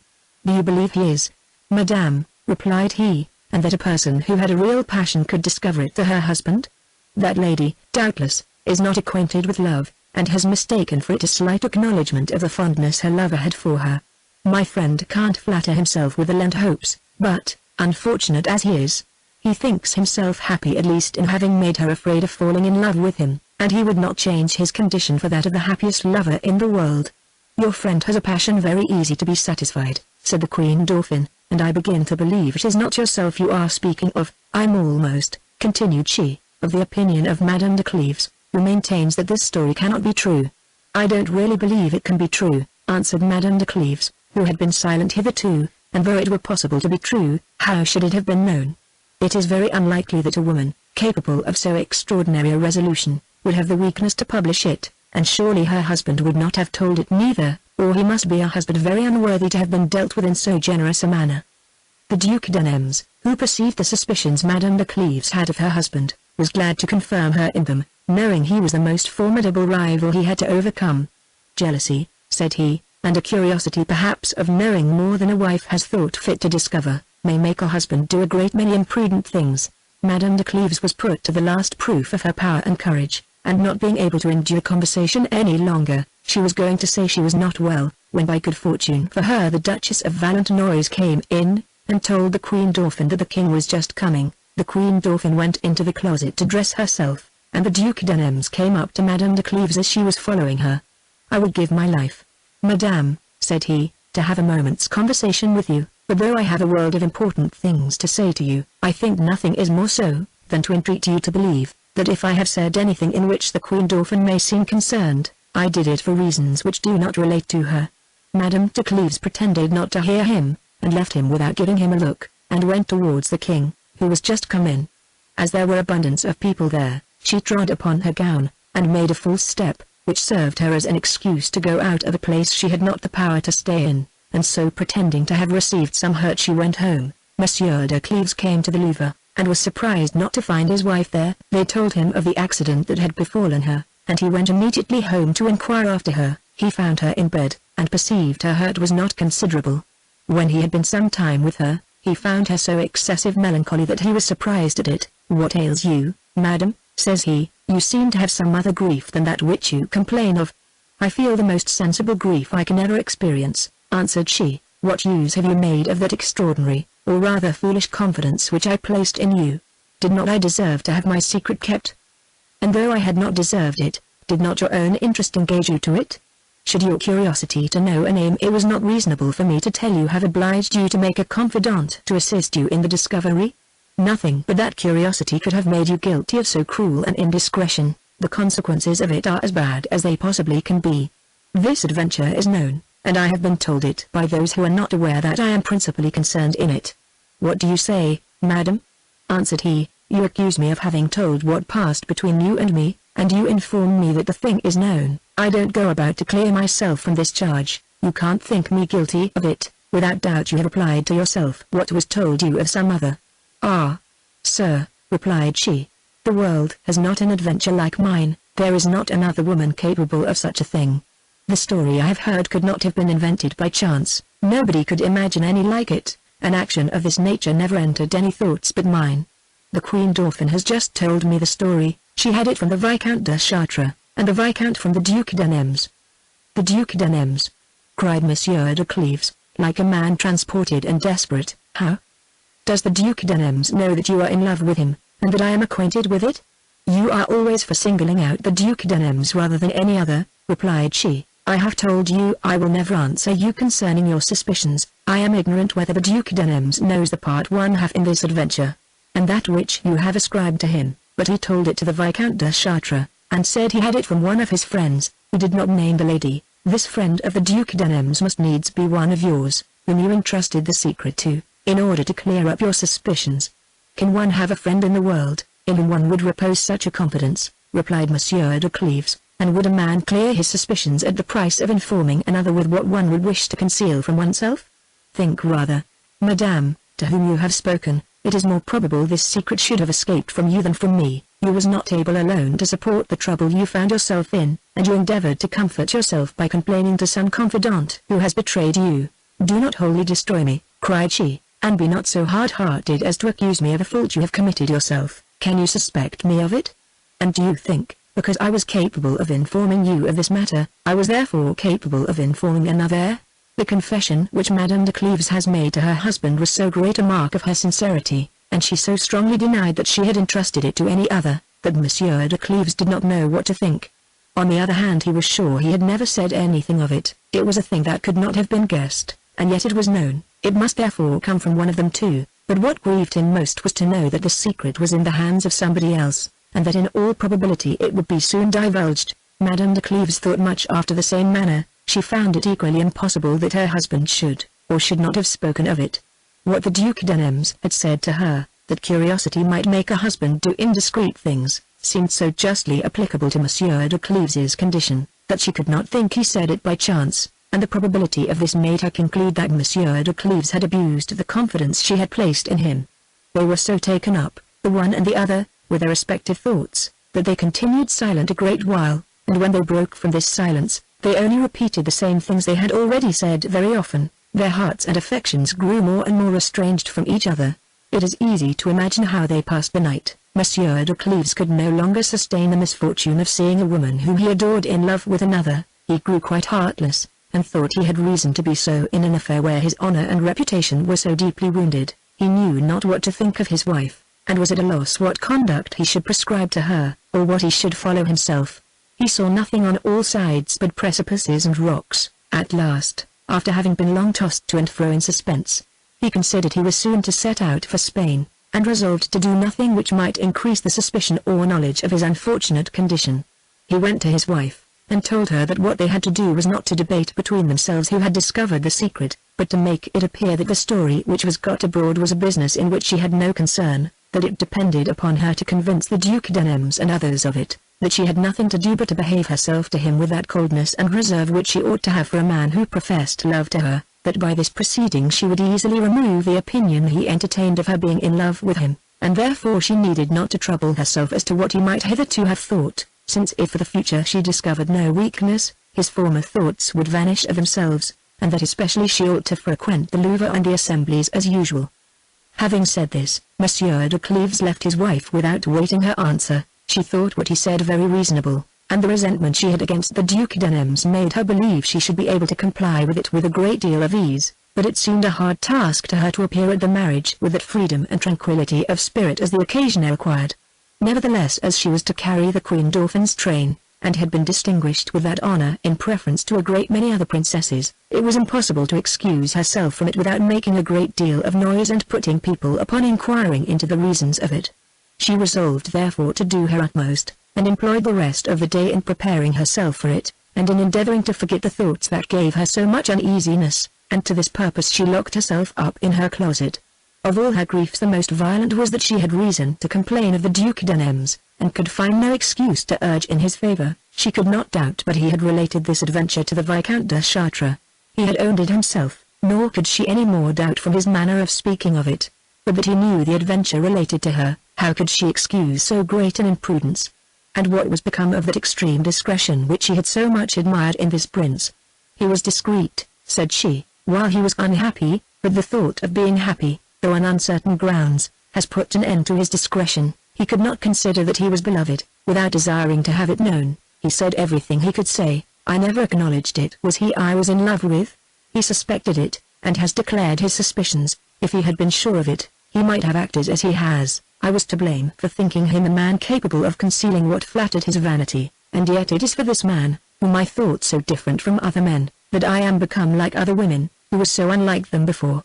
I have lost the heart and esteem of a husband who ought to have been my happiness. I shall soon be looked upon by all the world as a person led away by an idle and violent passion. He for whom I entertained this passion is no longer ignorant of it, and it was to avoid these misfortunes that I hazarded my quiet, and even my life. These sad reflections were followed by a torrent of tears, but however great her grief was, she plainly perceived she should be able to support it, were she but satisfied in the Duc d'Anems. The Duke was no less uneasy than she. The indiscretion he had been guilty of in telling what he did to the Viscount de Chartres, and the mischievous consequences of it, vexed him to the heart. He could not represent to himself the affliction and sorrow he had seen Madame de Cleves in without being pierced with anguish. He was inconsolable for having said things to her about this adventure, which, though gallant enough in themselves, seemed on this occasion too gross and impolite, since they gave Madame de Cleves to understand he was not ignorant that she was the woman who had that violent passion, and that he was the object of it. It was before the utmost of his wishes to have a conversation with her, but now he found he ought rather to fear than desire it. "What should I say to her?" says he. "Should I go to discover further to her what I have made her too sensible of already? Shall I tell how I know she loves me, I, who have never dared to say I loved her? Shall I begin with speaking openly of my passion, that she may see my hopes have inspired me with boldness? Can I even think of approaching her, and of giving her the trouble to endure my sight? Which way could I justify myself? I have no excuse. I am unworthy of the least regard from Madame de Cleves, and I even despair of her ever looking upon me. I have given her by my own fault better means of defending herself against me than any she was searching for, and perhaps searching for to no purpose. I lose by my imprudence the glory and happiness of being loved by the most beautiful and deserving lady in the world, but if I had lost this happiness, without involving her in the most extreme grief and sufferings at the same time, I should have had some comfort, for at this moment I am more sensible of the harm I have done her, than of that I have done myself in forfeiting her favor." The Duc d'Anems continued turning the same thoughts over and over, and tormenting himself a great while. The desire he had to speak to Madame de Cleves came constantly into his mind. He thought of the means to do it. He thought of writing to her, but at last he found, considering the fault he had committed and the temper she was in, his best way was to show her a profound respect by his affliction and his silence, to let her see he durst not present himself before her, and to wait for what time, chance, and the inclination she had for him might produce to his advantage. He resolved also not to reproach the Viscount de Chartres for his unfaithfulness, for fear of confirming his suspicions. The preparations for the espousals and marriage of Madame on the next day so entirely took up the thoughts of the court, that Madame de Cleves and the Duc d'Anems easily concealed from the public their grief and uneasiness.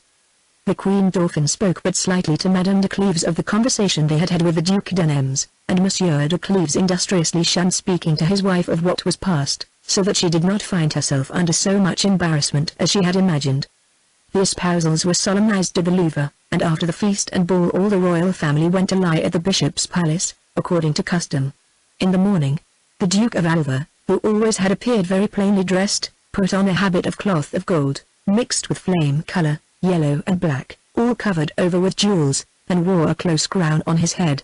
The Prince of Orange, very richly dressed also, with his liveries, and all the Spaniards with theirs, came to attend the Duke of Alva from the Hotel de Villeroy where he lodged, and set out, marching 4 by 4, till they came to the bishop's palace.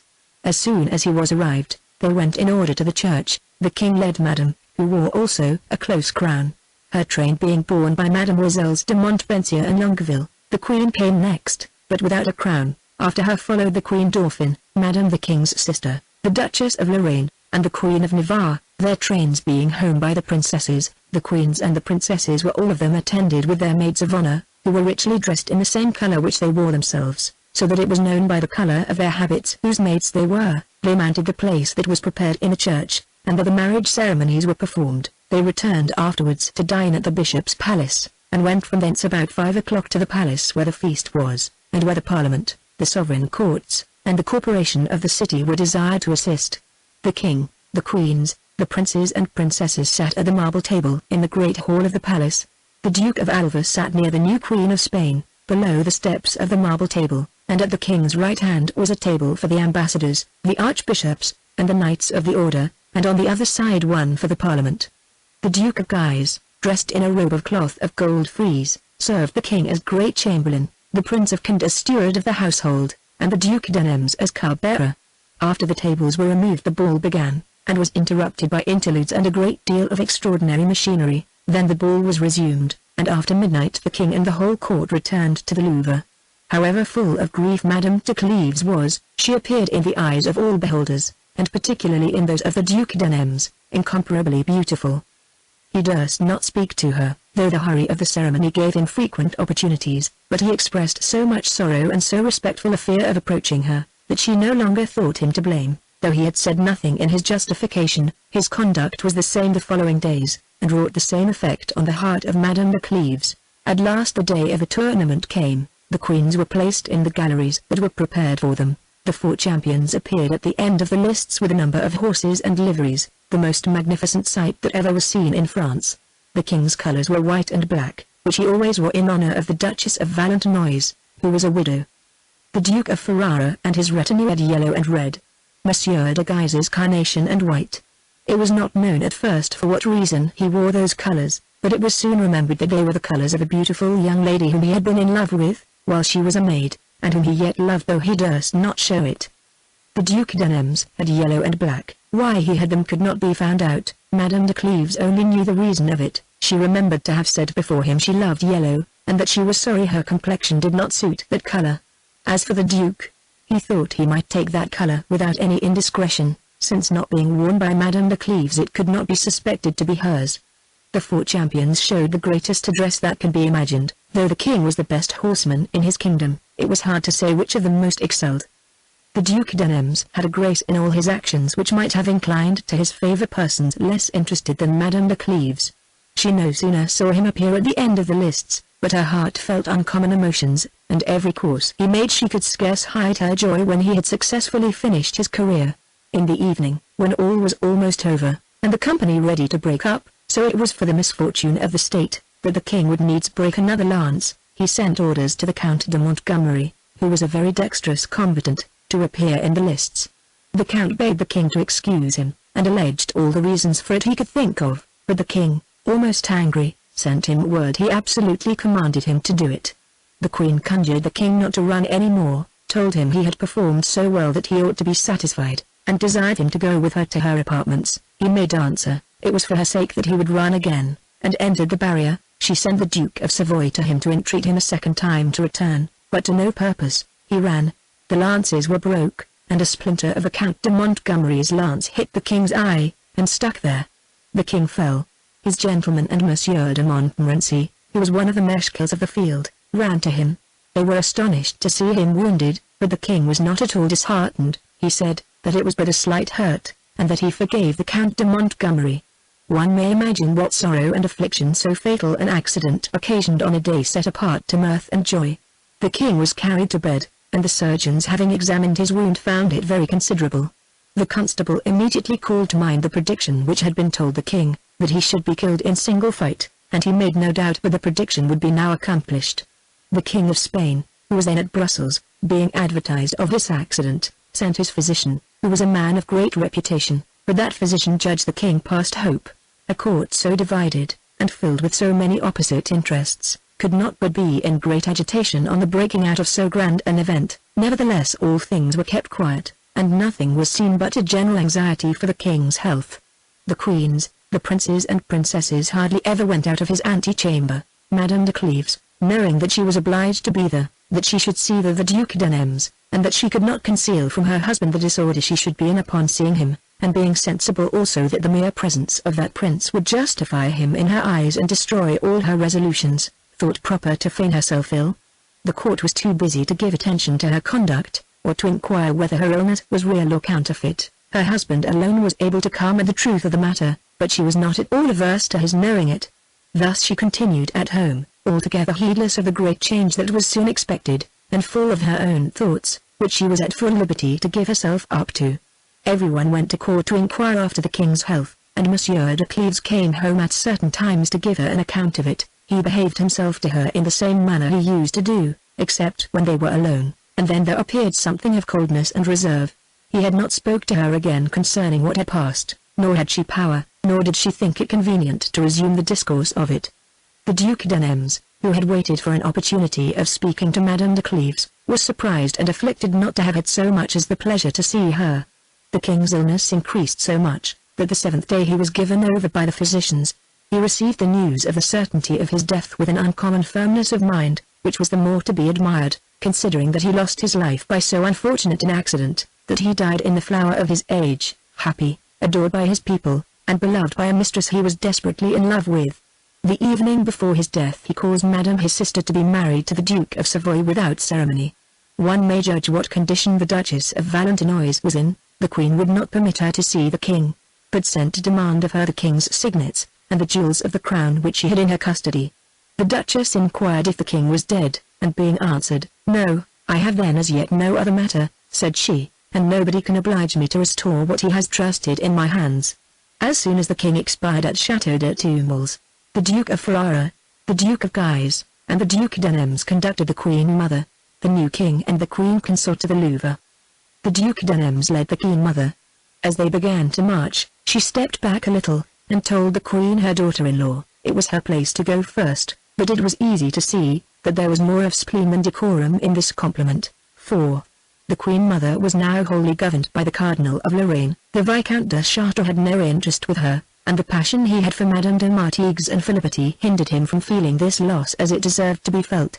The Cardinal, during the 10 days' illness of the King, was at leisure to form his designs, and lead the Queen into resolutions agreeable to what he had projected, so that the King was no sooner dead but the Queen ordered the constable to stay at Tournelles with the corpse of the deceased King in order to perform the usual ceremonies. This commission kept him at a distance and out of the scene of action. For this reason the constable dispatched a courier to the King of Navarre, to hasten him to court that they might join their interest to oppose the great rise of the House of Guise. The command of the army was given to the Duke of Guise and the care of the finances to the Cardinal of Lorraine. The Duchess of Valentinois was driven from court, the Cardinal de Tournon, the constable's declared enemy, and the Chancellor Olivier, the declared enemy of the Duchess of Valentinois, were both recalled. In a word, the complexion of the court was entirely changed. The Duke of Guise took the same rank as the princes of the blood, in carrying the king's mantle at the funeral ceremonies. He and his brothers carried all before them at court, not only by reason of the cardinal's power with the Queen Mother, but because she thought it in her power to remove them should they give her umbrage, whereas she could not so easily remove the constable, who was supported by the princes of the blood. When the ceremonial of the morning was over, the constable came to the Louvre, and was very coldly received by the king. He desired to speak with him in private, but the king called for Messieurs de Guise, and told him before them, that he advised him to live at ease, that the finances and the command of the army were disposed of, and that when he had occasion for his advice, he would send for him to court.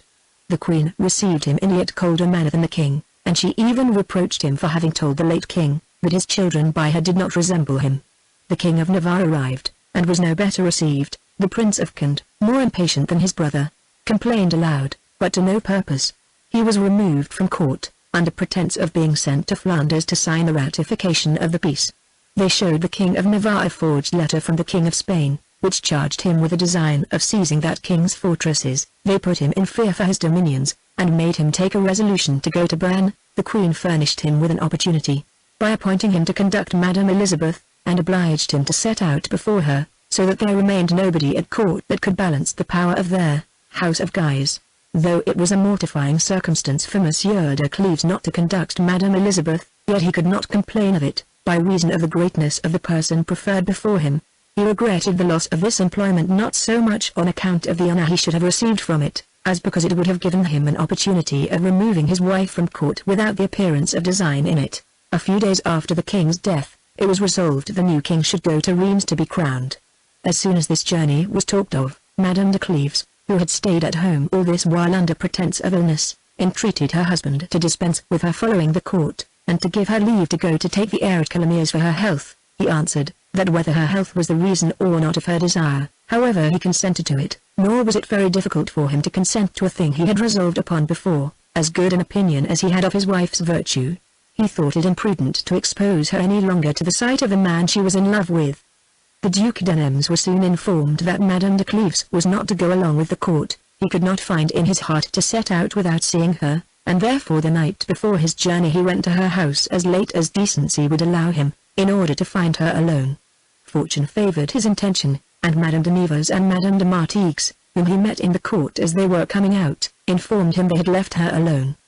He went up in a concern and ferment of mind to be paralleled only by that which Madame de Cleves was under. When she was told the Duc d'Anems was come to see her, the fear lest he should speak to her of his passion, and lest she should answer him too favorably, the uneasiness this visit might give her husband, the difficulty of giving him an account of it, or of concealing it from him, all these things presented themselves to her imagination at once, and threw her into so great an embarrassment, that she resolved to avoid the thing of the world which perhaps she wished for the most. She sent one of her women to the Duc d'Anems, who was in her antechamber, to tell him that she had lately been very ill, and that she was sorry she could not receive the honor which he designed her. What an affliction was it to the Duke, not to see Madame de Cleves, and therefore not to see her, because she had no mind he should. He was to go away the next morning, and had nothing further to hope from fortune.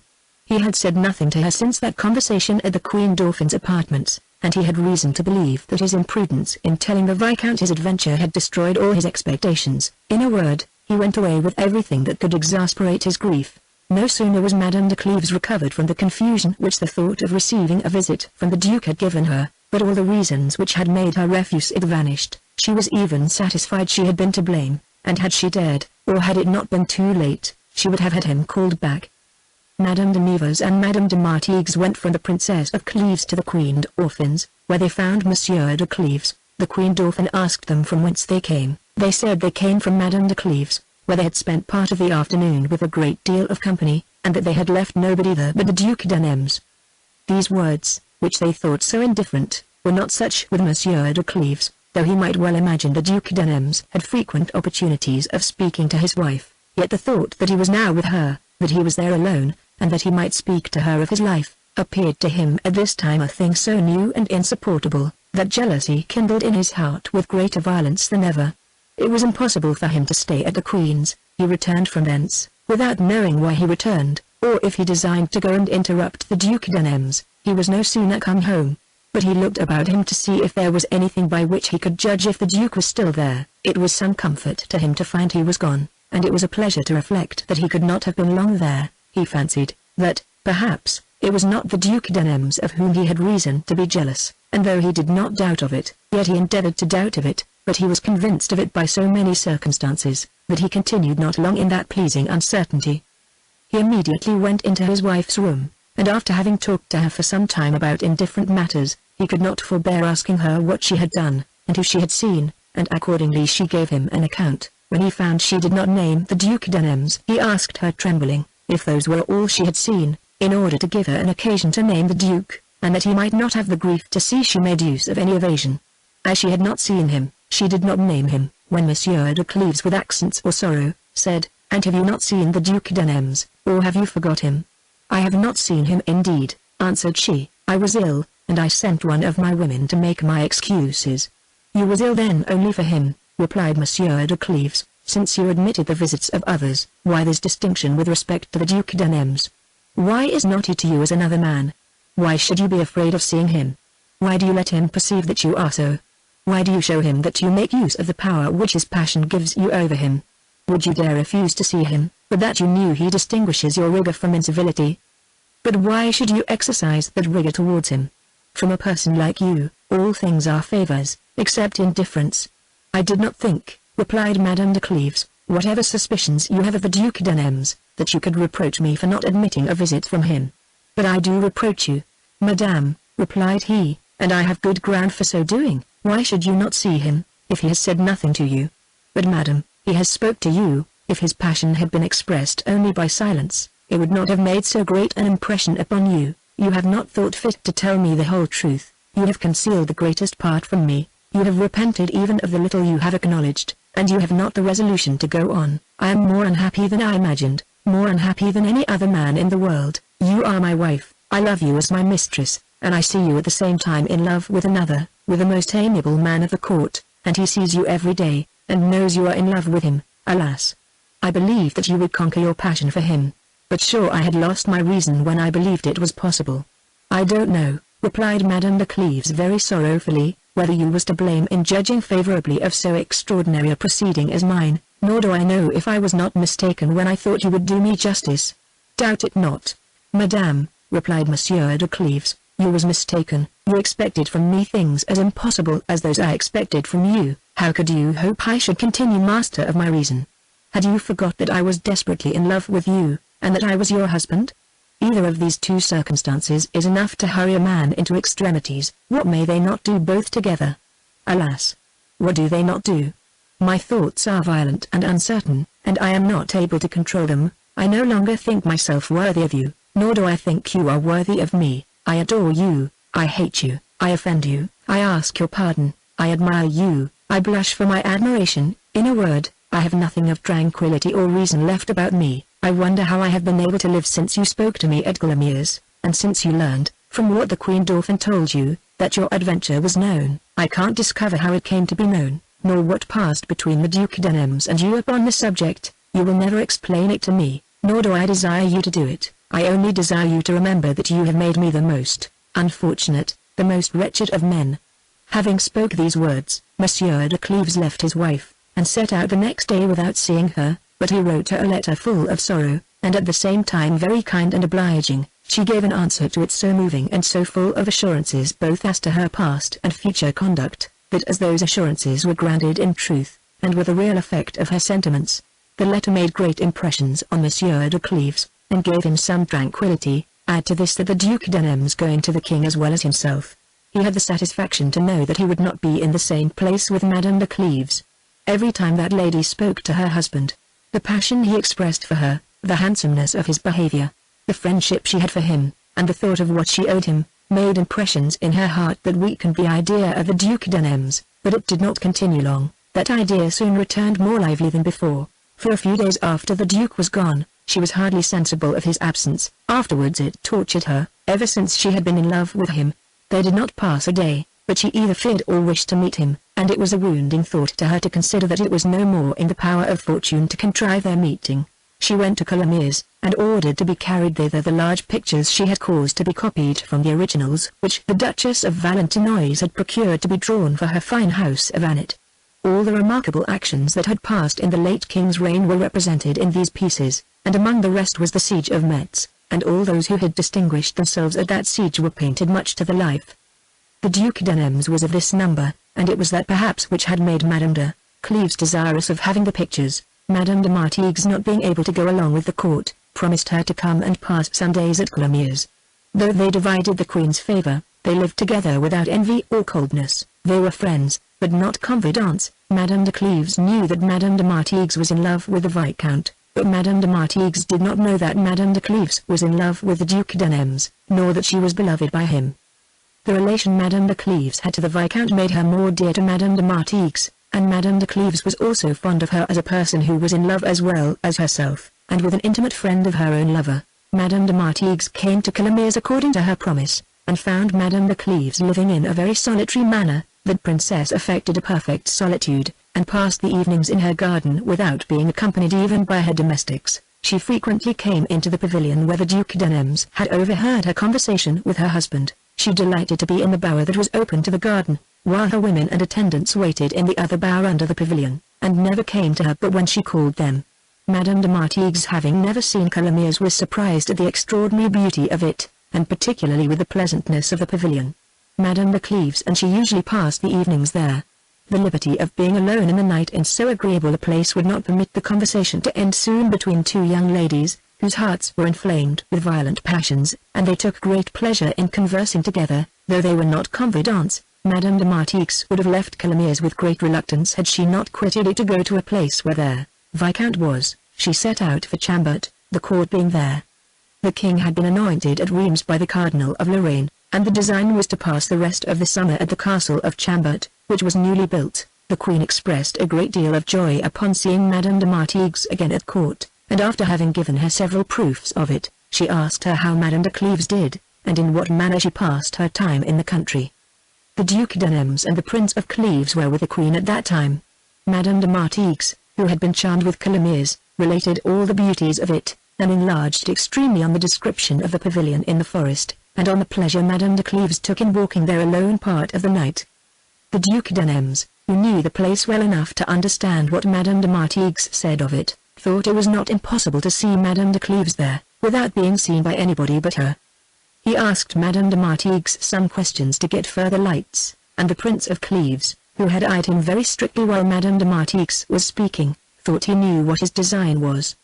The questions the Duke asked still more confirmed him in that thought, so that he made no doubt but his intention was to go and see his wife. He was not mistaken in his suspicions. This design entered so deeply into the Duc d'Anem's mind, that after having spent the night in considering the proper methods to execute it, he went betimes the next morning to ask the king's leave to go to Paris, on some pretended occasion. Monsieur de Cleves was in no doubt concerning the occasion of his journey, and he resolved to inform himself as to his wife's conduct, and to continue no longer in so cruel an uncertainty. He had a desire to set out the same time as the Duc d'Anem's did, and to hide himself where he might discover the success of the journey, but fearing his departure might appear extraordinary, and lest the Duke, being advertised of it, might take other measures, he resolved to trust this business to a gentleman of his, whose fidelity and wit he was assured of. He related to him the embarrassment he was under, and what the virtue of his wife had been till that time, and ordered him to follow the Duc d'Anems, to watch him narrowly, to see if he did not go to Colomiers, and if he did not enter the garden in the night. The gentleman, who was very capable of this commission, acquitted himself of it with all the exactness imaginable. He followed the Duke to a village within half a league of Colomiers, where the Duke stopped, and the gentleman easily guessed his meaning was to stay there till night. He did not think it convenient to wait there, but passed on, and placed himself in that part of the forest where he thought the Duke would pass. He took his measures very right, for it was no sooner night but he heard somebody coming that way, and though it was dark, he easily knew the Duc d'Anems. He saw him walk round the garden, as with a design to listen if he could hear anybody, and to choose the most convenient place to enter. The palisades were very high and double, in order to prevent people from coming in, so that it was very difficult for the Duke to get over. However, he made a shift to do it.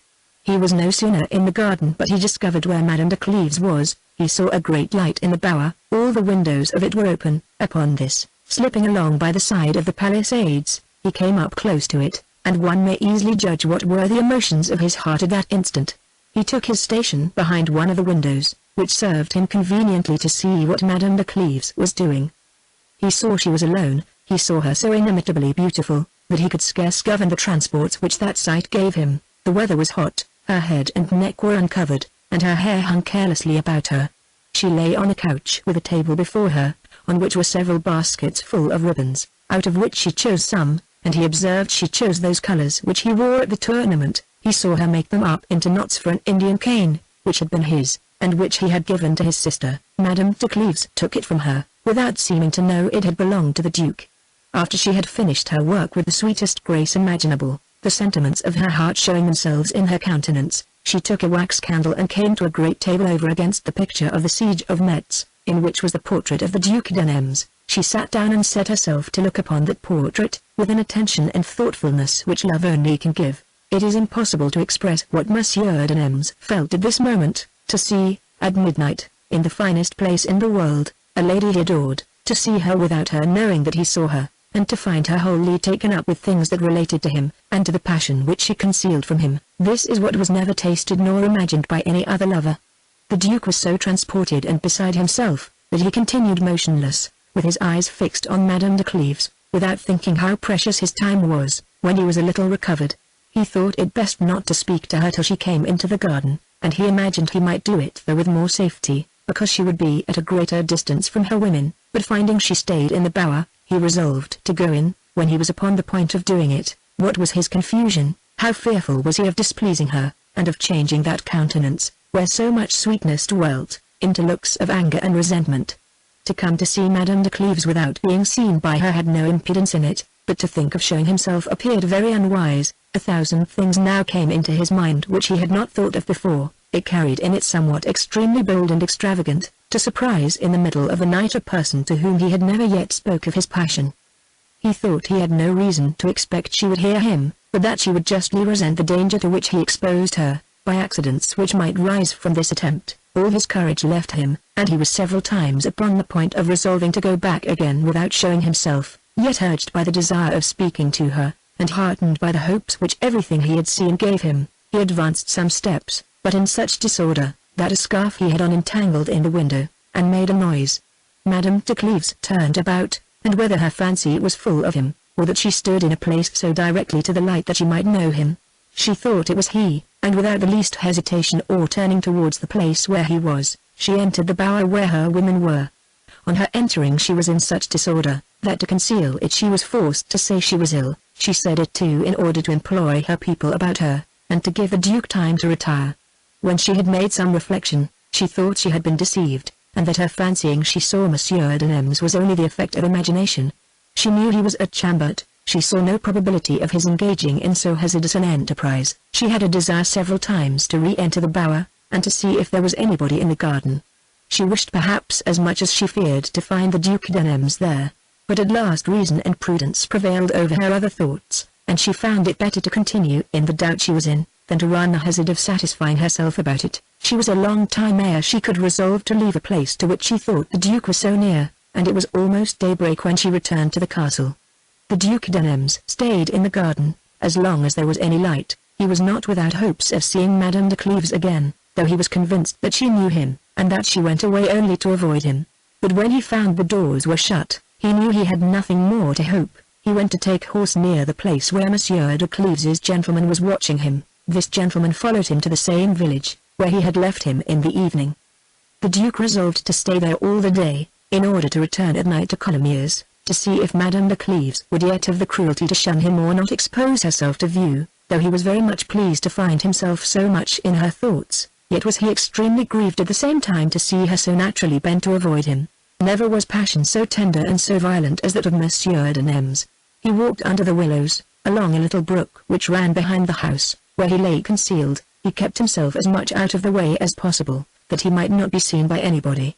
He abandoned himself to the transports of his love, and his heart was so full of tenderness, that he was forced to let fall some tears, for those tears were such as grief alone could not shed. They had a mixture of sweetness and pleasure in them which is to be found only in love.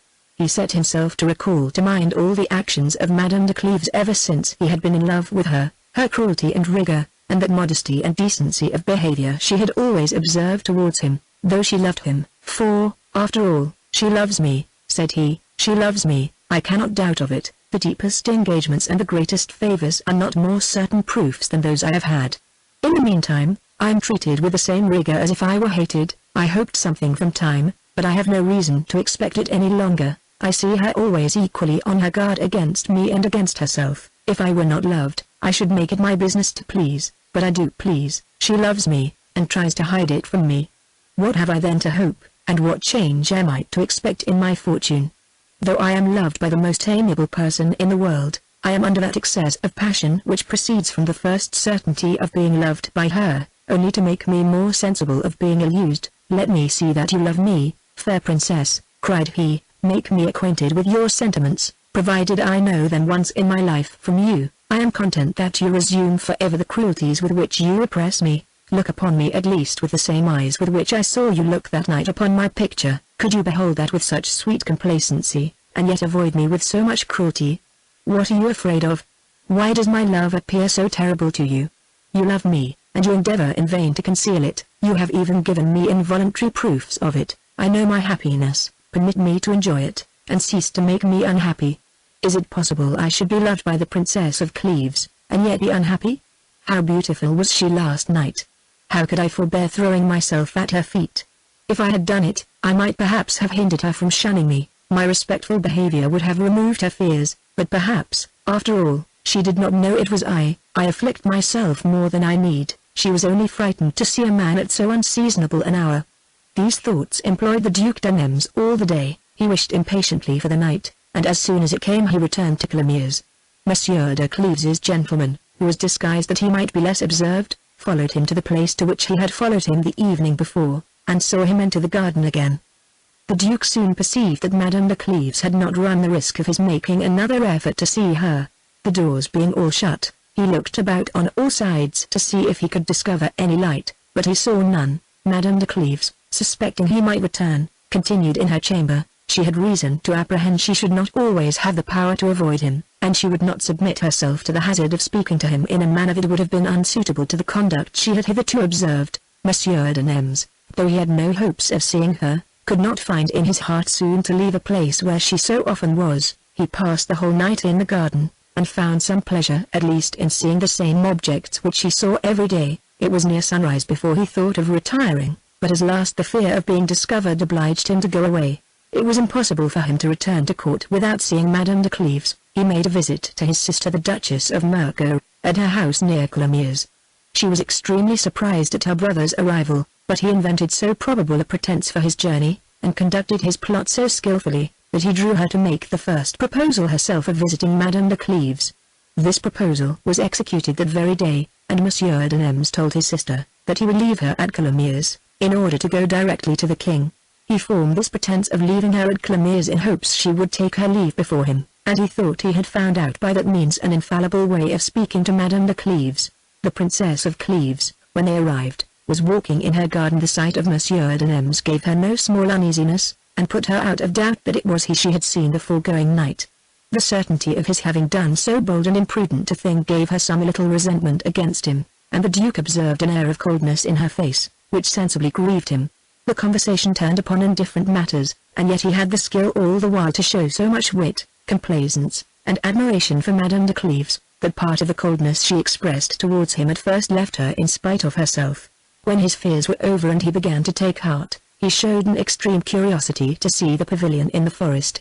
He spoke of it as of the most agreeable place in the world, and gave so exact a description of it, that Madame de Mercoeur said he must needs have been there several times to know all the particular beauties of it so well. "And yet, I don't believe," replied Madame de Cleves, "that the Duc d'Anems was ever there. It has been finished but a little while." "It is not long since I was there," replied the Duke, looking upon her, "and I don't know if I ought not to be glad you have forgot you saw me there." Madame de Mercoeur, being taken up in observing the beauties of the gardens, did not attend to what her brother said. Madame de Cleves blushed, and with her eyes cast down, without looking on Monsieur d'Anems, "I don't remember," said she, "to have seen you there, and if you have been there, it was without my knowledge." "It is true, Madame," replied he, "I was there without your orders, and I passed the most sweet and cruel moments of my life."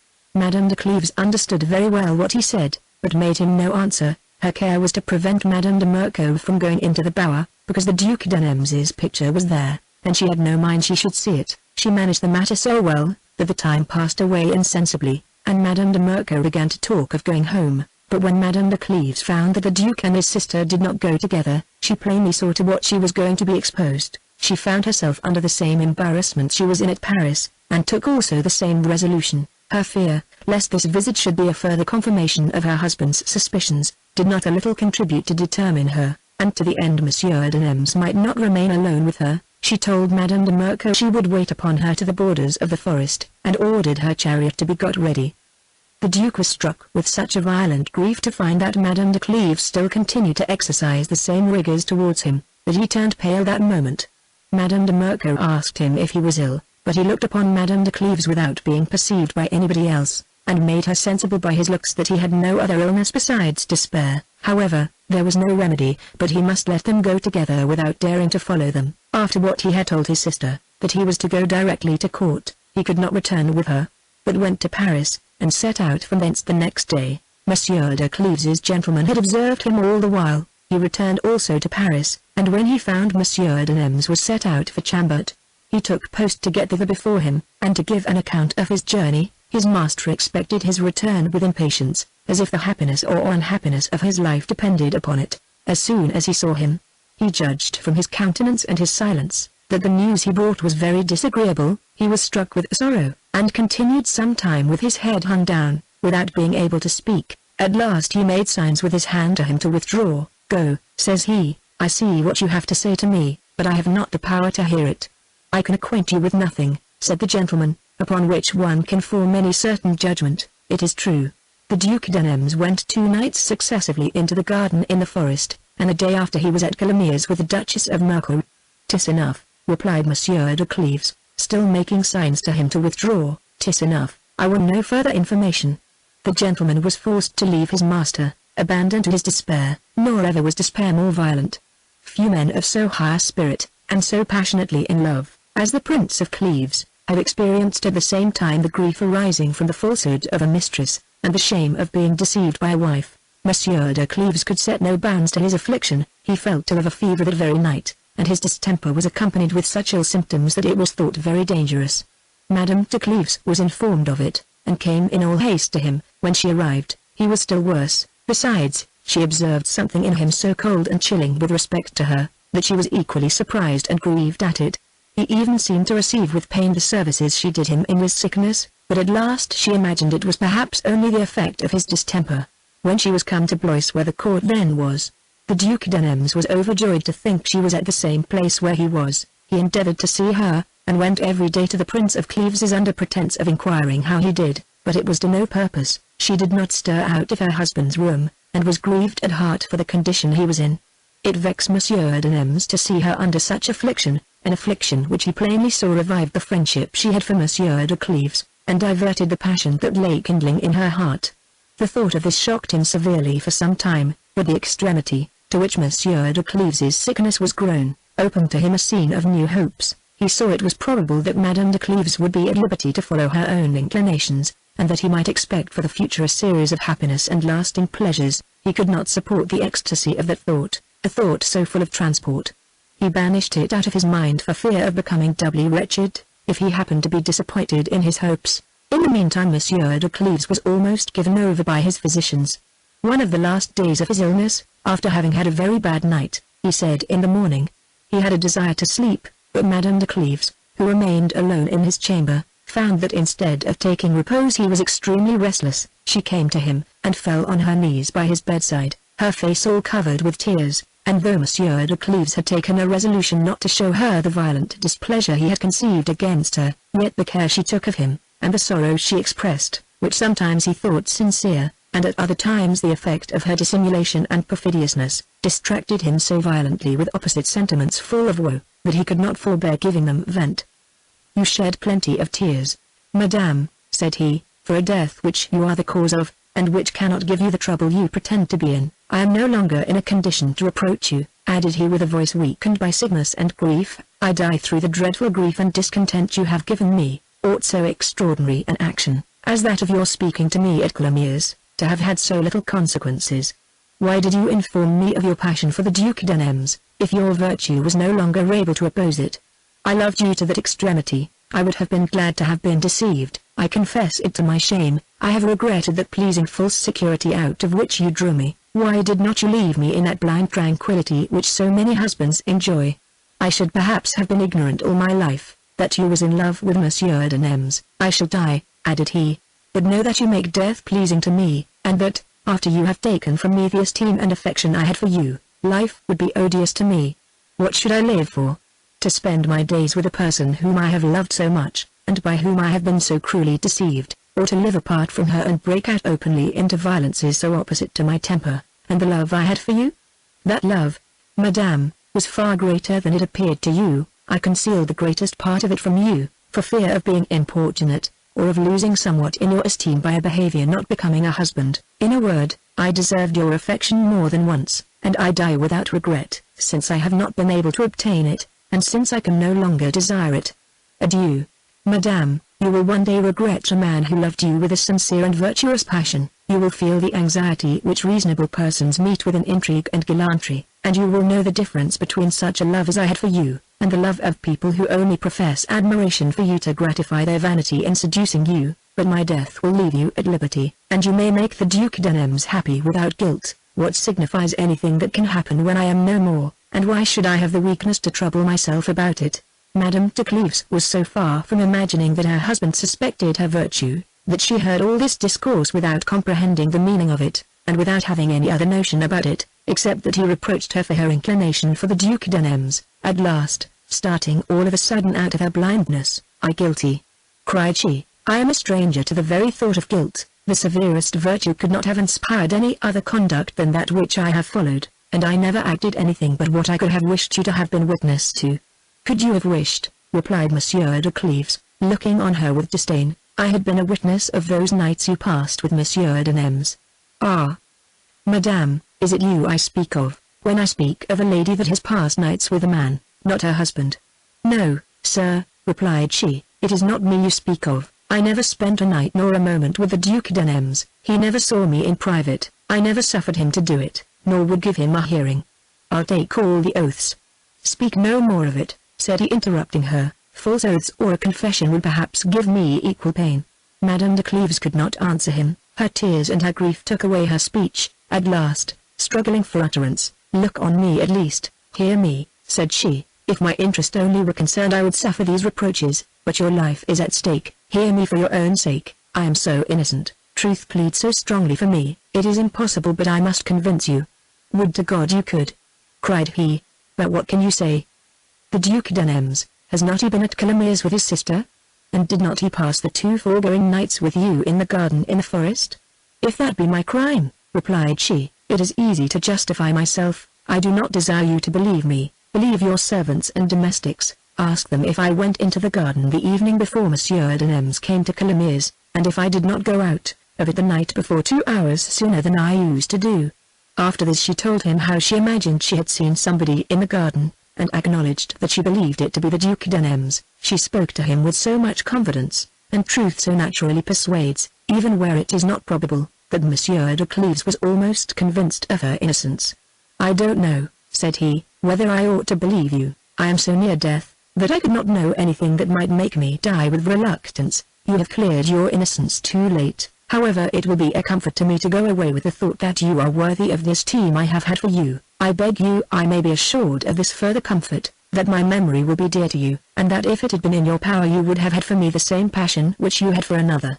He would have gone on, but was so weak that his speech failed him. Madame de Cleves sent for the physicians, who found him almost lifeless, yet he languished some days, and died at last with admirable constancy.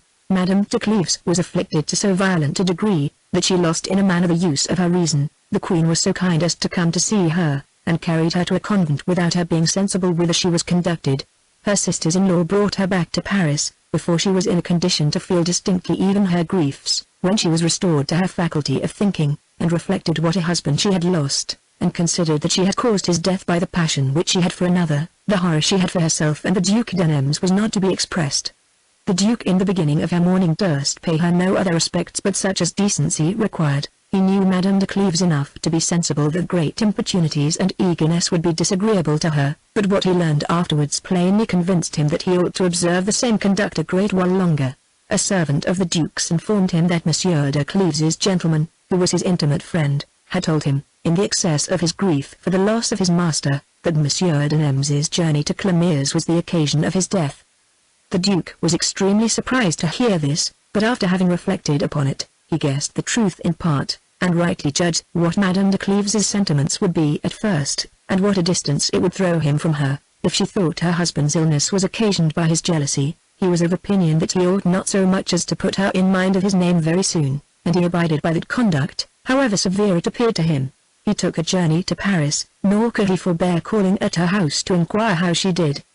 He was told that she saw nobody, and that she had even given strict orders that they should not trouble her with an account of any that might come to see her. Those very strict orders, perhaps, were given with a view to the Duke, and to prevent her hearing him spoken of, but he was too much in love to be able to live so absolutely deprived of the sight of Madame de Cleves. He resolved to find the means, let the difficulty be what it would, to get out of a condition which was so insupportable to him. The grief of that princess exceeded the bounds of reason. A husband dying, and dying on her account, and with so much tenderness for her, never went out of her mind. She continually revolved in her thoughts what she owed him, and she condemned herself for not having had a passion for him, as if that had been a thing which depended on herself. She found no consolation but in the thought that she lamented him as he deserved to be lamented, and that she would do nothing during the remainder of her life, but what he would have been glad she should have done, had he lived. She had often been thinking how he came to know that the Duc d'Anems had been at Cleves. She could not suspect that the Duke himself had told it, though it was indifferent to her whether he had or no. She thought herself so perfectly cured of the passion she had had for him, and yet she was grieved to the heart to think that he was the cause of her husband's death, and she remembered with pain the fear Monsieur de Cleves expressed, when dying, lest she should marry the Duke. But all these griefs were swallowed up in that for the loss of her husband, and she thought she had no other but that one. After several months the violence of her grief abated, and she fell into a languishing kind of melancholy. Madame de Martigues made a journey to Paris, and constantly visited her during the time she stayed there. She entertained her with an account of the court, and what passed there, and though Madame de Cleves appeared unconcerned, yet still she continued talking on that subject in hopes to divert her. She talked to her of the Viscount, of Monsieur de Guise, and of all others that were distinguished either in person or merit. As for the Duc d'Anems, says she, I don't know if state affairs have not taken possession of his heart in the room of gallantry. He is abundantly less gay than he used to be, and seems wholly to decline the company of women. He often makes journeys to Paris, and I believe he is there now. The Duc d'Anems's name surprised Madame de Cleves, and made her blush. She changed the discourse, nor did Madame de Martigues take notice of her concern. The next day Madame de Cleves, who employed herself in things suitable to the condition she was in, went to a man's house in her neighborhood, that was famous for working silk after a particular manner, and she designed to bespeak some pieces for herself. Having seen several kinds of his work, she spied a chamber door, where she thought there were more, and desired it might be opened. The master answered, he had not the key, and that the room was taken by a man, who came there sometimes in the daytime to draw the plans and prospects of the fine houses and gardens that were to be seen from his windows. "He is one of the handsomest men I ever saw," added he, "and does not look much like one that works for his living. Whenever he comes here, I observe he always looks towards the gardens and houses, but I never see him work." Madame de Cleves listened to this story very attentively, and what Madame de Martigues had told her of Monsieur de Nemes's coming now and then to Paris, she applied in her fancy to that handsome man, who came to a place so near her house, and this gave her an idea of Monsieur de Nemes endeavoring to see her, which raised a disorder in her, of which she did not know the cause. She went towards the windows to see where they looked into, and she found they overlooked all her gardens, and directly faced her apartment, and when she was in her own room, she could easily see the very window where she was told the man came to take his prospects. The thought that it was the Duc de Nemes entirely changed the situation of her mind. She no longer found herself in that pensive tranquillity which she had begun to enjoy. Her spirits were ruffled again as with a tempest. At last, not being able to stay at home, she went abroad to take the air in a garden without the suburbs, where she hoped to be alone. She walked about a great while, and found no likelihood of anyone's being there. Having crossed a little wilderness, she perceived at the end of the walk, in the most remote part of the garden, a kind of a bower, open on all sides, and went towards it. When she was near, she saw a man lying on the benches, who seemed sunk into a deep contemplation, and she discovered it was the Duc de Nemes. Upon this she stopped short, but her attendants made some noise, which roused the Duke out of his musing. He took no notice who the persons were that disturbed him, but got up in order to avoid the company that was coming towards him, and making a low bow, which hindered him from seeing those he saluted, he turned into another walk. If he had known whom he avoided, with what eagerness would he have returned? But he walked down the alley, and Madame de Cleves saw him go out at a back door, where his coach waited for him. What an effect did this transient view produce in the heart of Madame de Cleves! What a flame rekindled out of the embers of her love, and with what violence did it burn! She went and sat down in the same place from which Monsieur de Nemes was newly risen, and seemed perfectly overwhelmed. His image immediately possessed her fancy, and she considered him as the most amiable person in the world, as one who had long loved her with a passion full of veneration and sincerity, slighting all for her, paying respect even to her grief, to his own torture, laboring to see her without a thought of being seen by her, quitting the court, though the court's delight, to come and look on the walls where she was shut up, and to pass his melancholy hours in places where he could not hope to meet her. In a word, a man whose attachment to her alone merited returns of love, and for whom she had so strong an inclination, that she should have loved him, though she had not been beloved by him, and besides, one whose quality was suitable to hers. All the obstacles that could rise from duty and virtue were now removed, and all the trace that remained on her mind of their former condition was the passion the Duc de Nemes had for her, and that which she had for him. All these ideas were new to her. Her affliction for the death of her husband had left her no room for thoughts of this kind, but the sight of Monsieur de Nemes revived them, and they crowded again into her mind. But when she had taken her fill of them, and remembered that this very man, whom she considered as a proper match for her, was the same she had loved in her husband's lifetime, and was the cause of his death, and that on his deathbed he had expressed a fear of her marrying him, her severe virtue was so shocked at the imagination, that she thought it would be as criminal in her to marry Monsieur de Nemes now, as it was to love him before. In short, she abandoned herself to these reflections so pernicious to her happiness, and fortified herself in them by the inconveniency which she foresaw would attend such a marriage. After 2 hours' stay in this place she returned home, convinced that it was indispensably her duty to avoid the sight of the man she loved. But this conviction, which was the effect of reason and virtue, did not carry her heart along with it. Her heart was so violently fixed on the Duc de Nemes, that she became even an object of compassion, and was wholly deprived of rest.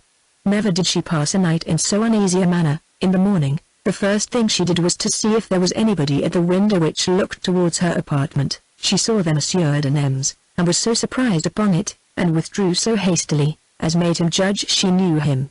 He had often wished to be seen by her, ever since he had found out that method of seeing her, and when he had no hopes of obtaining that satisfaction, his way was to go to muse in the garden where she found him. Tired at last with so unfortunate and uncertain a condition, he resolved to attempt something to determine his fate. "What should I wait for?" said he. "I have long known she loves me, she is free, she has no duty now to plead against me. Why should I submit myself to the hardship of seeing her, without being seen by her or speaking to her? Is it possible for love so absolutely to have deprived me of reason and courage, and to have rendered me so different from what I have been in all my other amours? it was fit I should pay a regard to Madame de Cleves's grief, but I do it too long, and I give her leisure to extinguish the inclination she had for me. After these reflections, he considered what measures he ought to take to see her. He found he had no longer any reason to conceal his passion from the Viscount de Chartres. He resolved to speak to him of it, and to communicate to him his design with regard to his niece. The Viscount was then at Paris, the town being extremely full, and everybody busy in preparing equipages and dresses to attend the King of Navarre, who was to conduct the Queen of Spain. Monsieur de Nemes went to the Viscount, and made an ingenuous confession to him of all he had concealed hitherto, except Madame de Cleves's sentiments, which he would not seem to know. The Viscount received what he told him with a great deal of pleasure, and assured him, that though he was not acquainted with his sentiments on that subject, he had often thought, since Madame de Cleves had been a widow's, that she was the only lady that deserved him. Monsieur de Nemes entreated him to give him an opportunity of speaking to her, and learning what disposition she was in. The Viscount proposed to carry him to her house, but the Duke was of opinion she would be shocked at it, because as yet she saw nobody, so that they agreed, it would be better for the Viscount to ask her to come to him, under some pretence, and for the Duke to come to them by a private staircase, that he might not be observed. Accordingly this was executed. Madame de Cleves came, the Viscount went to receive her, and led her into a great closet at the end of his apartment. Some time after Monsieur de Nemes came in, as by chance. Madame de Cleves was in great surprise to see him. She blushed and endeavored to hide it. The Viscount at first spoke of indifferent matters, and then went out, as if he had some orders to give, telling Madame de Cleves he must desire her to entertain their Duke in his stead, and that he would return immediately. It is impossible to express the sentiments of Monsieur de Nemes and Madame de Cleves, when they saw themselves alone, and at liberty to speak to one another, as they had never been before. They continued silent a while. At length, said Monsieur de Nemes, "Can you, Madame, pardon the Viscount for giving me an opportunity of seeing you, and speaking to you, an opportunity which you have always so cruelly denied me?" "I ought not to pardon him," replied she, "for having forgot the condition I am in, and to what he exposes my reputation." Having spoke these words, she would have gone away, but Monsieur de Nemes stopping her, "Fear not, Madame," said he, "you have nothing to apprehend. Nobody knows I am here. Hear me, Madame, hear me, if not out of goodness, yet at least for your own sake, and to free yourself from the extravagancies which a passion I am no longer master of will infallibly hurry me into." Madame de Cleves now first yielded to the inclination she had for the Duc de Nemes, and beholding him with eyes full of softness and charms, "But what can you hope for," says she, "from the complaisance you desire of me? You will perhaps repent that you have obtained it, and I shall certainly repent that I have granted it. You deserve a happier fortune than you have hitherto had, or than you can have for the future, unless you seek it elsewhere." "I, Madame," said he, "seek happiness anywhere else? Or is there any happiness for me, but in your love? Though I never spoke of it before, I cannot believe, Madame, that you are not acquainted with my passion, or that you do not know it to be the greatest and the most sincere that ever was. What trials has it suffered in things you are a stranger to? What trials have you put it to by your rigor? Since you are desirous I should open myself to you," answered Madame de Cleves, "I'll comply with your desire, and I'll do it with a sincerity that is rarely to be met with in persons of my sex. I shall not tell you that I have not observed your passion for me. Perhaps you would not believe me if I should tell you so. I confess therefore to you, not only that I have observed it, but that I have observed it in such lights as you yourself could wish it might appear to me in. And if you have seen my passion, Madame," said he, "is it possible for you not to have been moved by it? And may I venture to ask, if it has made no impression on your heart?" "You should have judged of it from my conduct," replied she, "but I should be glad to know what you thought of it." "I ought to be in a happier condition," replied he, "to venture to inform you. My fortune would contradict what I should say. All I can tell you, Madame, is that I heartily wished you had not acknowledged to Monsieur de Cleves what you concealed from me, and that you had concealed from him what you made appear to me." "How came you to discover," replied she blushing, "that I acknowledged anything to Monsieur de Cleves?" "I learnt it from yourself, Madame," replied he, "but that you may the better pardon the boldness I showed in listening to what you said, remember if I have made any use of what I heard, if my hopes rose upon it, or if I was the more encouraged to speak to you." Here he began to relate how he had overheard her conversation with Monsieur de Cleves, but she interrupted him before he had finished. "Say no more of it," said she. "I see how you came to be so well informed. I suspected you knew the business but too well at the Queen Dauphin's, who learned this adventure from those you had entrusted with it. Upon this Monsieur de Nemes informed her in what manner the thing came to pass. "No excuses," says she, "I have long forgiven you, without being informed how it was brought about. But since you have learned from my own self what I designed to conceal from you all my life, I will acknowledge to you that you have inspired me with sentiments I was unacquainted with before I saw you, and of which I had so slender an idea, that they gave me at first a surprise which still added to the pain that constantly attends them. I am the less ashamed to make you this confession, because I do it at a time when I may do it without a crime, and because you have seen that my conduct has not been governed by my affections. Can you believe, Madame," said Monsieur de Nemes, falling on his knees, "but I shall expire at your feet with joy and transport?" "I have told you nothing," said she smiling, "but what you knew too well before." "Ah, Madame," said he, "what a difference is there between learning it by chance, and knowing it from yourself, and seeing with all that you are pleased I know it." "It is true," answered she, "I would have you know it, and I find a pleasure in telling it you. I don't even know if I do not tell it you more for my own sake, than for yours, for, after all, this confession will have no consequences, and I shall follow the austere rules which my duty imposes upon me." "How?" "Madame, you are not of this opinion," replied Monsieur de Nemes. "You are no longer under any obligation of duty, you are at liberty, and if I durst, I should even tell you, that it is in your power to act so, that your duty shall one day oblige you to preserve the sentiments you have for me." "My duty," replied she, "forbids me to think of any man, but of you the last in the world, and for reasons which are unknown to you." "Those reasons perhaps are not unknown to me," answered he, "but they are far from being good ones. I believe that Monsieur de Cleves thought me happier than I was, and imagined that you approved of those extravagancies which my passion led me into without your approbation."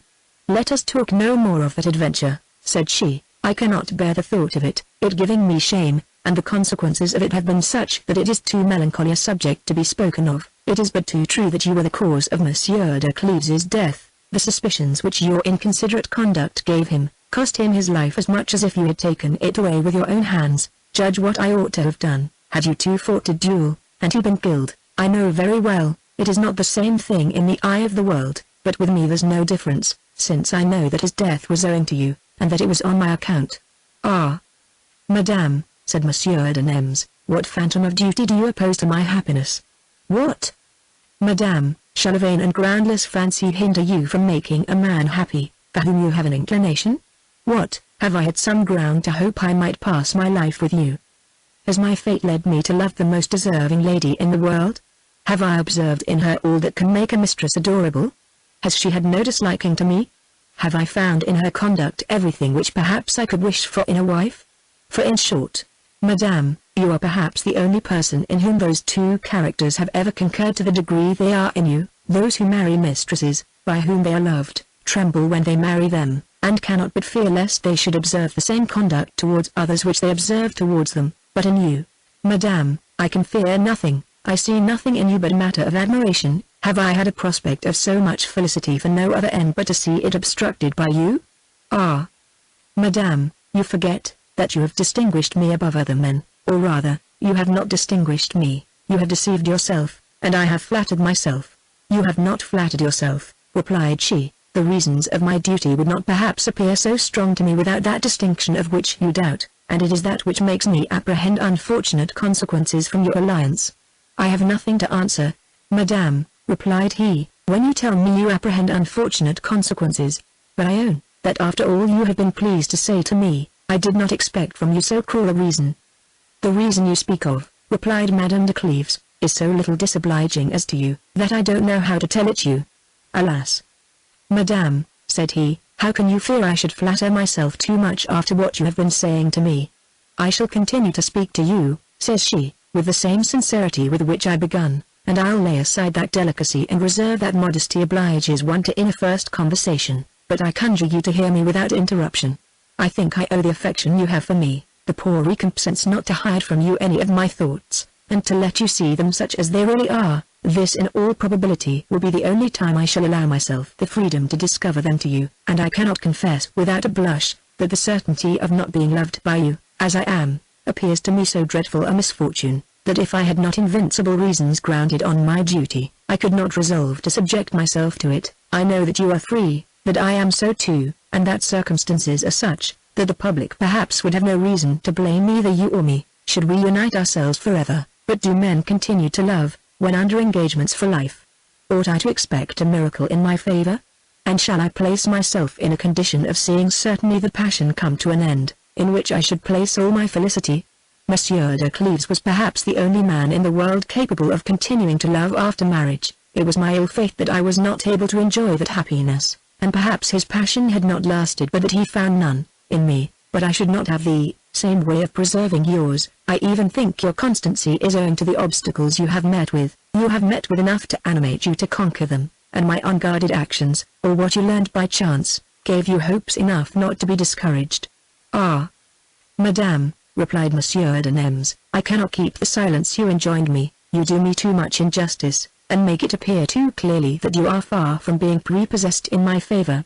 I confess, answered she, that my passions may lead me, but they cannot blind me. Nothing can hinder me from knowing that you are born with a disposition for gallantry, and have all the qualities proper to give success. You have already had a great many amours, and you will have more. I should no longer be she you placed your happiness in. I should see you as warm for another as you had been for me. This would grievously vex me, and I am not sure I should not have the torment of jealousy. I have said too much to conceal from you that you have already made me know what jealousy is, and that I suffered such cruel inquietudes the evening the Queen gave me Madame de Themines's letter, which it was said was addressed to you, that to this moment I retain an idea of it, which makes me believe it is the worst of all ills. There is scarce a woman that out of vanity or inclination desires to engage you. There are very few whom you do not please, and my own experience would make me believe that there are none whom it is not in your power to please. I should think you always in love and beloved, nor should I be often mistaken, and yet in this case I should have no remedy but patience. Nay, I question if I should dare to complain. A love may be reproached, but can a husband be so, when one has nothing to urge, but that he loves one no longer? But admit I could accustom myself to bear a misfortune of this nature, yet how could I bear that of imagining I constantly saw Monsieur de Cleves, accusing you of his death, reproaching me with having loved you, with having married you, and showing me the difference betwixt his affection and yours. It is impossible to overrule such strong reasons as these. I must continue in the condition I am in, and in the resolution I have taken never to alter it.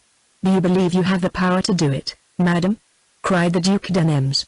Do you think your resolution can hold out against a man who adores, and who has the happiness to please you? It is more difficult than you imagine, madame, to resist a person who pleases and loves one at the same time. You have done it by an austerity of virtue, which is almost without example, but that virtue no longer opposes your inclinations, and I hope you will follow them in spite of yourself. I know nothing can be more difficult than what I undertake, replied Madame de Cleves. I distrust my strength in the midst of my reasons. What I think I owe to the memory of Monsieur de Cleves would be a weak consideration, if not supported by the interest of my ease and repose, and the reasons of my repose have need to be supported by those of my duty. Although I distrust myself, I believe I shall never overcome my scruples, nor do I so much as hope to overcome the inclination I have for you. That inclination will make me unhappy, and I will deny myself the sight of you, whatever violence it is to me. I conjure you, by all the power I have over you, to seek no occasion of seeing me. I am in a condition which makes that criminal which might be lawful at another time. Decency forbids all commerce between us.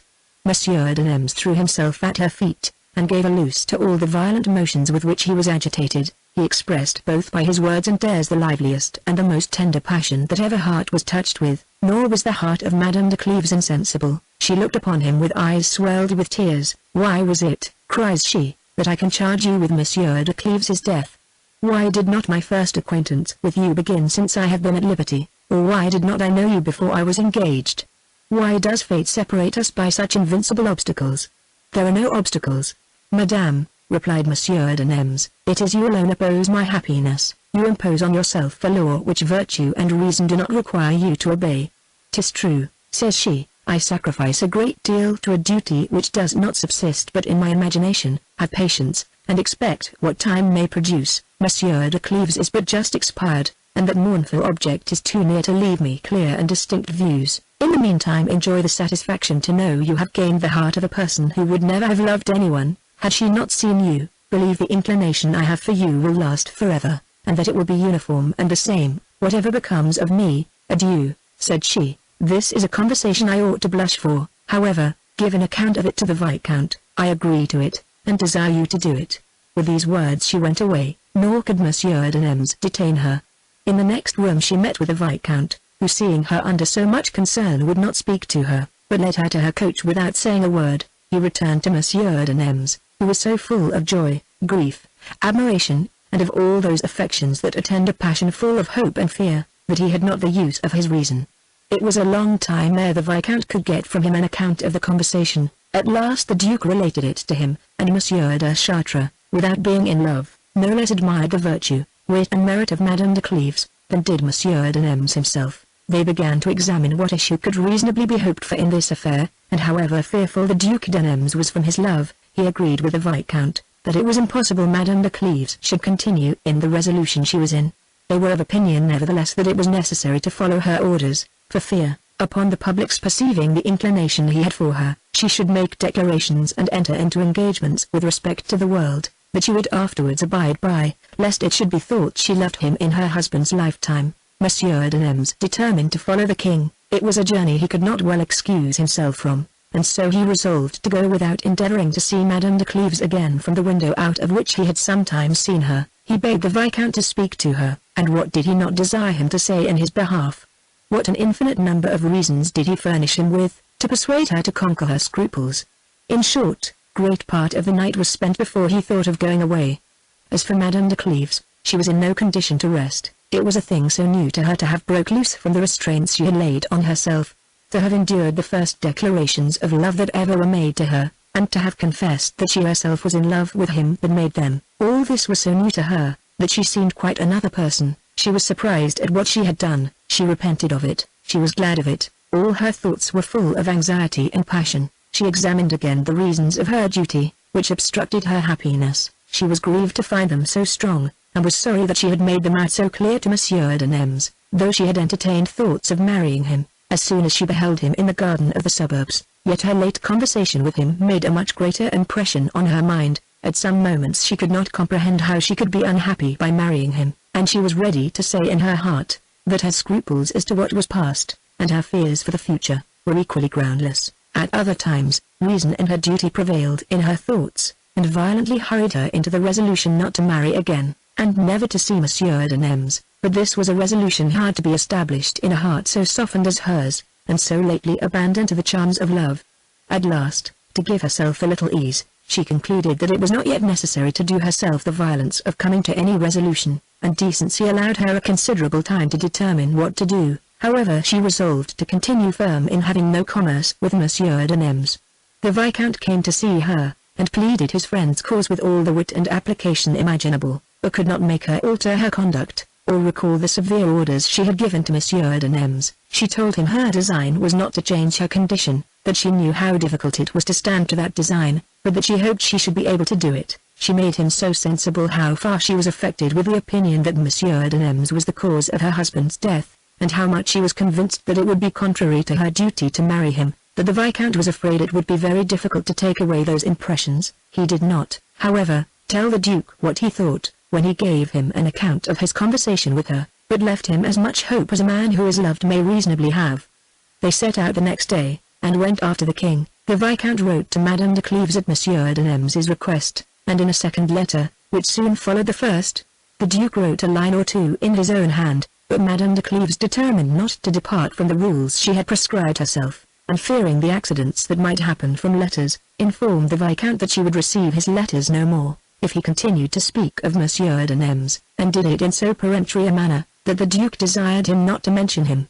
During the absence of the court, which was gone to conduct the Queen of Spain as far as Poitou, Madame de Cleves continued at home, and the more distant she was from Monsieur de Nemours, and from everything that could put her in mind of him, the more she recalled the memory of the Prince of Cleves, which she made it her glory to preserve. The reasons she had not to marry the Duke de Nemours appeared strong with respect to her duty, but invincible with respect to her quiet. The opinion she had, that marriage would put an end to his love, and the torments of jealousy, which she thought the infallible consequences of marriage, gave her the prospect of a certain unhappiness if she consented to his desires. On the other hand, she thought it impossible, if he were present, to refuse the most amiable man in the world, the man who loved her, and whom she loved, and to oppose him in a thing that was neither inconsistent with virtue nor decency. She thought that nothing but absence and distance could give her the power to do it, and she found she stood in need of them, not only to support her resolution not to marry, but even to keep her from seeing Monsieur de Nems, she resolved therefore to take a long journey, in order to pass away the time which decency obliged her to spend in retirement. The fine estate she had near the Pyrenees seemed the most proper place she could make choice of. She set out a few days before the court returned, and wrote at parting to the Viscount to conjure him not to think of once inquiring after her, or of writing to her. Monsieur de Nems was as much troubled at this journey as another would have been for the death of his mistress. The thought of being deprived so long a time of the sight of Madame de Cleves grieved him to the soul, especially as it happened at a time when he had lately enjoyed the pleasure of seeing her, and of seeing her moved by his passion. However, he could do nothing but afflict himself, and his affliction increased every day. Madame de Cleves, whose spirits had been so much agitated, was no sooner arrived at her country seat, but she fell desperately ill. The news of it was brought to court. Monsieur de Nems was inconsolable. His grief proceeded even to despair and extravagance. The Viscount had much ado to hinder him from discovering his passion in public, and as much ado to keep him from going in person to know how she did. The relation and friendship between her and the Viscount served as an excuse for sending frequent messengers. At last they heard she was out of the extremity of danger she had been in, but continued in a languishing malady that left but little hopes of life. The nature of her disease gave her a prospect of death both near and at a distance, and showed her the things of this life in a very different view from that in which they are seen by people in health.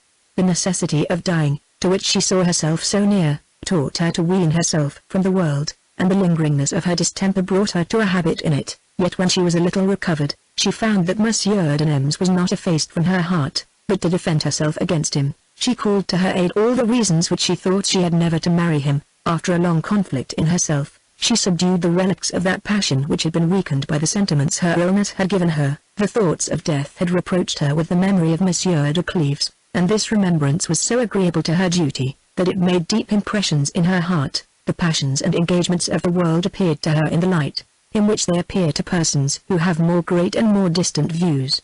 The weakness of her body, which was brought very low, aided her in preserving these sentiments, but as she knew what power opportunities have over the wisest resolutions, she would not hazard the breach of those she had taken, by returning into any place where she might see him she loved. She retired, under pretence of change of air, into a convent, but without declaring a settled resolution of quitting the court.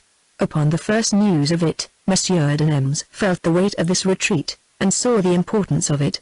He presently thought he had nothing more to hope, but omitted not anything that might oblige her to return. He prevailed with the Queen to write. He made the Viscount not only write, but go to her, but all to no purpose. The Viscount saw her, but she did not tell him she had fixed her resolution, and yet he judged she would never return to court. At last Monsieur de Nems himself went to her, under pretence of using the waters. She was extremely grieved and surprised to hear he was come, and sent him word by a person of merit about her, that she desired him not to take it till if she did not expose herself to the danger of seeing him, and of destroying by his presence those sentiments she was obliged to preserve, that she desired he should know, that having found it both against her duty and peace of mind to yield to the inclination she had to be his, all things else were become so indifferent to her, that she had renounced them for ever, that she thought only of another life, and had no sentiment remaining as to this, but the desire of seeing him in the same dispositions she was in. Monsieur de Nems was like to have expired in the presence of the lady who told him this. He begged her 1,000 times to return to Madame de Cleves, and to get leave for him to see her, but she told him the princess had not only forbidden her to come back with any message from him, but even to report the conversation that should pass between them. At length Monsieur de Nems was obliged to go back, oppressed with the heaviest grief a man is capable of, who has lost all hopes of ever seeing again a person, whom he loved not only with the most violent, but most natural and sincere passion that ever was. Yet still he was not utterly discouraged, but used all imaginable methods to make her alter her resolution. At last, after several years, time and absence abated his grief, and extinguished his passion. Madame de Cleves lived in a manner that left no probability of her ever returning to court. She spent one part of the year in that religious house, and the other at her own, but still continued the austerity of retirement, and constantly employed herself in exercises more holy than the severest convents can pretend to, and her life, though it was short, left examples of inimitable virtues.